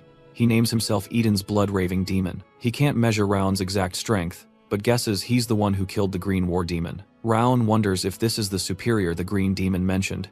Even though he said he wouldn't come, the blood-raving demon puts on his mask, saying he gave the mission and wouldn't be here if the Green War Demon hadn't failed. So, basically, it's Raon's fault. He showed up. A chilling force hits Raon. He knows even all Cebu's trainees together couldn't touch this one. Wrath appears suddenly, warning Raon that he can't win, offering two choices: keep resisting and die, or surrender control of his body. As the giant mutates into a green beast, the danger grows real. Elsewhere, Raon's teammates are still fixing fences. Burin spots Martha and asks why she's here. She jokes she came to inspect his work, saying Burin seems better at carpentry than swordplay. He tells her off. She replies that, as his senior, she takes orders from only one person. Then they see Runan carrying a basket of fruit. They ask why she's picking more when villagers already gave them plenty. Runan says these are for Raon, and they're fresher. Martha teases she acts like a wife. Runan ignores it and walks away. A loud explosion stops everything. Runan bolts toward the blast, knowing Raon went that way with the chief. She tells them to arm up and call Keen and the 6th Ground. Burin, Martha, and Runan rush toward the chief's home, calling Raon's name. When they arrive, they find him shielding the chief, badly wounded and gasping. Raon hands the unconscious chief to Burin. He tells them to get him to safety, and they leave immediately. Martha, confused, asks what he means. A crushing energy suddenly hits. Burin can't breathe. Runan feels crushed, and Martha collapses too. The blood-raving demon smiles. Glad to find more victims, Burin sees his armor, ogre-like. He realizes they're facing one of Eden's elite. The demon mocks their weakness, scoffing at Sieghart's name. Raon shouts, asking if he has a death wish. Then he urges his team to hold it together. He warns them to move or be wiped out. He tells them to focus, fight the pressure, and get up. He orders Burin to take the chief and evacuate. Burin accepts and promises to come back fast. Raon tells Martha and Runan to stay back. Cover support only. He says don't engage, just observe. He reminds them of Rimmer's words. This is where they push past limits. That time is now. Push through body and mind. The demon likes their fire, but doubts it will help. Raon knows everything rides on him. If he fails, they all fall. He looks for a chance, but it feels like facing an impossible wall, even worse than in his past life. The demon sees Raon ready, but asks if he'll move or just stand. It changes nothing. He says if Raon won't come, he'll go instead. As soon as the demon charges, Raon sees he's even faster than before. He counters using the 10,000 flames cultivation. 10 flames roar out through the revolving sky technique. The demon rushes in, impressed by the power, but he plows through the fire without slowing, forcing Raon to backpedal fast. He blocks, barely stopping the strike. A nearby boulder explodes from the shock. Inside, Raon realizes the ring of fire saved him. Without it, he'd be dead. He thinks of retreating, but he's being watched. They need to see his moves, even if it's a long shot. He attacks again. The demon laughs, enjoying it. He says one punch shouldn't snuff the flames, tells him to keep going. The demon strikes. Raon dodges just in time. Smoke and dust cloud the air. The demon admits Raon's fire is beyond ordinary aura. Now he gets why the green demon lost, which makes that defeat sting more. He says fire's useless and asks if Raon knows why. Rayon answers it's the Ogre King armor helmet. Ogres endure fire, walk through flames, and still destroy strongholds. This demon has that power. Fire can't hurt him. The demon mocks him, saying no aura will land. Rayon says if fire fails, he'll use something else. He switches to cold aura. The demon freezes, shocked by the sudden shift. Rayon's fire was already rare. Now he commands water too. He's stunned that someone so young controls dual aura types with such skill. It makes him question who Rayon really is. Rayon asks if the demon realizes he'll lose right here. That arrogance grates on the demon. He tells Rayon to see how long that pride holds. Not far off, swordsmen spot the clash and sprint toward it. Burin yells, checking if everyone's safe, then stops. Stunned by Rayon battling the demon, he sees a cold aura, not flame, and realizes Rayon uses both. He wonders when Rayon became this strong. Across the land, warriors rank by aura levels. Beginners start with basic aura. As they improve, they become aura users, then experts who channel aura through blades. Burin now sees Rayon stands among those experts, wielding sword energy, fighting a top-tier demon. Burin stares in disbelief. Rayon, barely at expert level, still holds his ground. Still, he has to admit the power gap is real. Catching Burin's eye, Rayon signals silently, something only longtime comrades would get. Burin gets it right away. Rayon wants them to strike when there's an opening. Runan and Martha catch on, readying themselves. All three agree without words, they must protect the village, and they believe they can do it with him. Mid-battle, Rayon yells for them to unleash everything now. The trio charges the demon's head while he's focused on Rayon. They aim to win by their own hands, but the demon reveals he was waiting for this moment. A blast of astral energy sends them flying. Burin senses it instantly. This isn't expert level. This is master tier. The demon mocks them, thanking Rayon for saving him the hassle of hunting them down one by one. He sneers, says Rayon's going to die for not knowing his place. Rayon shouts he's not the only one who's waited. He pours his killer instinct from his assassin life, blending it with frost into the 10,000 flames sword art. He focuses it all on one deadly point. His blade pierces the demon's chest. The demon drops to his knees. Then he rises, grabbing the sword stuck in him. Shocked, he asks if Rayon timed the strike for his weakest moment. Admitting one slip would have meant death. With a heavy punch, he sends Rayon flying. Then he breaks the sword barehanded, saying Rayon's too weak to cross the gap. Rayon thinks even striking at the lowest aura point wasn't enough to break through. The demon used hardened muscle to block it, a clear sign of a master. Rayon scans the battlefield. The plan has failed. As top trainee, he orders all Sieghart swordsmen to fall back. They can't win now, focus on evacuating the villagers. He suddenly yells at Burin, saying, "This isn't how Sieghart swordsmen should die." He commands them to retreat, escape the blood-raving demon. The team obeys. Burin takes charge of the evac. While running, Runan calls to Rayon, begging him not to die. He answers with steady resolve. The demon mocks him, asking if he really thinks they'll escape, or if Rayon believes he can hold him alone. Rayon calls out to Wrath, offering a deal. Wrath, thrilled at the chance, laughs, saying it sounds more like a last request, then asks about the wager. Rayon leaves the result up to fate, whether he dies or wins. Wrath mocks him, doubting victory. Rayon admits it's nearly hopeless. That's why he needs Wrath. In return for healing, Rayon offers to endure Wrath's rage. Wrath figures Rayon's doomed anyway, and agrees, flooding him with fury. The pain hits hard as Wrath's power surges through him. Nearby, the demon watches, stunned by Rayon's sudden recovery. It makes no sense. He didn't drink ogre blood. This defies logic. Rayon just reminds him he already said he didn't need to explain. With strength back, he vows to hold the demon off till dawn. Burin shouts for everyone to move, help the injured, and hurry. They're out of time. Two trainees whisper, unsure if they'll make it. Martha hears them and snaps, saying Rayon stayed behind to save them, even injured. Then she explodes at the officer, demanding action instead of silence. Burin takes control, urging speed. He tells them Krine went for reinforcements. Just then, he spots a monster, and someone panics, asking if it's an ogre. Burin wonders too, confused why such a beast is here. Then Martha sees another one approaching. They realize they're surrounded. Someone says ogres are flanking them. Shocked it's even possible, Martha recalls Eden's monster control. She says, this must be why the demon didn't chase Rayon. He set this trap early. One trainee loses hope, certain they're finished. Burin refuses to give up. He says Rayon is still fighting alone.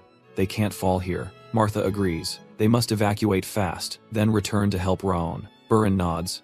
Helping others escape is how they honor their comrade. The three rush toward the monsters. Then, a strange gust strikes the ogres. Burin instantly knows where it came from. Back on the battlefield, the demon mocks Rayon. He calls him a stubborn insect, telling him to give up. Rayon leans on a rock, his broken arm useless.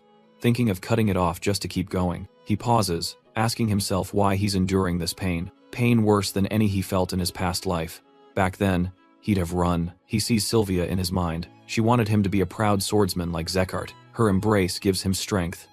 He realizes it's her voice. And the memories with his teammates that push him forward. He thinks of Runan, quiet but kind. Burin, who changed from twisted to loyal. Martha, loud but unshakable. He admits they've become precious. He wants to protect them as true Sieghart swordsmen. As he rises, Wrath appears, calling him foolish for lasting this long.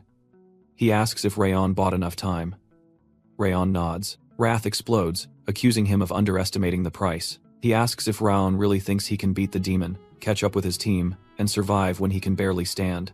Wrath warns he'll survive the possession, but never return if he gives in. As more wrath floods him, the pain overwhelms. Raon collapses, screaming in agony. The demon sees his fall and says, "Raon's done." He has a great idea. He'll kill Rayon's friends first, save him for last. He wants Raon to watch each of them die, but Rayon, through the pain, refuses. Gritting his teeth, he blocks the demon's path to buy time as the demon turns to leave. Rayon stands tall and yells his name, declares he's the heir of Glen, king of northern destruction, future strongest swordsman, swears the demon won't leave while his heart still beats. The demon, surprised, praises his spirit, and promises to remember the name. He moves in to strike. Rayon knows he can't dodge. He's spent. He shuts his eyes when a sharp wind suddenly stops the attack. Rimmer appears, blocking the blow. Raon mutters that Rimmer's late. Rimmer apologizes, saying he overslept, then tells Raon to leave the rest to him. The demons recognize him instantly. Sieghart's Sword of Light. Rimmer greets them, saying it's been a while. The blood-raving demon demands to know why he's here. Rimmer says he won't let trash stomp on their future swordsman. The demon laughs, saying sending Rimmer proves Sieghart's gone soft. The fight begins. The demon notes even now Rimmer struggles to deflect, wonders if he's truly crippled. Rimmer laughs, says those are just rumors. Demons always get the news late. He retired long ago. The demon accuses him of bluffing, says his sword once held death.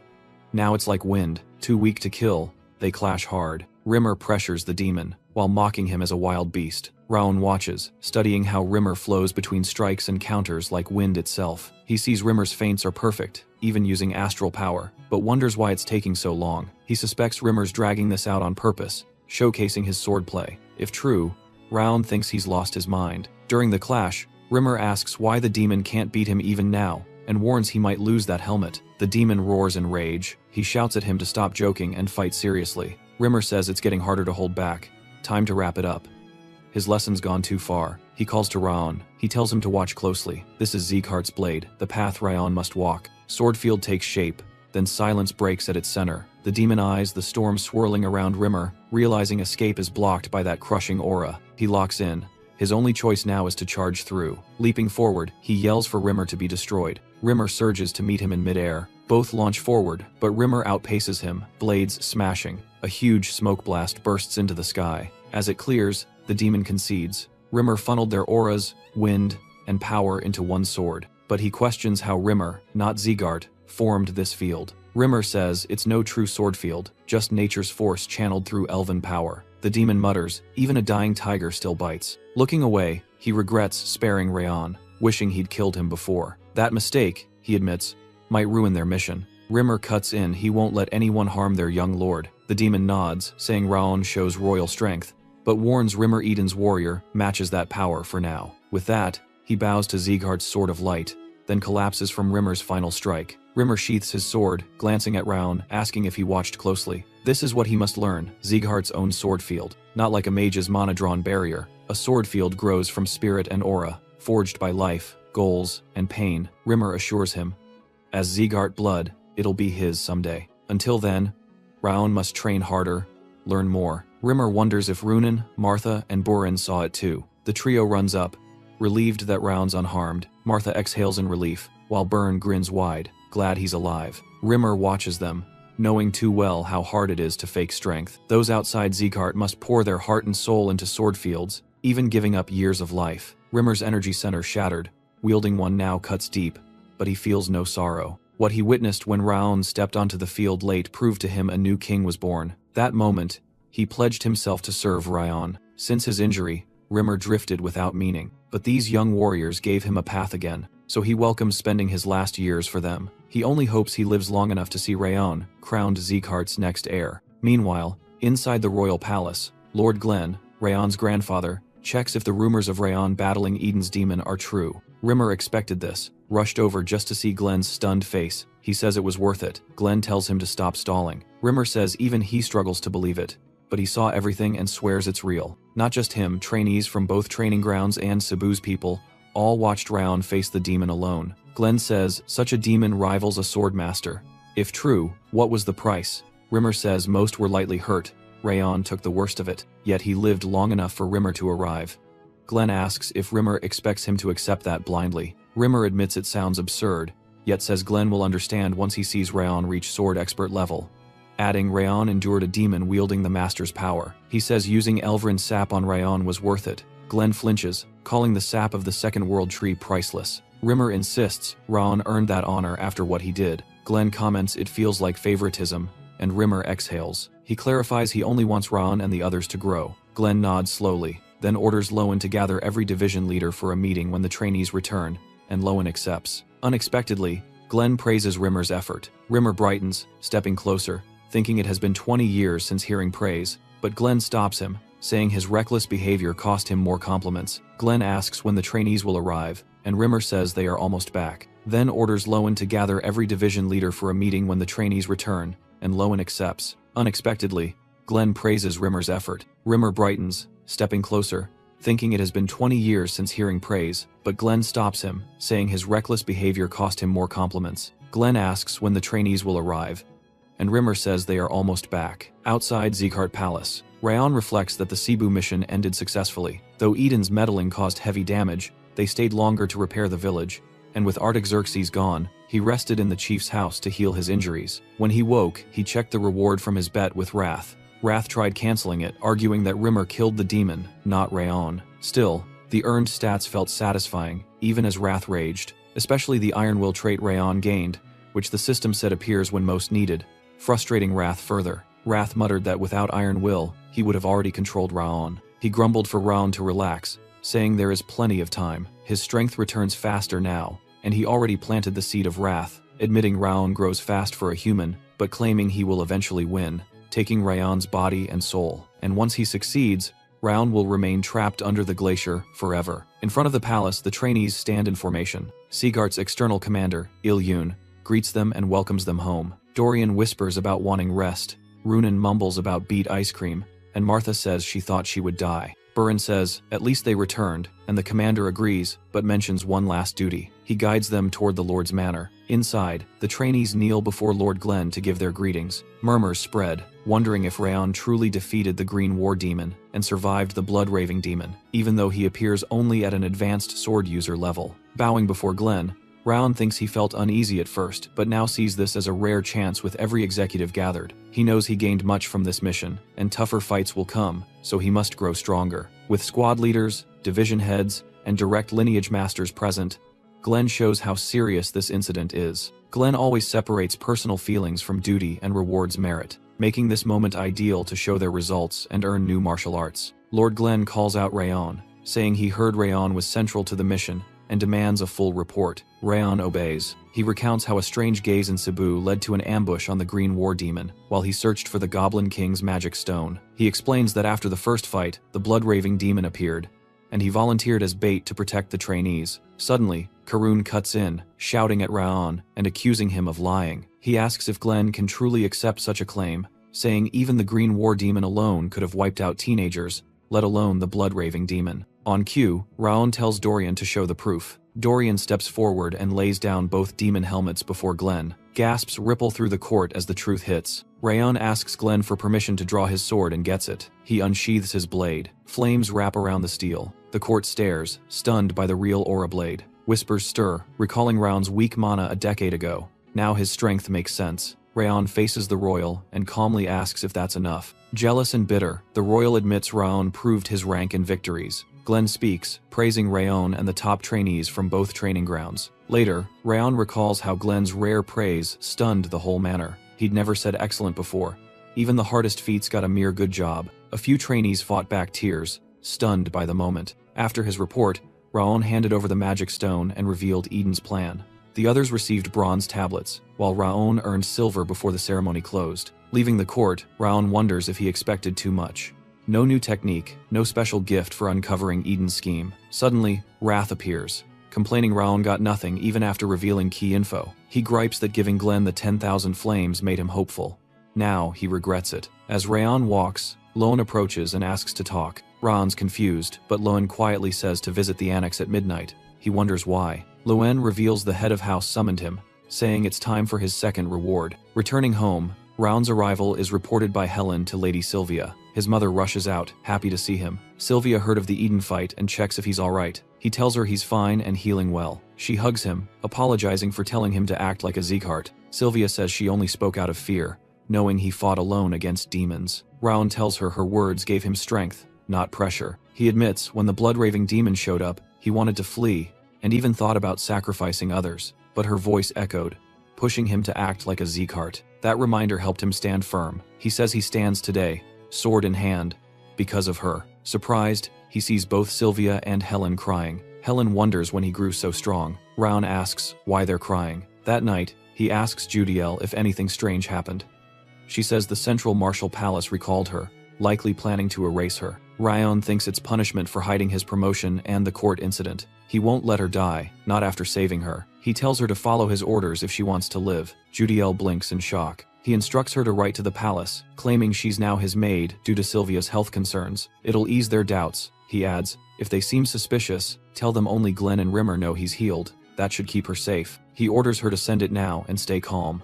She nods. Wrath appears, mocking every move, asking why Raon keeps such a weak spy. Raon replies, Judiel is useful, a perfect trap for Karun. He won't discard her like he once was. With that done, he turns to his final task. That night, Raon enters the court, greeting Lord Glenn, saying he came as called. Glenn cuts straight in, asking what footwork Raon used most. Raon pauses, then says he believes footwork decides everything, so he relied on river steps, the basic form. Glenn nods, saying it works even at high levels, but won't hold up against true power. He declares that, for uncovering Eden's plan, he'll personally teach Raon a new footwork. Raon freezes, stunned. Glenn would train him himself. Glenn rises, telling him to watch closely. He'll only show it once. As he moves, fire curls around his feet and limbs. Raon watches in awe, realizing this is the continent's strongest swordmaster in motion. Glenn's steps are sharp and fluid, slow yet fast, soft yet heavy. The movements feel endless, like they could lead anywhere. In a blink,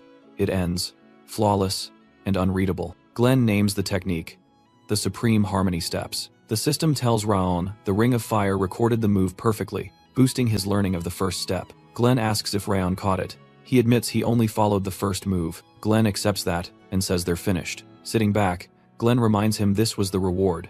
Learning it is his task now. Raon asks to leave. Afterward, Loen says he didn't expect Glenn to pass down the Supreme Harmony Steps. He doubts if Raon can handle such a hard technique. Glenn answers that Raon already caught the Heavenly Advance just from one look. That step forms the base and nearly half the technique. He adds that Raon might not see it yet, but he'll get there. In the garden, days later, Raon trains hard. With system help, progress is steady, but it's not mastered. Wrath mocks him, saying weaklings can't learn that. Raon believes a bit more effort will do it. While practicing, Sylvia yells at him to stop. Raon wonders how she moves so fast. She scolds him, reminding him he promised no training until healed. He gives in, thinking she's scarier than a demon king. Sylvia's constant pressure forces him to stop training. She warns if she catches him again, he'll regret it. Even sneaking out fails. Helen and the maids watch like hawks. In time, he notices the maids seem to enjoy this duty. Still, he admits resting now and then feels good. Suddenly, a maid runs over, saying something's wrong. Raiden Sieghart is here. Raon wonders why, since Raiden is Baldur's son, Glenn's fourth. He asks why Raiden came to the annex. The maid says they don't know, but Raiden got violent with Sylvia and the maids right after arriving. At the gate, Raiden barks at Sylvia, angry the garden wasn't cleaned. She calmly says no letter ever came. Offended, Raiden snaps, asking if she's blaming his butler or calling him a liar. She says no and offers to tidy the place. She quickly gathers her maids to clean everything herself. Raiden fumes inside, thinking the house should revolve around him, especially after destroying a white blood cult branch. Yet, no one cares. All eyes are on that boy, Raon. How could someone outside the main line steal his glory? Rage rising, Raiden barks at Sylvia to hurry, then spits on her hand. Hurry. Then he spits on her hand. Helen speaks up, saying his actions cross the line, even for direct blood. Raiden mocks her, then hits her so hard she drops. He says he's a direct heir and her master, free to kill her and walk away. Yet she dared to defy him. Judiel appears, warning Sylvia to be cautious. She moves to shield her from harm. Raiden lifts his foot to strike, but Raon arrives, sword drawn.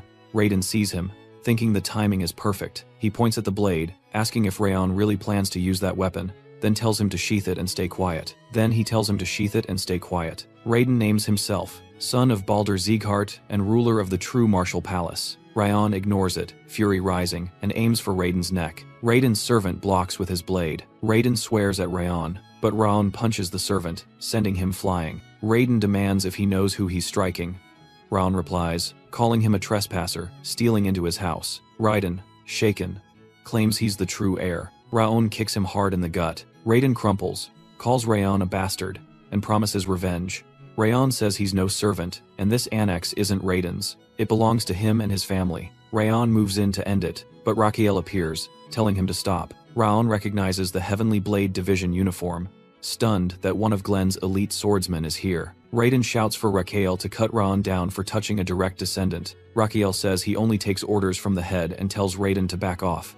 Raiden snaps, calling him a dog in uniform. His butler urges him to retreat, saying clashing with the Heavenly Blade is unwise. Gritting his teeth, Raiden agrees to leave. He warns Raon, swearing he'll suffer humiliation, worse than death. Afterward, Helen blames herself. Sylvia thanks her, saying she did nothing wrong. Sylvia says she'll handle the matter, but Raon steps in. He says he'll take care of it, and asks them to trust him. Later, Raon and Raiden kneel before Glen, who tells them to rise. Glen says he heard about the incident. Raiden claims he sent word to visit Raon, but was ignored and unwelcome. He accuses Raon of attacking him and his servant, saying he could have died. Raon watches, thinking Raiden acts better than he fights, not like Judiel described. Raon tells Glen Raiden's lying, recalling his face twisted with rage. Furious, Raiden grabs Raon's collar and hurls insults in front of Glen. Lowen steps in fast, telling Raiden to stop and remember where he stands. Glen, seeing the clash, calls for a witness. Raquel enters, greets Glen, and confirms he's from the Heavenly Blade Division.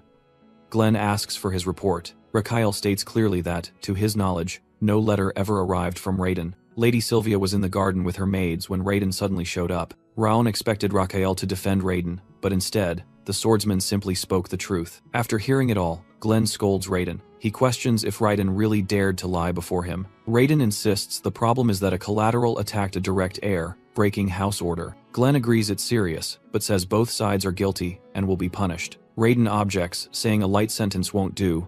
Raon cuts in, accepting any punishment but says one thing must come first. Glen asks what that is. Raon says Raiden insulted his mother and beat their maids, and hasn't answered for it. Glen repeats both caused trouble and were too loud from the start. He reminds them where they stand. Raiden, feeling pressure, says he can barely breathe. Raon says that's why he seeks justice.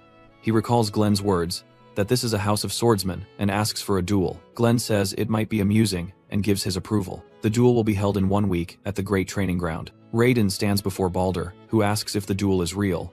Raiden confirms, saying Raon challenged him in front of Glen. The stakes are set. If Raiden wins, Raon's energy center breaks. If he loses, he and his butler must apologize, and the martial palace stays away. Baldur scoffs, saying Raon is still Sylvia's son, not true Sieghart blood. He tells Raiden to show what lineage means. Raiden tells him not to worry. Last time he was unarmed. This time, Raon is no threat. He's an intermediate expert now. Pleased, Baldur warns not to go overboard and kill him. A death would ruin the duel's purpose. He advises crippling Raon cut the wrist tendons, end his sword path. Raiden agrees. At the annex, Sylvia and Helen watch Raon train. Worried, Helen says the duel is set, and asks if they should really do nothing. She adds Raiden's far ahead in skill, and maybe they should stop this while they can. Sylvia admits it's dangerous and says things got worse because Raon lost control. She also points out Baldur's flexible sword style is unpredictable, with too many openings to counter. Still, she tells Helen to trust him. Helen asks if she truly believes that. Sylvia says she's scared too, but thinks Raon has a reason for asking them to trust him. From this point on, she chooses to believe in him. While Raon trains, Judiel brings him food. She hands over sandwiches, telling him to eat slowly or his stomach will hurt. He thanks her, noticing a book placed beside the food. Inside is detailed info on Raiden's flexible sword style. made simple to read. He's stunned. Judiel gathered and organized all of this in one day. He remembers her shielding Sylvia, and now bringing him this without being asked. He feels deeply grateful to her. Time moves on. Both sides sharpen their blades in silence. The duel day arrives. The whole house watches as the two step onto the field. Raiden says he's waited for this and can't wait to crush Raon. He vows to break him so badly he'll never touch a sword again. The referee calls them forward. Raiden grins, eager to see Raon's face after defeat. Raon fires back, asking if Raiden will even get that chance. Drums pound. The duel begins. Raiden charges, shouting that bluffing won't save Raon now. But Raon vanishes. He's already behind, blade touching Raiden's shoulder. Raiden, stunned, demands when Raon got there. Raon says today Raiden dies 8 times, then drops the sword and throws a brutal punch. That launches Raiden across the arena. Blood drips. Raiden can't grasp what happened.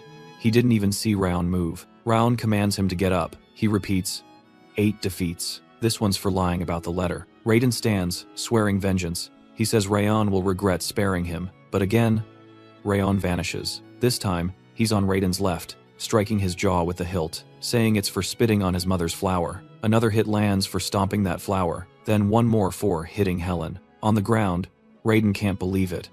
Raon only uses star-connecting sword and river footwork, and he's still a novice expert below him. Yet, Raiden keeps losing and doesn't know why. Watching, Helen realizes Raon could have ended this with one strike. But he's not just winning, he's making Raiden pay, hit by hit. She thinks in this house where blood defines worth, even servants are being avenged by someone defying that rule. Sylvia watches, heart full, as her son wins. She recalls how her father chased strength, turning the house cold, and how she always felt like an outsider. In the end, she ran, instead of standing firm. Now, Raon shows what it means to fight instead of to flee. The duel rages on, and Raon advances. Throwing Raiden down again, Sylvia sees her son living proof that growth means facing pain, not avoiding it. The referee declares Raiden unable to continue.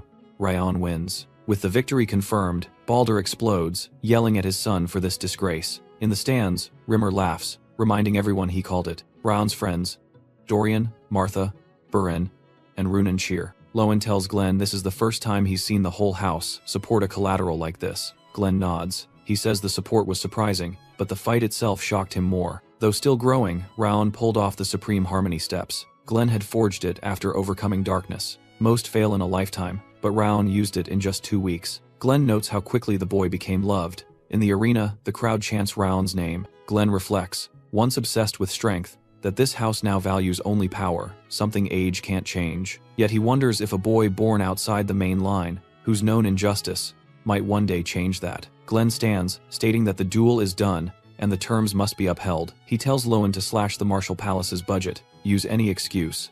Lowen laughs, saying he understands. Under Glenn's watch, the duel's outcome is enforced. Raiden kneels and apologizes to Sylvia and the maids in front of all. The Marshall Palace is ordered to never approach the annex again. The maids, finally at ease, cry with relief and joy. They walk home in peace. Later, Sylvia asks her son when he got so strong, saying she's still shocked. Raon, flustered, tells her to stop clinging. Nearby, a girl with a ponytail says, Raon seems like a normal boy now, his energy much softer. Another girl says, maybe Rimmer wasn't exaggerating about him surviving the blood-raving demon. A man agrees, saying Raon's skill was beyond talent. The first girl adds, he'd fit well in her division. The man insists he'll recruit Raon to Black Tiger after graduation. The girl warns him not to get ahead of himself. A gray-haired woman notes that the 5th training ground will soon graduate. And when they do, it's time to pick their division. Raon shines, but he's not the only star in their group. Martha, Buren, and Runan all have the strength to excel anywhere. The division draft will be one to watch. That night, Judiel visits and asks if Raon had this duel planned from the start. He admits he did and believed he'd win. She says he's terrifying, but also deeply kind. Raon looks surprised. She thanks him, remembering how he saved her from Karun, then tells him to rest well and leaves. Staring out, Raon thinks Judiel looked sincere.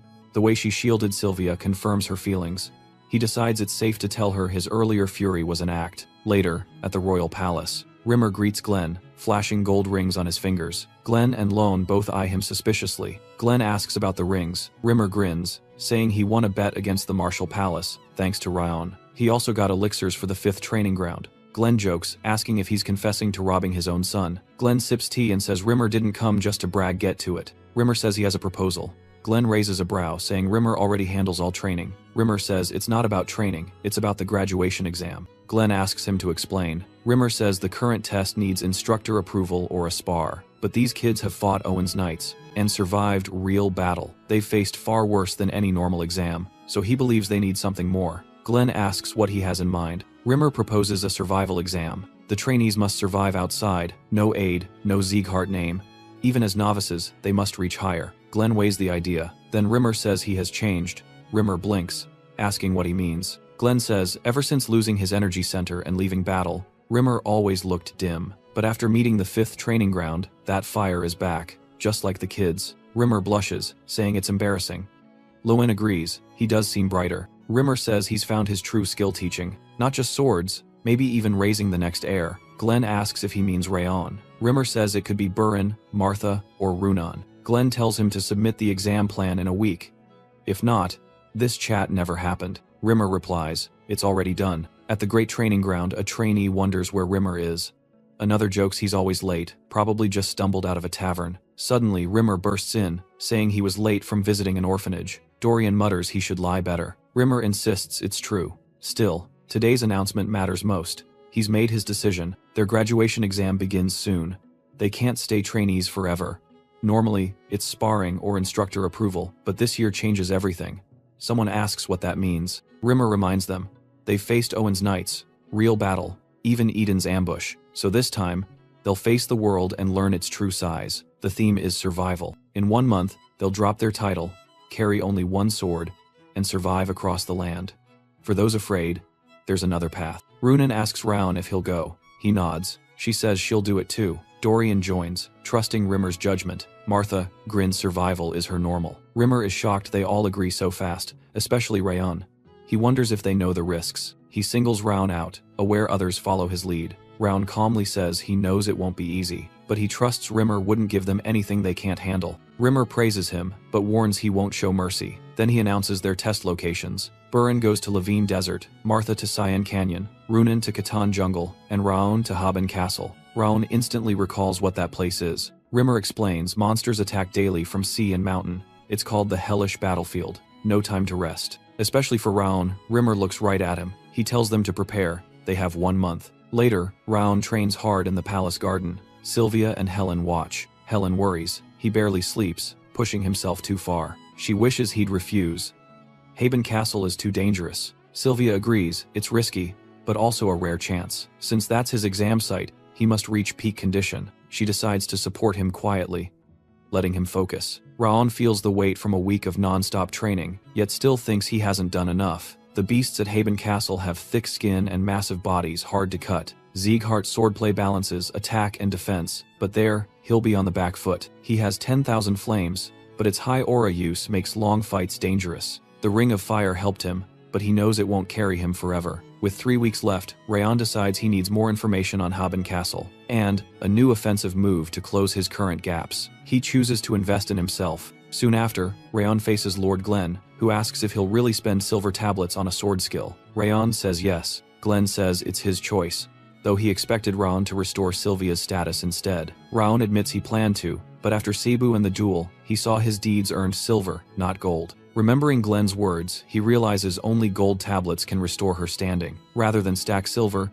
he'll grow stronger now and earn gold later. Glenn agrees. That's the right mindset for Haben Castle. He tosses a book to Rayon, saying he can swap it if he's unsure. The title Fangs of Insanity grabs Rayon's attention. If Glenn chose it, it must work. He accepts it, and Glenn wishes him luck. As Raon turns to leave, Glenn stops him, knowing what Haben Castle is. He asks if Raon felt fear. Why didn't he reject the challenge? Raon says he learned something after the Eden fight. Glenn wants to hear it. Raon says surviving a real life or death moment gave him growth beyond a year of training. Real strength comes from pressure, and he trusts Rimmer wouldn't send them somewhere they couldn't handle. It'll be hard, but worth it. Glenn offers one last tip. Swordsmanship has many forms. Expand your view. Rayon thanks him for the insight. Suddenly, Rimmer pops out from behind Glenn's chair. He says this is why he likes Rayon so much. He gets it. Unlike Burin or the sharp-tongued Martha, Glenn calls him a lousy teacher for mocking his own students, and he is shocked he let Raon take Fangs of Insanity, a technique equal to gold. Rimmer jokes that Glenn's just too soft on his grandson. Glenn groans that he talks too much. Rimmer claims he's been quieter lately. Still, he admits it's a brutal style and wonders if Raon can handle it, but he's passed the book over. The rest is up to Raon. He notes that despite Glenn's scolding, he gave Raon good advice. That's a grandpa's love. Glenn says, if Rimmer can talk so much, he must be healed and ready for a beating. Rimmer panics, saying he's still injured. Glenn doesn't care and prepares to strike. Outside, Raon hears a loud slap and flinches. Later, he sits on his bed, flipping through the book, wondering if it's worth the silver tablet. Fangs of Insanity, as the name suggests, is instinct-driven. Pure aggression, always aiming for the kill. It can't be learned in theory, only through combat. So, Raon kept sparring until the last day, chasing mastery before the exam. When no one else could stand, Raon began to grasp the true nature of the Fangs of Insanity, right before departure. The night before the test, after intense training, Raon sits as Judiel wraps his bruises. She asks why he's hurt more often, says he's overdoing it, especially with the exam tomorrow. Sylvia would worry if she knew. He admits non-stop duels helped him grasp the technique. She asks if that's why he keeps relying on her. He nods. As he gets ready to leave, Raon says there's something he must confess. Judiel listens. He admits he lied about feeding her a rage worm. He wonders if she already suspected. She replies she wasn't certain but had doubts. At first, she fully believed it was real. Fear and the urge to survive kept her from questioning it. But the annex changed her. Raon treated her like a person, never asked for anything. He even gave her a way to avoid the Central Palace's suspicion. Watching him shield Sylvia, she sees the truth in his eyes. Judiel started thinking it was just a shield. She wasn't sure until now. Raon asks why she told him all that. She says he's changed her, just as she's been watching him change. He always wore a mask, but now she sees who he is underneath. When Raiden attacked in the annex, she was ready to defend Sylvia and Helen. Seeing the intel on Habun Castle, which she had gathered, made her want to do more. Raon thanks her. She begins to speak of her brother. They were split when sold. She doesn't know where he is, or if he's alive. She followed orders, hoping it'd lead to him. Her voice trembles as she says sorry. Raon promises to find her brother. As long as Karun chases him, they'll cross paths again. If he lives, he'll help her find him. Judiel asks a question. Raon agrees. She wants to know why he told her the truth. What if she had betrayed him? He says he believed she wouldn't. She calls that foolish, but he just asks what she'll do now. She says she'll follow him and wants him to ask her anything. Raon leaves the annex in her hands and tells her he trusts her. Night fades, morning comes. The exam begins. Rimmer gathers the trainees. They must survive a year alone and return. Those who make it back will rise. Rimmer calls on the top trainee to speak, though Raon never liked that part. Still, Raon steps forward. He says warriors who live through their first battle become hard to kill. They survived theirs. Pushed to the edge, they endured, they'll keep enduring, grow stronger, and return, carrying the fifth ground's pride. He ends with a cry to survive, fight, and move out. Rimmer watches from the rear. He's always known Raon was different.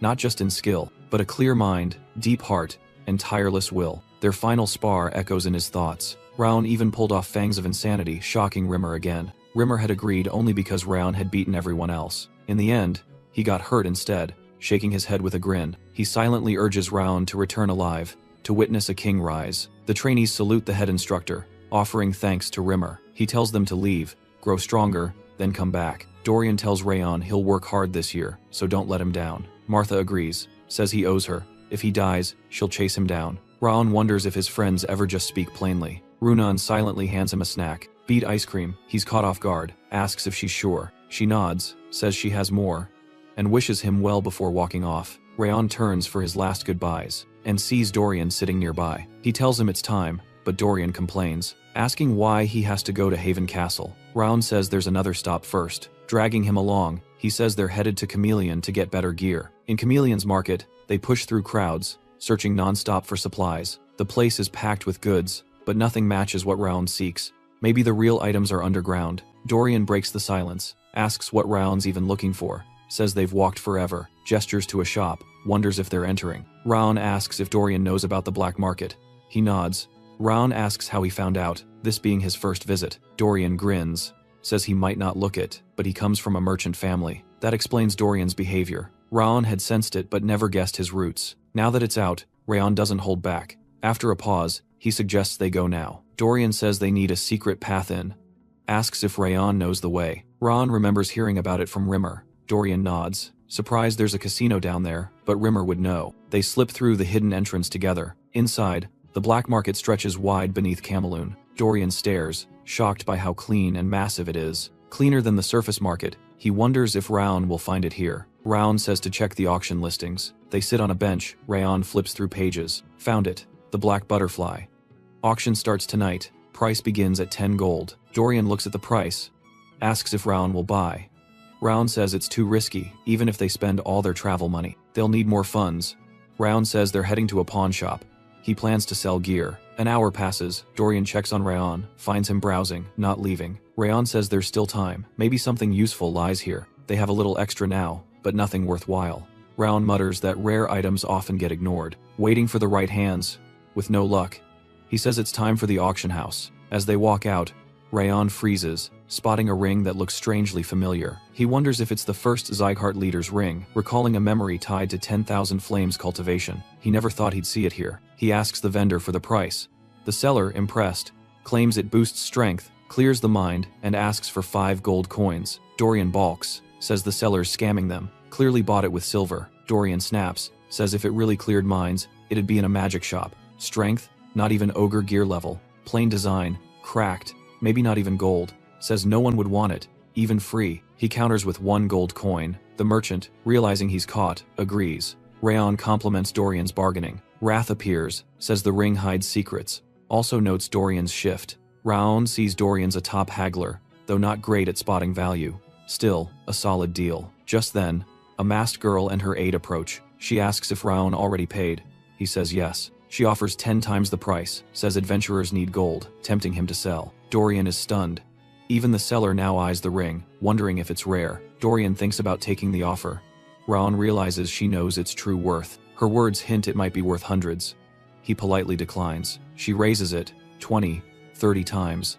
He stays silent. Even at 50, Raon says no. Says he just doesn't like giving up things once he owns them. Her butler warns him. Hints there will be consequences. Raon calmly says status means nothing to him and tells them to back off. The girl's tone turns sharp, demands he hand it over while she's still being polite. Raon notes her sudden shift, guessing she's used to flashing power. She warns him he knows nothing of danger.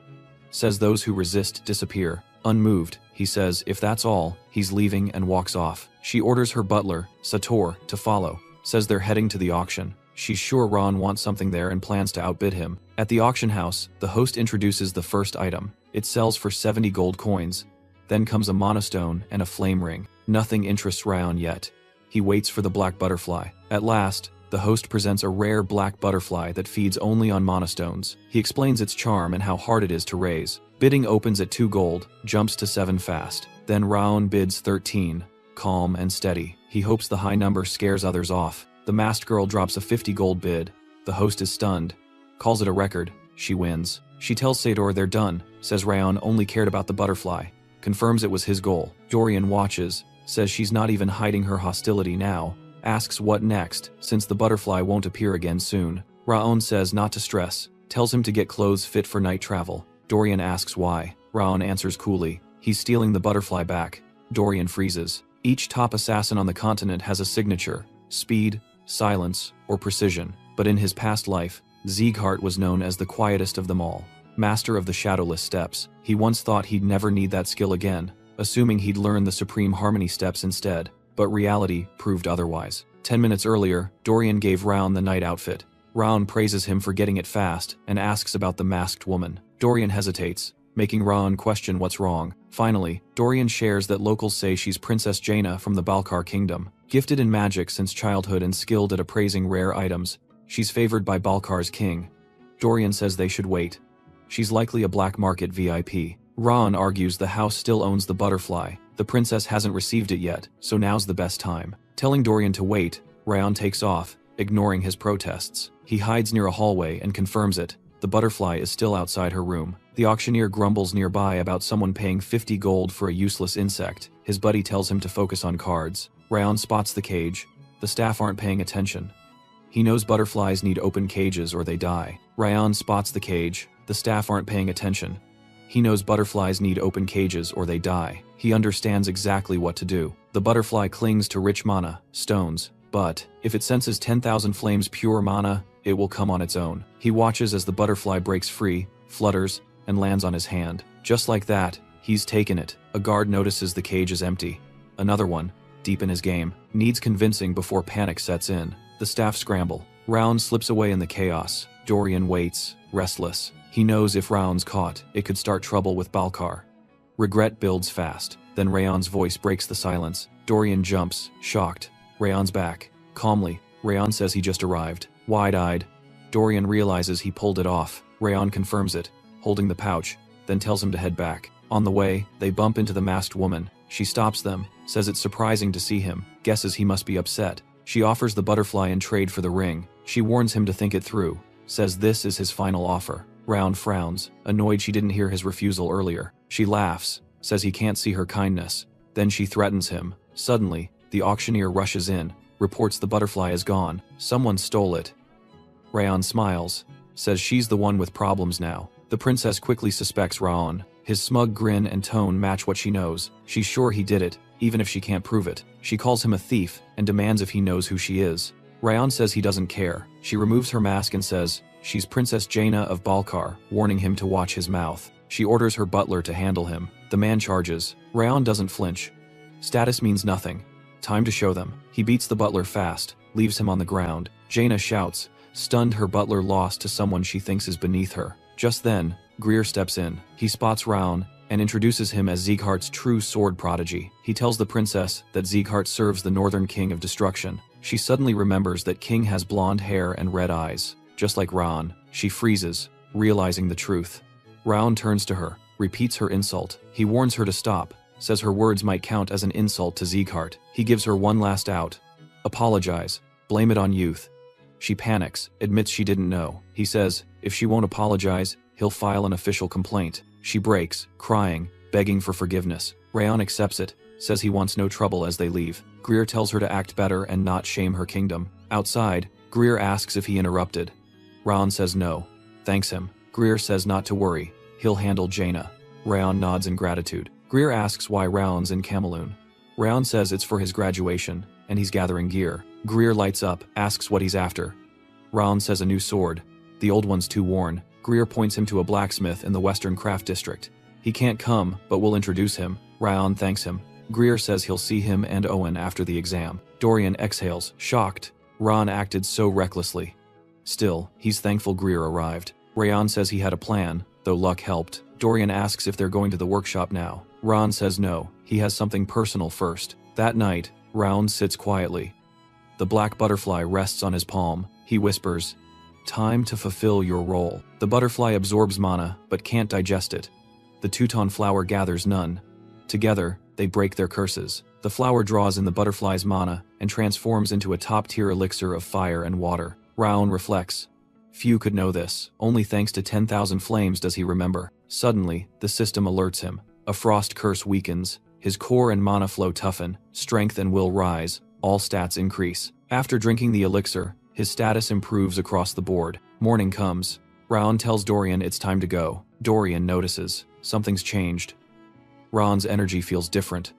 Stronger. He's stunned, unsure what happened. Dorian admits he once wondered how Raon trained so hard, despite being mocked by even noble heirs. But now, he sees Raon as the one who best represents Sieghart in the 5th ground. That's why the scattered trainees still follow him. Dorian believes Raon might even help solve his family's burdens, but that's not his only reason for staying. He drifts into thought, until Raon calls out, asking what he's doing. Says once they get the sword, they move. Dorian better keep up. Dorian decides to grow stronger, staying close. As long as he stays with Raon, things will work out. He agrees to go. Raon says he'll fix his sword form on the road. Dorian isn't sure that's wise. They reach a quiet workshop and introduce themselves under Sir Greer's name. The blacksmith asks if they mean Owen, 3rd prince. Raon confirms, saying Prince Greer sent them here. At first doubtful, the blacksmith's eyes widen as he studies Raon. The boy may look young, but his presence cuts deeper than Greer's. He senses something different, asks if Raon is a Sieghart. Dorian is stunned, he guessed it. Wrath appears, saying this is a real blacksmith, someone who sees truth. Raon tells him to stop talking. The old man says he's met many swordsmen, but none like Raon. After a pause, Raon introduces himself. Dorian follows. The blacksmith shares his name, Kuberad, says he's just an old man still swinging a hammer. Raon recognizes the name, Kuberad Jatan, the famed smith behind many legendary weapons in Owen and Balkar. Raon never thought he'd meet him here in such a hidden place. Kuberad asks why they came. Raon says he needs a sword for travel. Kuberad asks if he's making one. Raon says he isn't even a swordsman yet, and someone already promised him a blade. Kuberad guesses Vulcan. Rayon nods. Kuberad chuckles, says Vulcan came back just for him. He won't steal Vulcan's client, but Rayon can borrow a temporary sword. He only crafts seriously, so Rayon can pick anything. Dorian asks if he can too. The old man allows it. They thank him and start browsing. Rayon steps inside, impressed by the blades. Any one would serve him well. Then, a red sword grabs his attention. Dorian stares at the many weapons, unsure. Each looks flawless. Kuberad tells him to choose. Suddenly, Kuberad feels something off. He turns and sees Raon holding the red blade. He yells for him to put it down. The sword is cursed. Its energy could corrupt the wielder. Dorian doubts it, but Kuberad insists, pointing at the aura. Yet, the sword's power can't pierce Raon's body. Wrath erupts, furious, calls the sword's energy trash for touching the King of Essence's vessel, says he'll freeze and crush it. Raon tells him to relax. Wrath insists Raon would have fallen without him. Raon reminds him he's not his property and could have handled it alone. Kuberad asks if he's alright. Raon nods, says the blade is no normal weapon. The old man gives a warning. Failure. A blade possessed by fury. He begins the story. A southern village called Siren once thrived around a sacred tree. Othello, peace ruled, and kindness filled the hearts of its people, until the white blood cult came, killing half the village, abducting the rest, leaving ruin behind. Kuberad heard of it, and forged a dagger from Othello's wood, hoping to honor the fallen. But the moment it was finished, it turned red. Rage filled the blade, twisting his intent. Since then, no one has endured its cursed power, until now. As Rayon grips the dagger, Siren's memories surge through him. Pain, rage, sorrow, and injustice. He wonders how the cult brought such horror, with much left unresolved. Rayon vows, even if time runs short, if he meets the white blood cult, he'll help the blade find justice. He asks the blade to come with him. Kuberad senses the dark power fading, wondering if the sword accepts Rayon. Our boy sees it clearly, a sword forged for grieving souls. He accepts it again and names it Blade of Requiem. He thanks the blacksmith for the fine weapons, surprised to receive both a main sword and the Requiem. The old man says having a worthy swordsman wield his work is reward enough. Raon says they'll prepare a warm welcome if he ever visits Sieghart. The blacksmith hopes he becomes a swordsman, safe and sound. After parting ways, the two boys head out. As they walk, the old smith reflects. He first saw Rayon as just gifted, but now he's the master of a cursed blade. That's more than wielding. That's unity with the blade. No, the boy's talent runs deeper. Sieghart's name will soon echo across the lands again. On the road, Dorian notes they've moved north for days, leaving Cameloon behind. Now snow surrounds them. The endless white feels familiar. Raon says they've finally arrived. Before them stands Haven Castle, the site of their exam. It's massive. Dorian, nose covered, complains of the stink. Wrath grins, saying it smells like battle, perfect for the King of Essence. Raon asks why. Wrath suddenly excited. Nothing tough happened on the trip. Dorian stares in disbelief. It kept getting colder near Haben Castle, but Raon pushed on every time he whined. Dorian grumbles that from dawn till dusk, Raon nitpicked his sword form, and even made him train at night. He mutters that he never slept, yet Raon claims it was easy. Wrath snaps, agreeing with the fool. He says Raon should ease up so even the King of Essence can rest. The castle gates open. Vice Commander Tarion steps out. He asks if they're the new mercs, notes their delay, and introduces himself as their superior. He says he'll be leading them now. Raon says he looks forward to it. Tarion checks on Dorian, and Raon replies, he's fine. It happens often. Pleased, Tarion tells them to follow. Raon drags Dorian along as he complains and begs to go home. Inside, Raon notes the harshness exceeds every rumor. The walls bear scars from endless repair. Faces show fatigue. The air reeks of blood and ash. It matches everything, Judiel reported. Raon's impressed she learned so much, so fast, without coming here. Near the palace, a girl watches with interest. She doesn't recognize them, guesses they're mercs. This is Yua, a Frost Branch staff. The old man calls Yua, asking her to help open the shop. She quickly agrees. That moment draws our hero's focus. Tarion enters, calls to the commander, and presents the new mercenaries. They're actually trainees from Sieghart. Commander Milland welcomes them, confirms their origin, and names himself as Haven Castle's leader. Raon wonders if Milland already knew, recognizing him as the famous warrior, the one known as the Northern Giant, defender of Haibun for over 2 decades. Wrath says Milan's eyes carry true command, something even the King of Essence has missed. Raon is surprised they both sensed it. Milan says only those in the room know their identities, and it will stay that way. He understands why Rimmer sent Raon to gain real-world experience, but warns there will be no lectures, just battle after battle and bitter cold. If they want safety, he says, they should walk out now. Dorian half jokes about leaving, but Ron stands firm, ready to face any war zone. Meland respects his answer and says he'll see how long that spirit lasts. He says their new rank is basic soldier, from the bottom up. Meland tells Charles to place them in the 3rd Scouting Unit. Charles agrees. They'll do every task, mundane or dangerous. Then has Charles escort them to their room. Rayon nods as they go. Tyrion voices his doubts, admitting he's uneasy about the newcomers. The commander asks why. Tyrion says Dorian looked frozen in fear, and Rayon acted too relaxed, like it was a game. He notes Rayon even wore a flower bracelet. Doesn't look like a fighter. Suggests sending them back. Meland answers, looks deceived, and says both endured Sieghart's brutal training. He advises watching their actions before judging. Charles agrees. Meland wonders why reports are required every 2 weeks. Charles asks if it was Rimmer's doing. But Meland says the request came from Sieghart's Lord Manor. Charles realizes that means the Northern Conqueror himself wants updates. Meland confirms, saying they must report all details. A first. Lord Glenn is left wondering what the Conqueror is planning. Meanwhile, Rayon finds their room already decorated by Dorian, who did it while he was gone. Rayon remembers the place being dull just moments ago, and asks where Dorian got all the stuff, especially that golden curtain. Dorian says he packed it beforehand. Rayon asks if he brought more colors. Dorian nods, saying curtains are essential. Dorian asks Rayon's preferences, offering more supplies. Rayon eyes his bag, curious. A young man walks in, asking if they're done unpacking. He introduces himself as Raiden, head of the 3rd Scouting Group. Raiden says things are hectic and orders them to prep. They're heading out. Back at Sieghart's estate, Glenn wants to know why Rimmer came. Rimmer grins, saying he heard about the secret banquet to Judge Rayon, and didn't expect Glenn to care. Glenn sighs, guessing Lowen leaked everything, despite orders to stay quiet. But Rimmer proudly shares Rayon got the 2-tone flower during the Snow Tiger Claw mission and used it. He also bruised the pride of the arrogant Balkar princess. Glenn counters, saying it's risky to steal and anger royalty.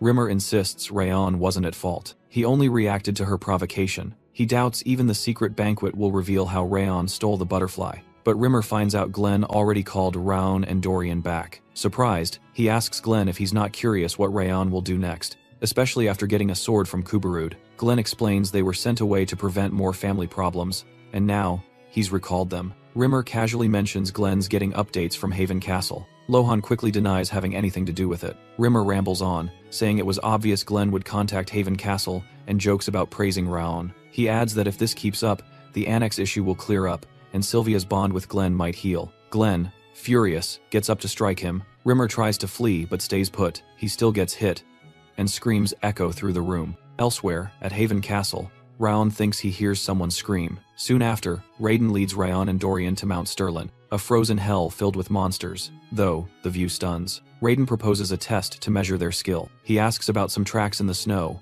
Dorian guesses ice troll. Raon disagrees. Troll tracks look human but larger, deeper. These belong to a 4-legged animal, likely a Kerry mountain goat. Raiden stares in disbelief. He then asks when the prints were made. The ground's soft. Raon guesses within a day. Says heading west might catch it. Raiden points to a tree mark. Rayon calmly says it's from a dire wolf. They mark territory with claws, but this wolf is long gone. Dire wolves don't move much. These marks are old. That one's dead. Raiden's impressed by Raon's insight. He remembers rookies usually get hazed to prove knowledge means little in battle, often with tough questions meant to humble them. But Rayon knows far more. This isn't hazing anymore. Raiden looks at Dorian and says, "Figure out the prints on that branch," Dorian complains. Raiden urges him to try. Meanwhile, Raon scans the area using his sword's spirit sense.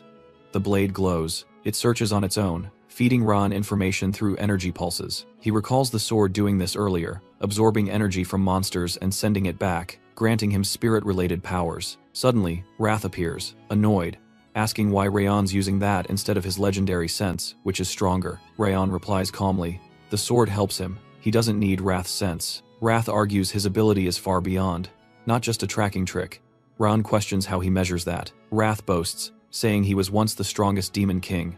Rayon shrugs. He says the power comes from someone trying to control him, so he's unsure of the risks. A brief silence. Then Wrath assures him the technique he'll teach uses the cold energy Rayon already holds. Raon's eyes widen. He wonders if this is a new reward. Later, he sits down quietly as Wrath begins explaining Glacia. Only those with pure cold energy can learn it. Wrath says mastering it takes time and focus. He tells Raon to clear his mind. He must link his inner cold energy with the cold around him, then observe that state. As he focuses, Raon sees Wrath's cold flow into the snow. But Wrath says, that's just surface level. Both are still cold energy. He explains the real task is syncing both forces. Raon struggles, unfamiliar with this method. He learns he must visualize the connection. Then distant things feel near. The cold energy becomes his eyes, ears, and skin. Minutes pass. His body slows, but his senses sharpen fast. He spots Dorian and Raiden, and a dire wolf feasting nearby. He's amazed. He can track not just presence, but movement. A threat suddenly triggers his senses. He hurries to warn Raiden that a shark mole is charging toward them. Raiden doubts it. These monsters shouldn't reach Mount Sterlin, but shark moles burst out of the snow. Raiden decides they must retreat and alert the others. He steps back but slips. The shark mole snarls. Raon moves fast, sword drawn, intercepting the beast. He blocks its path, giving Raiden time to act. Raon knows Raiden doubts him, but tells him to trust the sword. Raiden grabs Dorian, runs, and tells Raon to stay sharp. The shark moles all strike Raon at once. He counters with Rabid Fang, holding ground. The blade performs beyond what he expected. No aura needed. Just pure technique keeps the sharks at bay. Cold energy flows through him and the field, boosting his skill and reading their moves. He knows mastering this takes battle after battle. He slashes through, syncing with the Rabid Fang and Glacia. Raon learns fast, glad he came to Haven Castle for real fights. Raiden returns with backup, but finds Raon already standing over the dead shark moles. He's shocked. These things are lethal, even against full squads. Raon notices Raiden is speechless. The man's guilt is clear. He misjudged him and risked the team.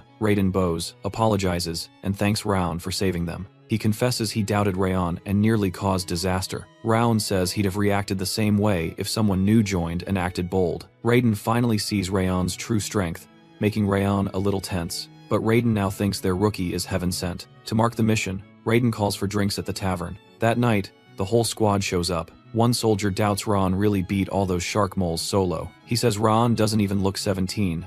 Raiden backs him up. Wrath ignores them, focused on food, praising cheese and pineapple. Raon thinks something feels off. Dorian teases Raon's weird tastes, joking that his own aren't much better. He admits he couldn't eat the pizza Raon picked. Then Yua appears, complimenting Raon's face. She introduces herself, then shows more menu options. Raon flips through and learns Wrath wants mint chocolate ice cream. Raon hesitates. Yua insists it's great. The mint here is fresh. Devildorm reminds Raon he promised to teach him a technique. Raon gives in, orders it.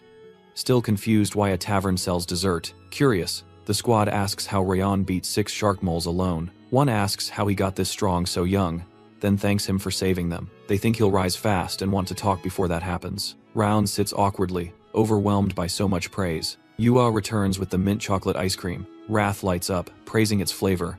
Says it's sweet and cold like him. Raon suddenly asks if Glacia has more uses. Wrath perks up, surprised he figured that out already. Says Glacia's not just sensing, it controls cold with focus and power. Raon sees it can be used to attack or defend, and that mastering it could take a year. But waiting a year feels slow. So, he challenges Wrath to master it in 6 months. Wrath hesitates, remembering he lost every past bet. Raon cuts it to 5 months. Wrath agrees fast. After a fun night, Raon decides to head back. As he and Dorian leave, Yua walks over and gives him pineapple cookies she made with leftover pizza fruit. He thanks her. She invites him to come again anytime. Meanwhile, far in the mountains, Patrol Team 3 rushes back to Haven Castle to report to Commander Milland that ice trolls are gathering. The next day, Raiden tells Raon and Dorian to take care of the trolls. Dorian panics, saying their first mission just ended yesterday, but Raiden can't change orders from above. He remembers Commander Milland got a report from Patrol Team 2 this morning about ice trolls near Pit 4. 13 trolls were spotted.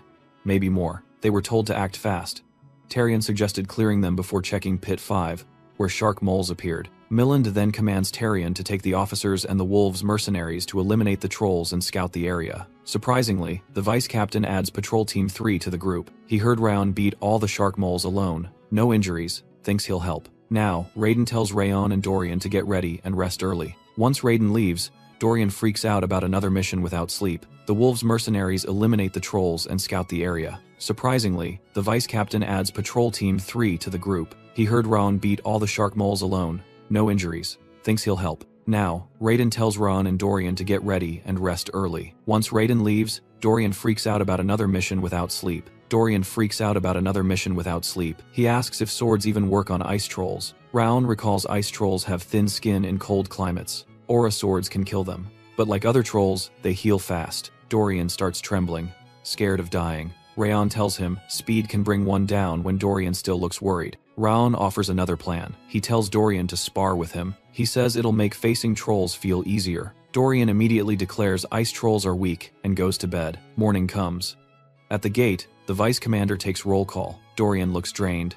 Raon notices. Dorian mutters he'd rather do anything than duel him again. Then someone walks up to the group. He says he's Beto, captain of the Wolves mercenaries. Beto says his men want to duel Raon. They shake hands, saying they look forward to fighting together. Then Beto walks off to check on his squad. Wrath grumbles he doesn't like Beto, and warns Raon to stay alert. He says Beto has snake eyes.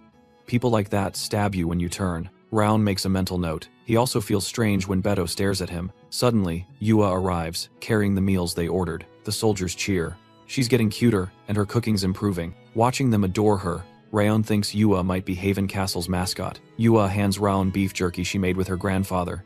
He's curious. She says it's for his first mission. Raon pats her head to thank her. Tyrion then tells everyone to form up for the briefing. He says they'll clear the ice trolls and patrol between Mount Sterlin and the Northern Sea. Raon notices Wrath acting strangely quiet. Wrath brushes it off. Even though he senses a strange energy deep in the mountains, the unit finally moves out from Haven Castle. Then, before they go, the mercenaries make the scouts carry their bags. The mercenaries tell the scouts to treat the bags like lovers, then mock them for being loveless. Raon wonders why the attack squad forces scouts to do this. Raiden says the squad claims main fighters must save energy, so scouts, seen as lower rank, get stuck with chores. It's always been this way. Last time, scouts hauled gear and cleaned up after the fight. Rodden warns Raon not to let it get to him. Raon finds it ridiculous that scouts who risk their lives up front get treated like servants. The Snow Squad has zero team spirit on the field. Raiden says their captain, Edekil, thinks this is normal. Hearing that, Raon silently vows to crush Edekil's mindset. When they reach the target zone, they find no sign of trolls. Rodden insists he saw 13 outside the forest. Edekil scowls, says scouts should never go out alone, and must bring a swordsman. Still, Tyrion orders the group to spread out and track the trolls. Hours pass, and they find nothing. Raon thinks even careful trolls should leave a trail. He steps up, asking the vice commander to investigate further. Edekil cuts in, tells him to set camp instead of wasting time. Tyrion allows it anyway. Edekil grumbles, saying it's a pointless effort. Raon activates Glacia to start searching. Edekil keeps complaining. Then Raon speaks up, says he found the trolls. They're near Frozen Valley, northwest of Mount Sterlin. Edekil snaps, says Raon's not serious, and doubts the claim. Raon confirms it. Edekil gets louder, says this isn't a joke. Raon replies he's not foolish enough to joke now. Tyrion calms the tension. He asks how Raon found them. Raon says he used energy detection, taught by a master. Edekil argues Frozen Valley's too far to trust energy reading alone. He asks how Raon found them. Raon says he used energy detection taught by a master. Edekil argues that Frozen Valley's too far to trust energy reading alone. The vice commander also doubts Raon pulled it off, but Raon's sharp red eyes make it hard to dismiss. Tyrion recalls only one man moves like that in Zygarde Rimmer.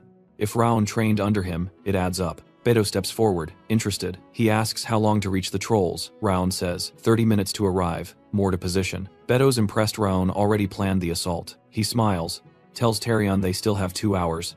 Might as well go. Edekil objects again, but Tyrion commands them to climb Mount Sterlin now. Says this is their chance to strike first. Edekil still looks doubtful. Raon makes a bet. If the trolls are where he said, the Snow Squad must treat scouts with respect, carry gear, and help with chores. If he's wrong, he'll follow any order Edekil gives. Edekil accepts, smirking and telling Raon to prepare for defeat. The unit marches toward Frozen Valley. A cloaked figure watches in secret. He's stunned, they head straight for the trolls. He made sure no tracks remained, yet they still found the way. Worried they'll arrive too soon, he decides to stall them. Then a darker idea forms, one far better. He summons monsters at once. Without warning, trolls appear, blocking the path. Edekil clenches his jaw. Angry Raon was right. Raon steps up, reminding him of their deal, saying chores now fall to the Snow Squad. He expects Edekil to honor it. Edekil fumes, but Tyrion steps in, says they're lucky Raon found the trolls, and tells everyone to stay focused. Tyrion gets all squads ready, then signals the attack to begin. Arrows rain down, weakening the trolls fast. Tyrion warns them not to let the trolls heal. Swordsmen charge to finish them off. Raon watches as formations crush the ice trolls, but Beto catches his eye. Calm earlier, now fierce and deadly. Dorian sees Raon holding back. He asks why.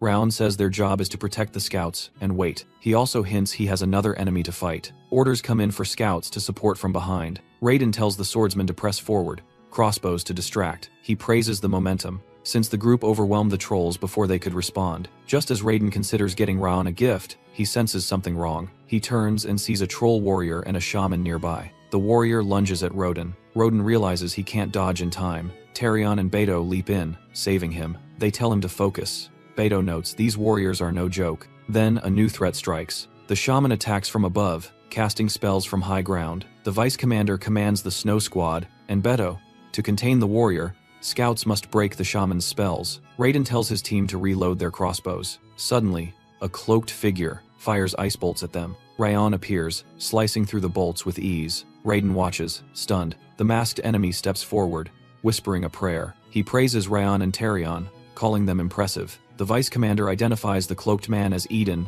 and erupts in fury. Eden casts a massive formation, summoning the cold shadow demon curse. He announces he has no plans to flee. The soldiers drop, crushed by the freezing pressure. Eden declares their lives are payment for the restoration plan. Raon charges forward, landing a hit on Eden. Eden freezes, shocked Raon can move under the curse. Raon says he survived worse curses and colder energy. He attacks again with Rabid Fang and Savage Fang Dance. After striking, he says relying too much on curses dulls real power. As Eden weakens, the curse fades.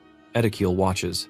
Stunned Raon endured what stopped even Terion. Terion quickly orders all squads to wipe out the remaining trolls. With the field cleared, Terion steps up, saying Eden failed to kill anyone. He demands the reason for the ambush, offering a painless death in return. Eden laughs, refusing mercy. He says the plan was to divide Haven's forces, then offers a parting gift. Suddenly, Haven Castle explodes. As the blast echoes, Eden says Haven will fall in this war. Smoke rises, soldiers panic, staring toward the castle. Raiden shouts in disbelief. Haven Castle was supposed to be unbreakable. Eden, the blue spirit, explains the attack was meant to lure Meland out. When that failed, he summoned trolls to destroy the castle from inside. Those trolls are likely tearing the place apart right now. Enraged, Terion punches Eden. He yells, Haven Castle won't fall to a few trolls. Raon nods, says if Meland is inside, the fortress stands. Eden bursts out laughing. The ground trembles beneath them. The soldiers look around, confused, but Raon senses this quake isn't natural.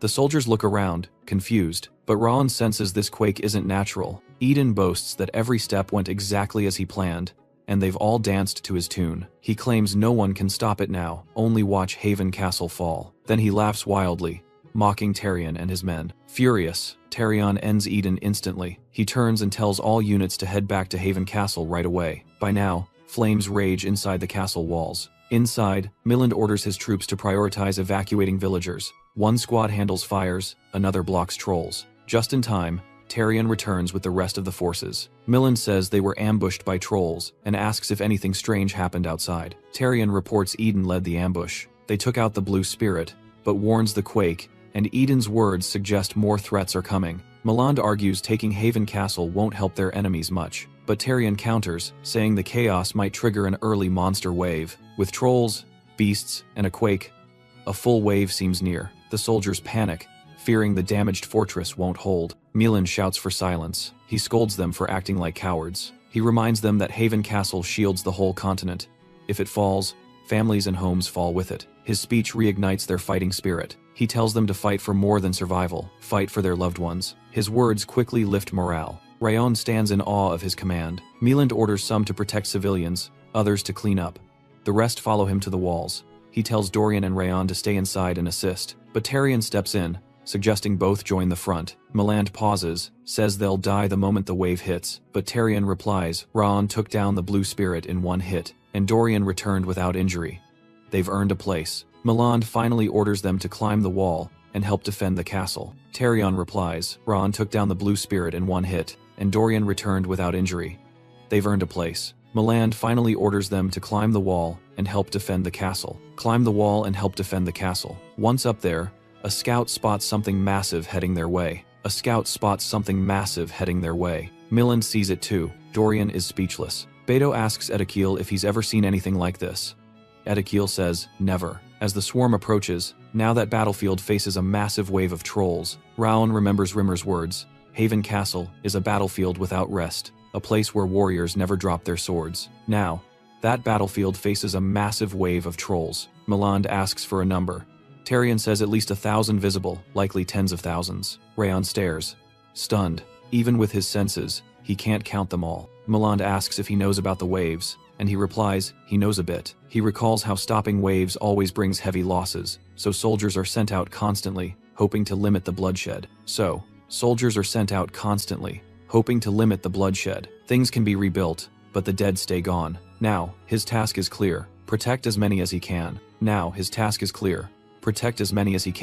Milan shouts, telling everyone to lift their swords, fear or not. He reminds them that training at Haven Castle means they can survive.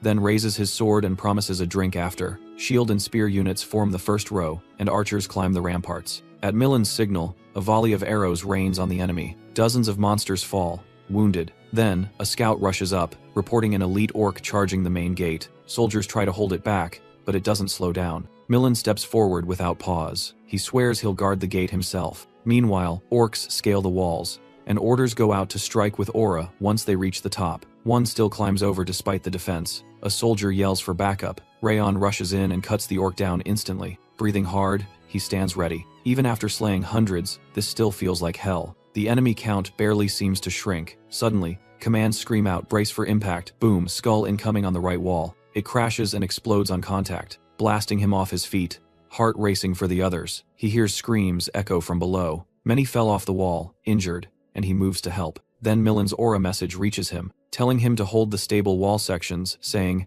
"Handle the small, and the big will fall." Rayon sees the truth. If they leave the walls, they lose everything. Still, he isn't the one giving orders, but he decides he'll save as many as he can. Suddenly, he leaps down to shield the fallen. Wrath calls him crazy, asking if he can defend them and survive. He says it'll be rough, but he'll push every sense to the edge. Wrath snaps, saying emotion leads to death. Rayon knows retreat makes sense, but he's chosen to live as a swordsman, not a killer. He tightens his grip and swears no enemy will break through. He braces himself, ready to survive this nightmare. With cold focus, he cuts through wave after wave. The fight drags on, hands shredded, aura drained to nothing. Only the blade moving, slicing flesh. Only red, staining his sight. Time blurs, moonlight fades in a blood haze. It flickers in the dark sky. Then he notices, no more enemies stand before him. Elsewhere, a masked woman watches Rayon through her orb. Her goal was to destroy Haven Castle and claim the incarnated body. Instead, she discovers something far more valuable in his actions. Morning comes, Rayon wakes up in bed. His last memory is the castle falling and his fight until the cave opened. Yuha bursts in without warning, tears falling. She sees him finally conscious. Dorian later says, "Everyone feared the worst." 3 days passed with no sign of life. Nervously, Rayon apologizes and thanks him for the care, but Dorian says Yuha deserves the real thanks. She stayed beside him until the wave ended. Despite her work at the tavern and tight schedule, Yuha soon walks in holding soup. She tells him to eat slowly. She softened everything. Grateful, Rayon thanks her for everything. She smiles, saying it's just good business to care for regulars, and jokes he should visit more now that he's better. As he stands, he suggests the branch of frost tonight, craving greasy food. But Dorian says it's better to show his face to everyone first. People have been waiting to see him back as Dorian opens the door. Soldiers call Rayon the hero of Haven Castle, faces lit with joy. Some feared he'd never wake, others thank him for saving them. One calls him incredible for jumping into the chaos. Another offers drinks, promising never to forget. Rayon stands frozen, overwhelmed. Milan walks in, clearly relieved to see him alive. He tells them this wave was far worse than any before. Normally, it would have meant heavy losses, but thanks to Rayon's dive from the wall, not one soldier died. Milan adds that even as a hired sword, Rayon earned the fortress's deep respect and thanks him from the heart. Then Ediquil steps forward, catching Rayon off guard. He admits he was wrong about Rayon. He thought he was just another rookie mercenary. Even after seeing his power, he still doubted.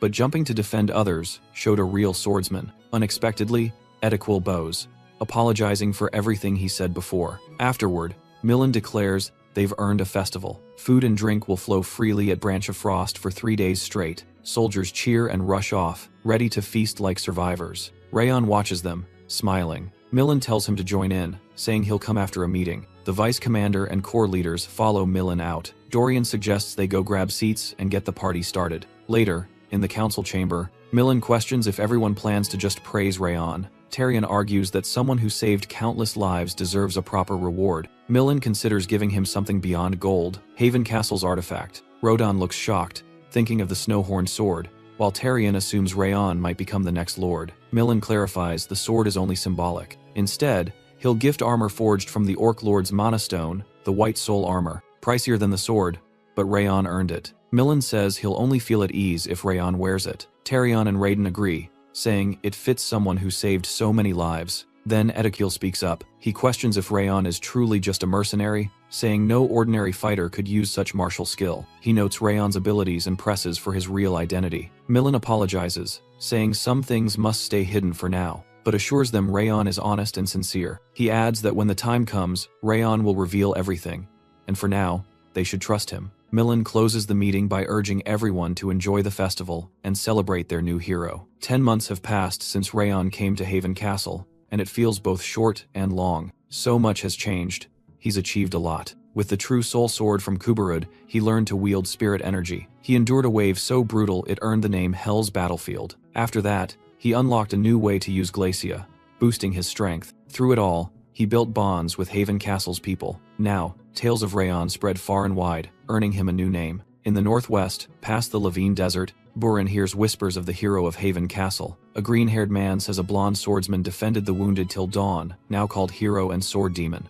Burin feels a jolt of energy, knowing Rayon is still rising. The man sits beside him and asks if Rayon is his rival. Burin says yes. He wonders why Burin feels excited, not angry, even as his rival grows stronger. Erwin says it's more fun this way. Chasing someone stronger makes it worth it. The stronger Rayon gets, the more Burin will grow too. The green-haired man jokes they must be close, but Burin says they're just rivals. Across the Levine Desert, Martha also hears the rumors about Haven Castle's hero. Her assistant says, word is Rayon stopped a monster wave by himself. Martha sighs, wondering how much stronger he's become now. The assistant scoffs, saying rumors always stretch the truth, and insists Martha is still stronger. He reminds her of the monsters she just took down, but Martha shakes her head and says it's not enough. She can feel Rayon's power has grown. Her assistant, surprised, asks what kind of guy makes Martha feel like this. She replies that Rayon once saved her, and he's her rival. Deep inside Kadim Jungle Base, someone questions Runan, doubting the tale of one man leaping into chaos and saving everyone.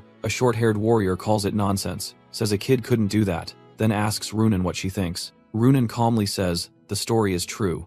Rayon really did it. The short-haired one claims Runan must be stronger, but Runan says Rayon's strength, body, and mind are greater. The others stare, shocked, remembering Runan cleared the jungle in 6 hours. A warrior in a tree says Runan changes whenever Rayon is mentioned, asking if she sees him as a rival. Runan says she doesn't want to compete, she wants to grow strong enough to fight beside him without holding him back. Meanwhile, Rayon trains atop a snowy peak, honing Glacier. The more he uses it, the sharper his senses become. Now he can see far, even with his eyes shut. He remembers how Wrath raged when he got this power.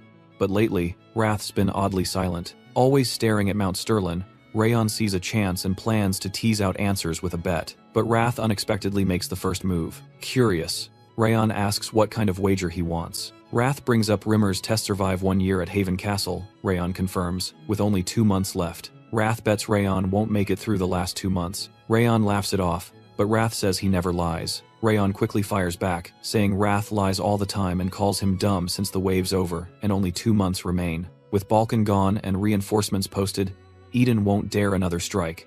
Attacking now would be suicide. Rayon thinks all that's left is to return safely to Zygarde.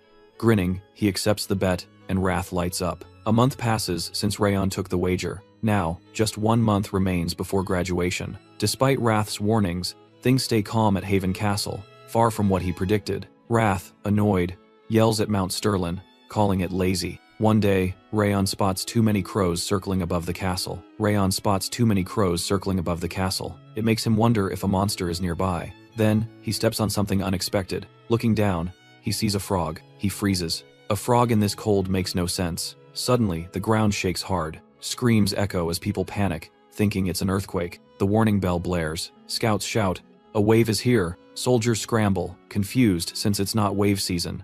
They rush to defend. Raiden finds Rayon, saying they should move together. He urges speed while they alert others on the way. As soldiers clash with monsters, they realize this wave matches the last. Tarion asks Millen if Eden is behind this strange behavior, but Rayon senses something's off. The monsters aren't trying to kill, they're running from something far worse. Wrath suddenly warns him, "It's coming, he should have left." He says Rayon brought this by ignoring him. Uneasy, Rayon asks what's happening. Wrath says it's too late. The thing is awake, it sensed them, and won't stop until all life here ends. Before retreating into the bracelet, Wrath mutters that maybe a great enough sacrifice could stop it. Rayon, panicking, demands answers. But Wrath stays silent, saying he owes no explanation. Rayon heads straight to Millen with an urgent question. What if they face something they can't defeat? Millen stares, shocked, not expecting Rayon to ask that. He says they must still fight.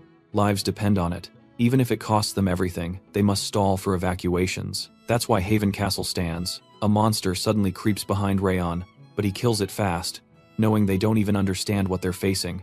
Retreat isn't an option. He focuses on holding the wave. That night, Ediquil senses something wrong.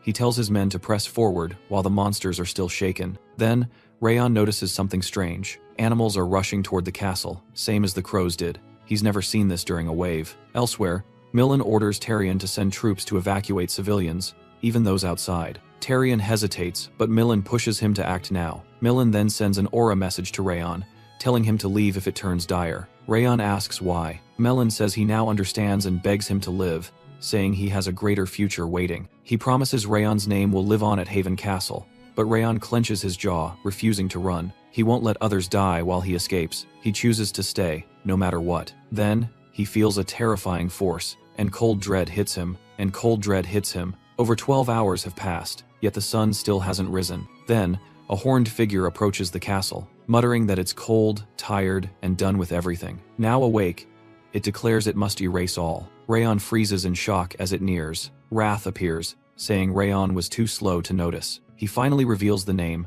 Sloth, the receiver, a demon lord, equal to Wrath, ruling over laziness. Millen's arm trembles, gripped by despair. He can't believe such a being exists. Rayon is stunned. Even Millen, a master, is shaken. That says everything. Wrath says Sloth is stronger now than he was in the demon realm. Rayon asks why he came. He thought only Wrath had crossed into the human world.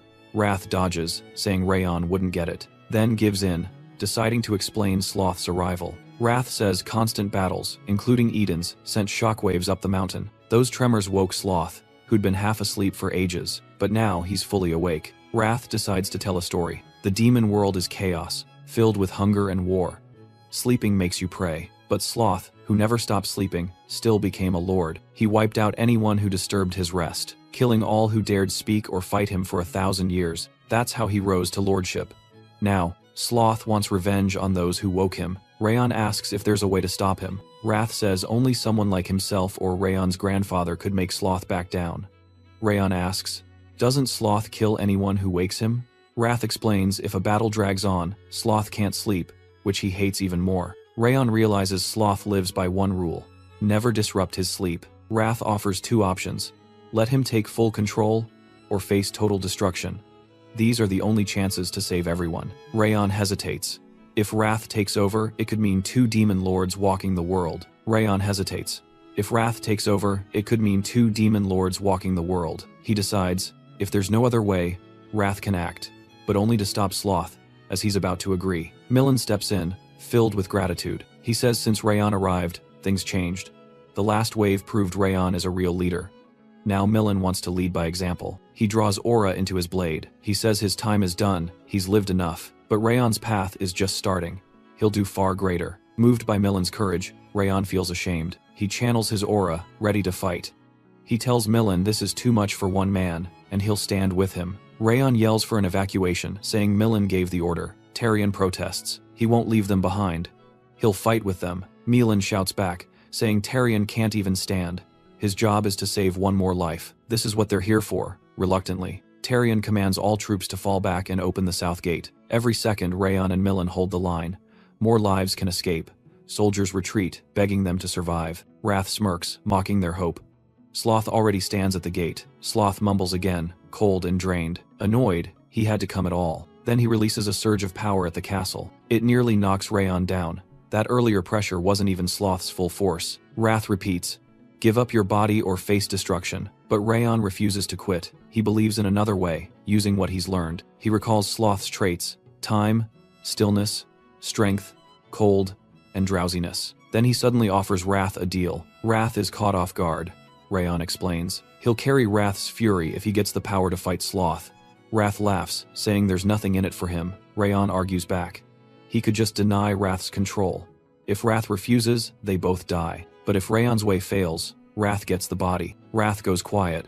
Frustrated, Millen collapses beside them. Rayon shouts at Wrath to choose. Out of options, Wrath gives in, muttering that Rayon will regret this. Instantly, Sloth feels Wrath's aura and stops. Then, Rayon shouts that Sloth has no right here. This land belongs to the Lord of Wrath, and Rayon holds his power. Wrath is speechless. Then he explodes, demanding how Rayon became his vessel and what he's doing. Internally, Rayon smirks, payback for all the torment. Wrath, still stunned, asks why Rayon called this castle his domain. Rayon ignores him, staying silent. Sloth pauses again, checking if Rayon really carries Wrath. Rayon calmly confirms, saying Wrath now rages at anyone daring to step here. Wrath screams inside, denying it, saying he never said any of this. But Rayon thinks there's no point in arguing. Sloth won't question it, he'll just feel Wrath's fury built up from their bet. As Wrath's vessel, Rayon tells Sloth to remember this moment. He draws a deep breath. Then he shouts like he's Wrath himself, saying Sloth will die for invading,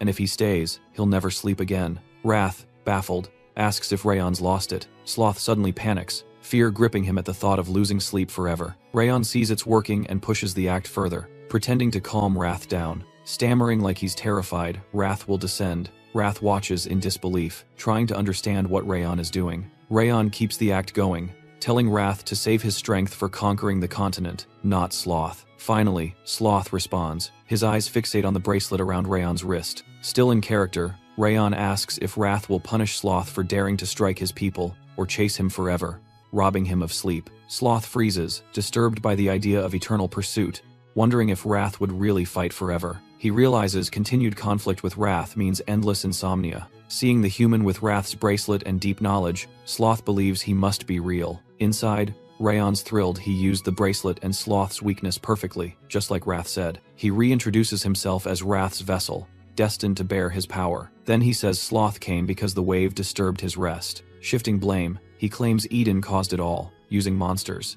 They only defended themselves, Eden's hiding. After a pause, Sloth says, if that's true, then he has no reason to fight and will return to sleep.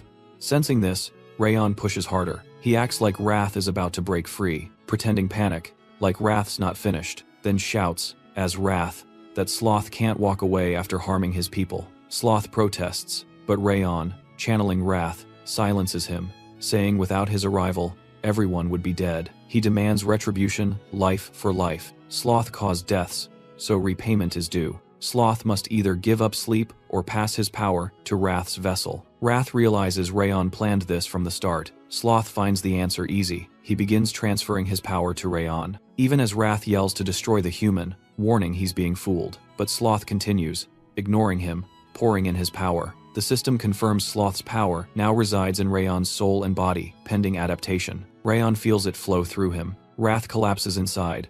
Sure, the stress will kill him. Sloth, now sleepy again, turns to leave. But Rayon stops him once more. Sloth glares, annoyed, unleashing heavy pressure. Rayon holds back, careful not to provoke him. Instead, he offers the Goblin King's magic stone. Sloth senses its warmth and believes it will let him sleep endlessly. Rayon proposes a deal. Sloth must never return here, and stop future waves himself. Sloth thinks it over, then asks if Wrath wants this. Rayon says it's his own offer to keep Sloth away. Sloth, unexpectedly moved, offers something in return for the stone. He raises his hand. He gives Rayon a flower bracelet, like Wrath's. He says it'll help one day. Rayon asks why it's a flower, and Sloth says it suits his master's taste, then slips away before Wrath can start yelling again. Rayon reminds himself he can't collapse yet, not until Sloth vanishes and the sun rises. He knows how close it was.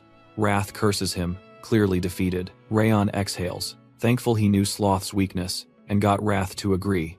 If anyone in the castle had been awake, this wouldn't have worked. The long night finally ends. With Sloth gone, the sun breaks over the castle, ending the nightmare. Light spills in as soldiers slowly wake. Millen remembers the final shockwave, immense and crushing. That energy, from the horned figure, matched legends like the Northern King of Annihilation. He's shocked to still be alive. Tyrion runs over and asks if Millen's okay. Millen starts to say everyone made it, but stops mid-sentence. He sees Rayon still standing. Shock hits him. Rayon tells them he kept his promise. Tyrion stares, wondering if Rayon really drove that thing off. Even with Millen unconscious, he endured alone, Rayon feels relieved seeing them safe, then collapses. Milan catches him and calls him their hero. 3 days later, life at Haven Castle returns to normal. Milan asks if Rayon's awake. Tyrion says he's still out but seems stable. Milan figures he's just recovering from total exhaustion. Tyrion then brings up the horned being, asking who it was since everything after that is a blur. Milan says it had to be a demon. The aura was cruel, heavy with evil. Only a demon king could create that kind of force. Without someone like the Northern King, none of them could have survived. The mystery remains, how did Rayon hold it back with no one conscious? Etiquil suggests Rayon might have negotiated. Since beating a demon king is impossible, maybe he bargained, offering something in return. Milan remembers hearing the word negotiation before blacking out. Etiquil wonders if Rayon gave up his body and soul for them. Now he's more curious than ever about who Rayon really is. Milan finally confirms it. Rayon has Sieghart blood. Etiquil says only someone from the 6 emperors or 5 demons could be this powerful at 16.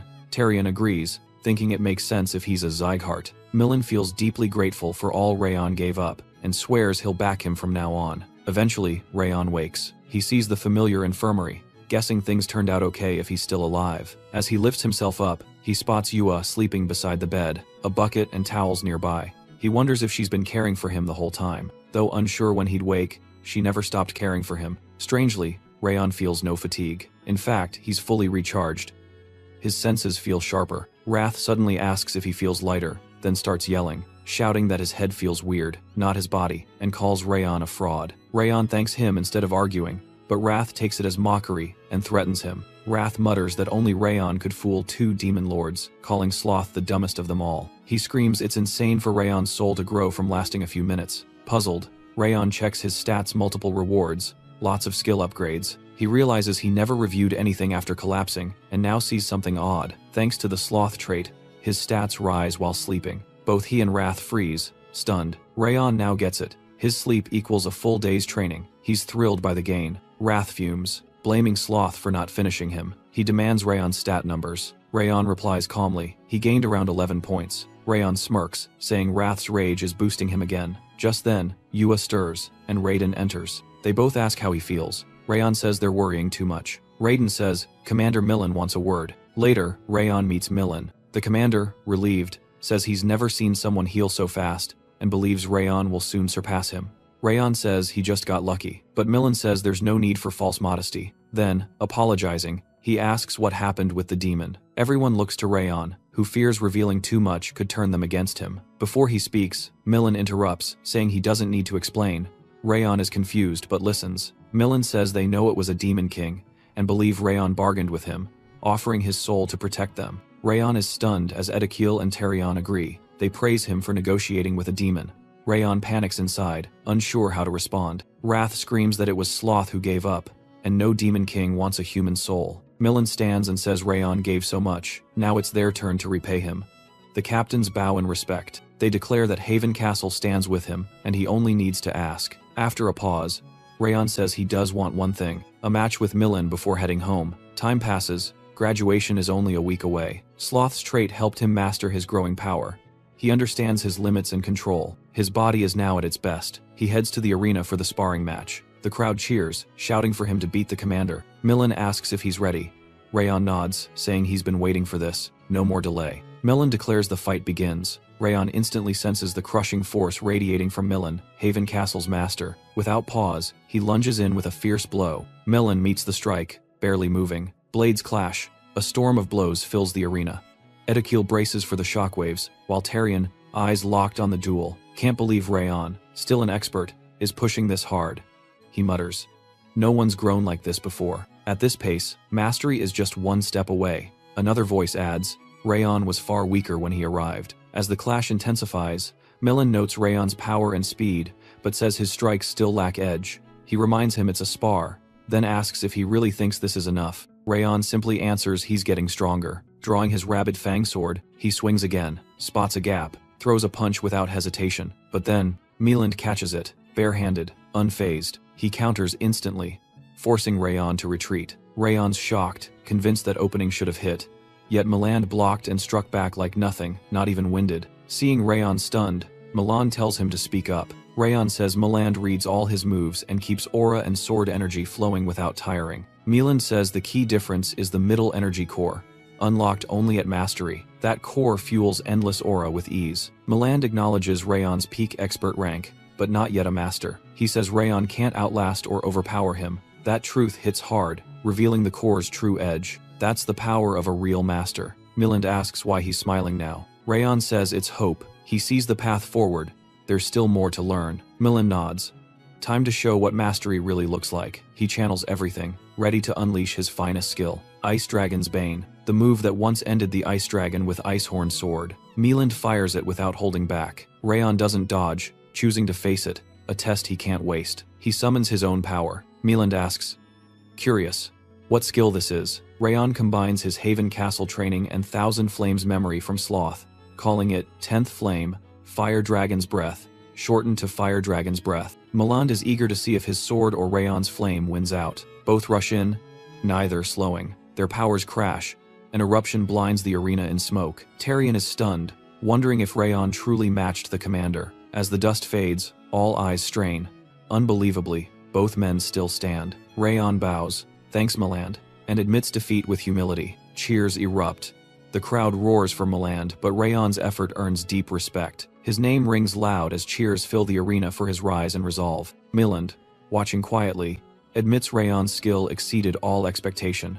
His aura alone hadn't been enough. He'd needed to shield himself, something he hadn't planned. Still, deep down, Meland feels sure backing Rayon was the right move. Now, Rayon and Dorian prepare to leave Haven Castle behind. Rodden says he'll miss having Rayon around, while Beta praises his progress. Rayon thanks Meland, who reminds him to stay safe out there. Tarion tells him to return anytime, and Bento hopes they meet again. Then Edequiel steps forward. Rayon teases, asking if he plans to bully patrols again. Edequiel quickly denies it. Laughing, Rayon says he's kidding, and that fighting beside him was an honor. They shake hands, both wanting to keep growing stronger. As they walk off, soldiers gather to thank them and say goodbye. Beyond the gate, Dorian talks through their travel plan. If they keep moving, Rayon will reach the graduation on time. Yua suddenly runs up, panting. Rayon admits he wished he'd seen her before leaving, but is happy now. She apologizes, saying she'd been making them food for the road. Wrath hopes it includes pineapple pizza. Rayon thanks her sincerely. Yua then quietly says she has a small favor. Rayon gives her his full attention. She pauses, but changes her mind, leaving him puzzled. Yua promises she'll explain later. With farewells done, Dorian and Rayon begin their journey. Watching them go, Yua silently promises to ask one day if she can walk beside him. 1 year has passed since the 5th Hall's graduation trial began. The trainees now carry scars and hard-earned growth. The once empty hall is filled with rising swordsmen. They speak of their strength, many sure they'll hit expert soon. Rimmer watches quietly. One trainee asks if Rayon is back since graduation is tomorrow. Another fears something went wrong. Rimmer rises, calming them. He says Rayon isn't someone who'd be taken easily. He tells them to focus on the ceremony instead, then smiles and sits as they walk away. But his worry lingers. He calls Loen, seeking answers. Loen says he can't help.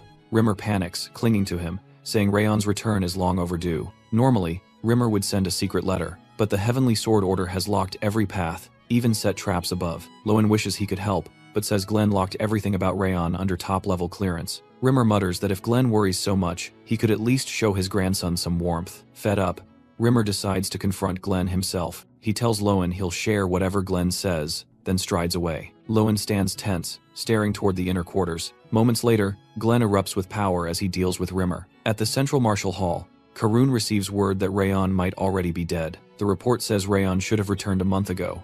A search team left to find him, but an unexpected wave stopped their advance. The threat was cleared, yet no sign of Rayon means he's likely hurt or gone. Karun hears Rimmer ran to Glenn in panic, but Karun secretly welcomes the news, pleased he had to do nothing. The assistant asks if Eden struck, since Rayon fought the Blue Spirit for Haven Castle, and Karun thinks Eden may have removed a growing nuisance. Still, the assistant doubts Rayon's death is certain.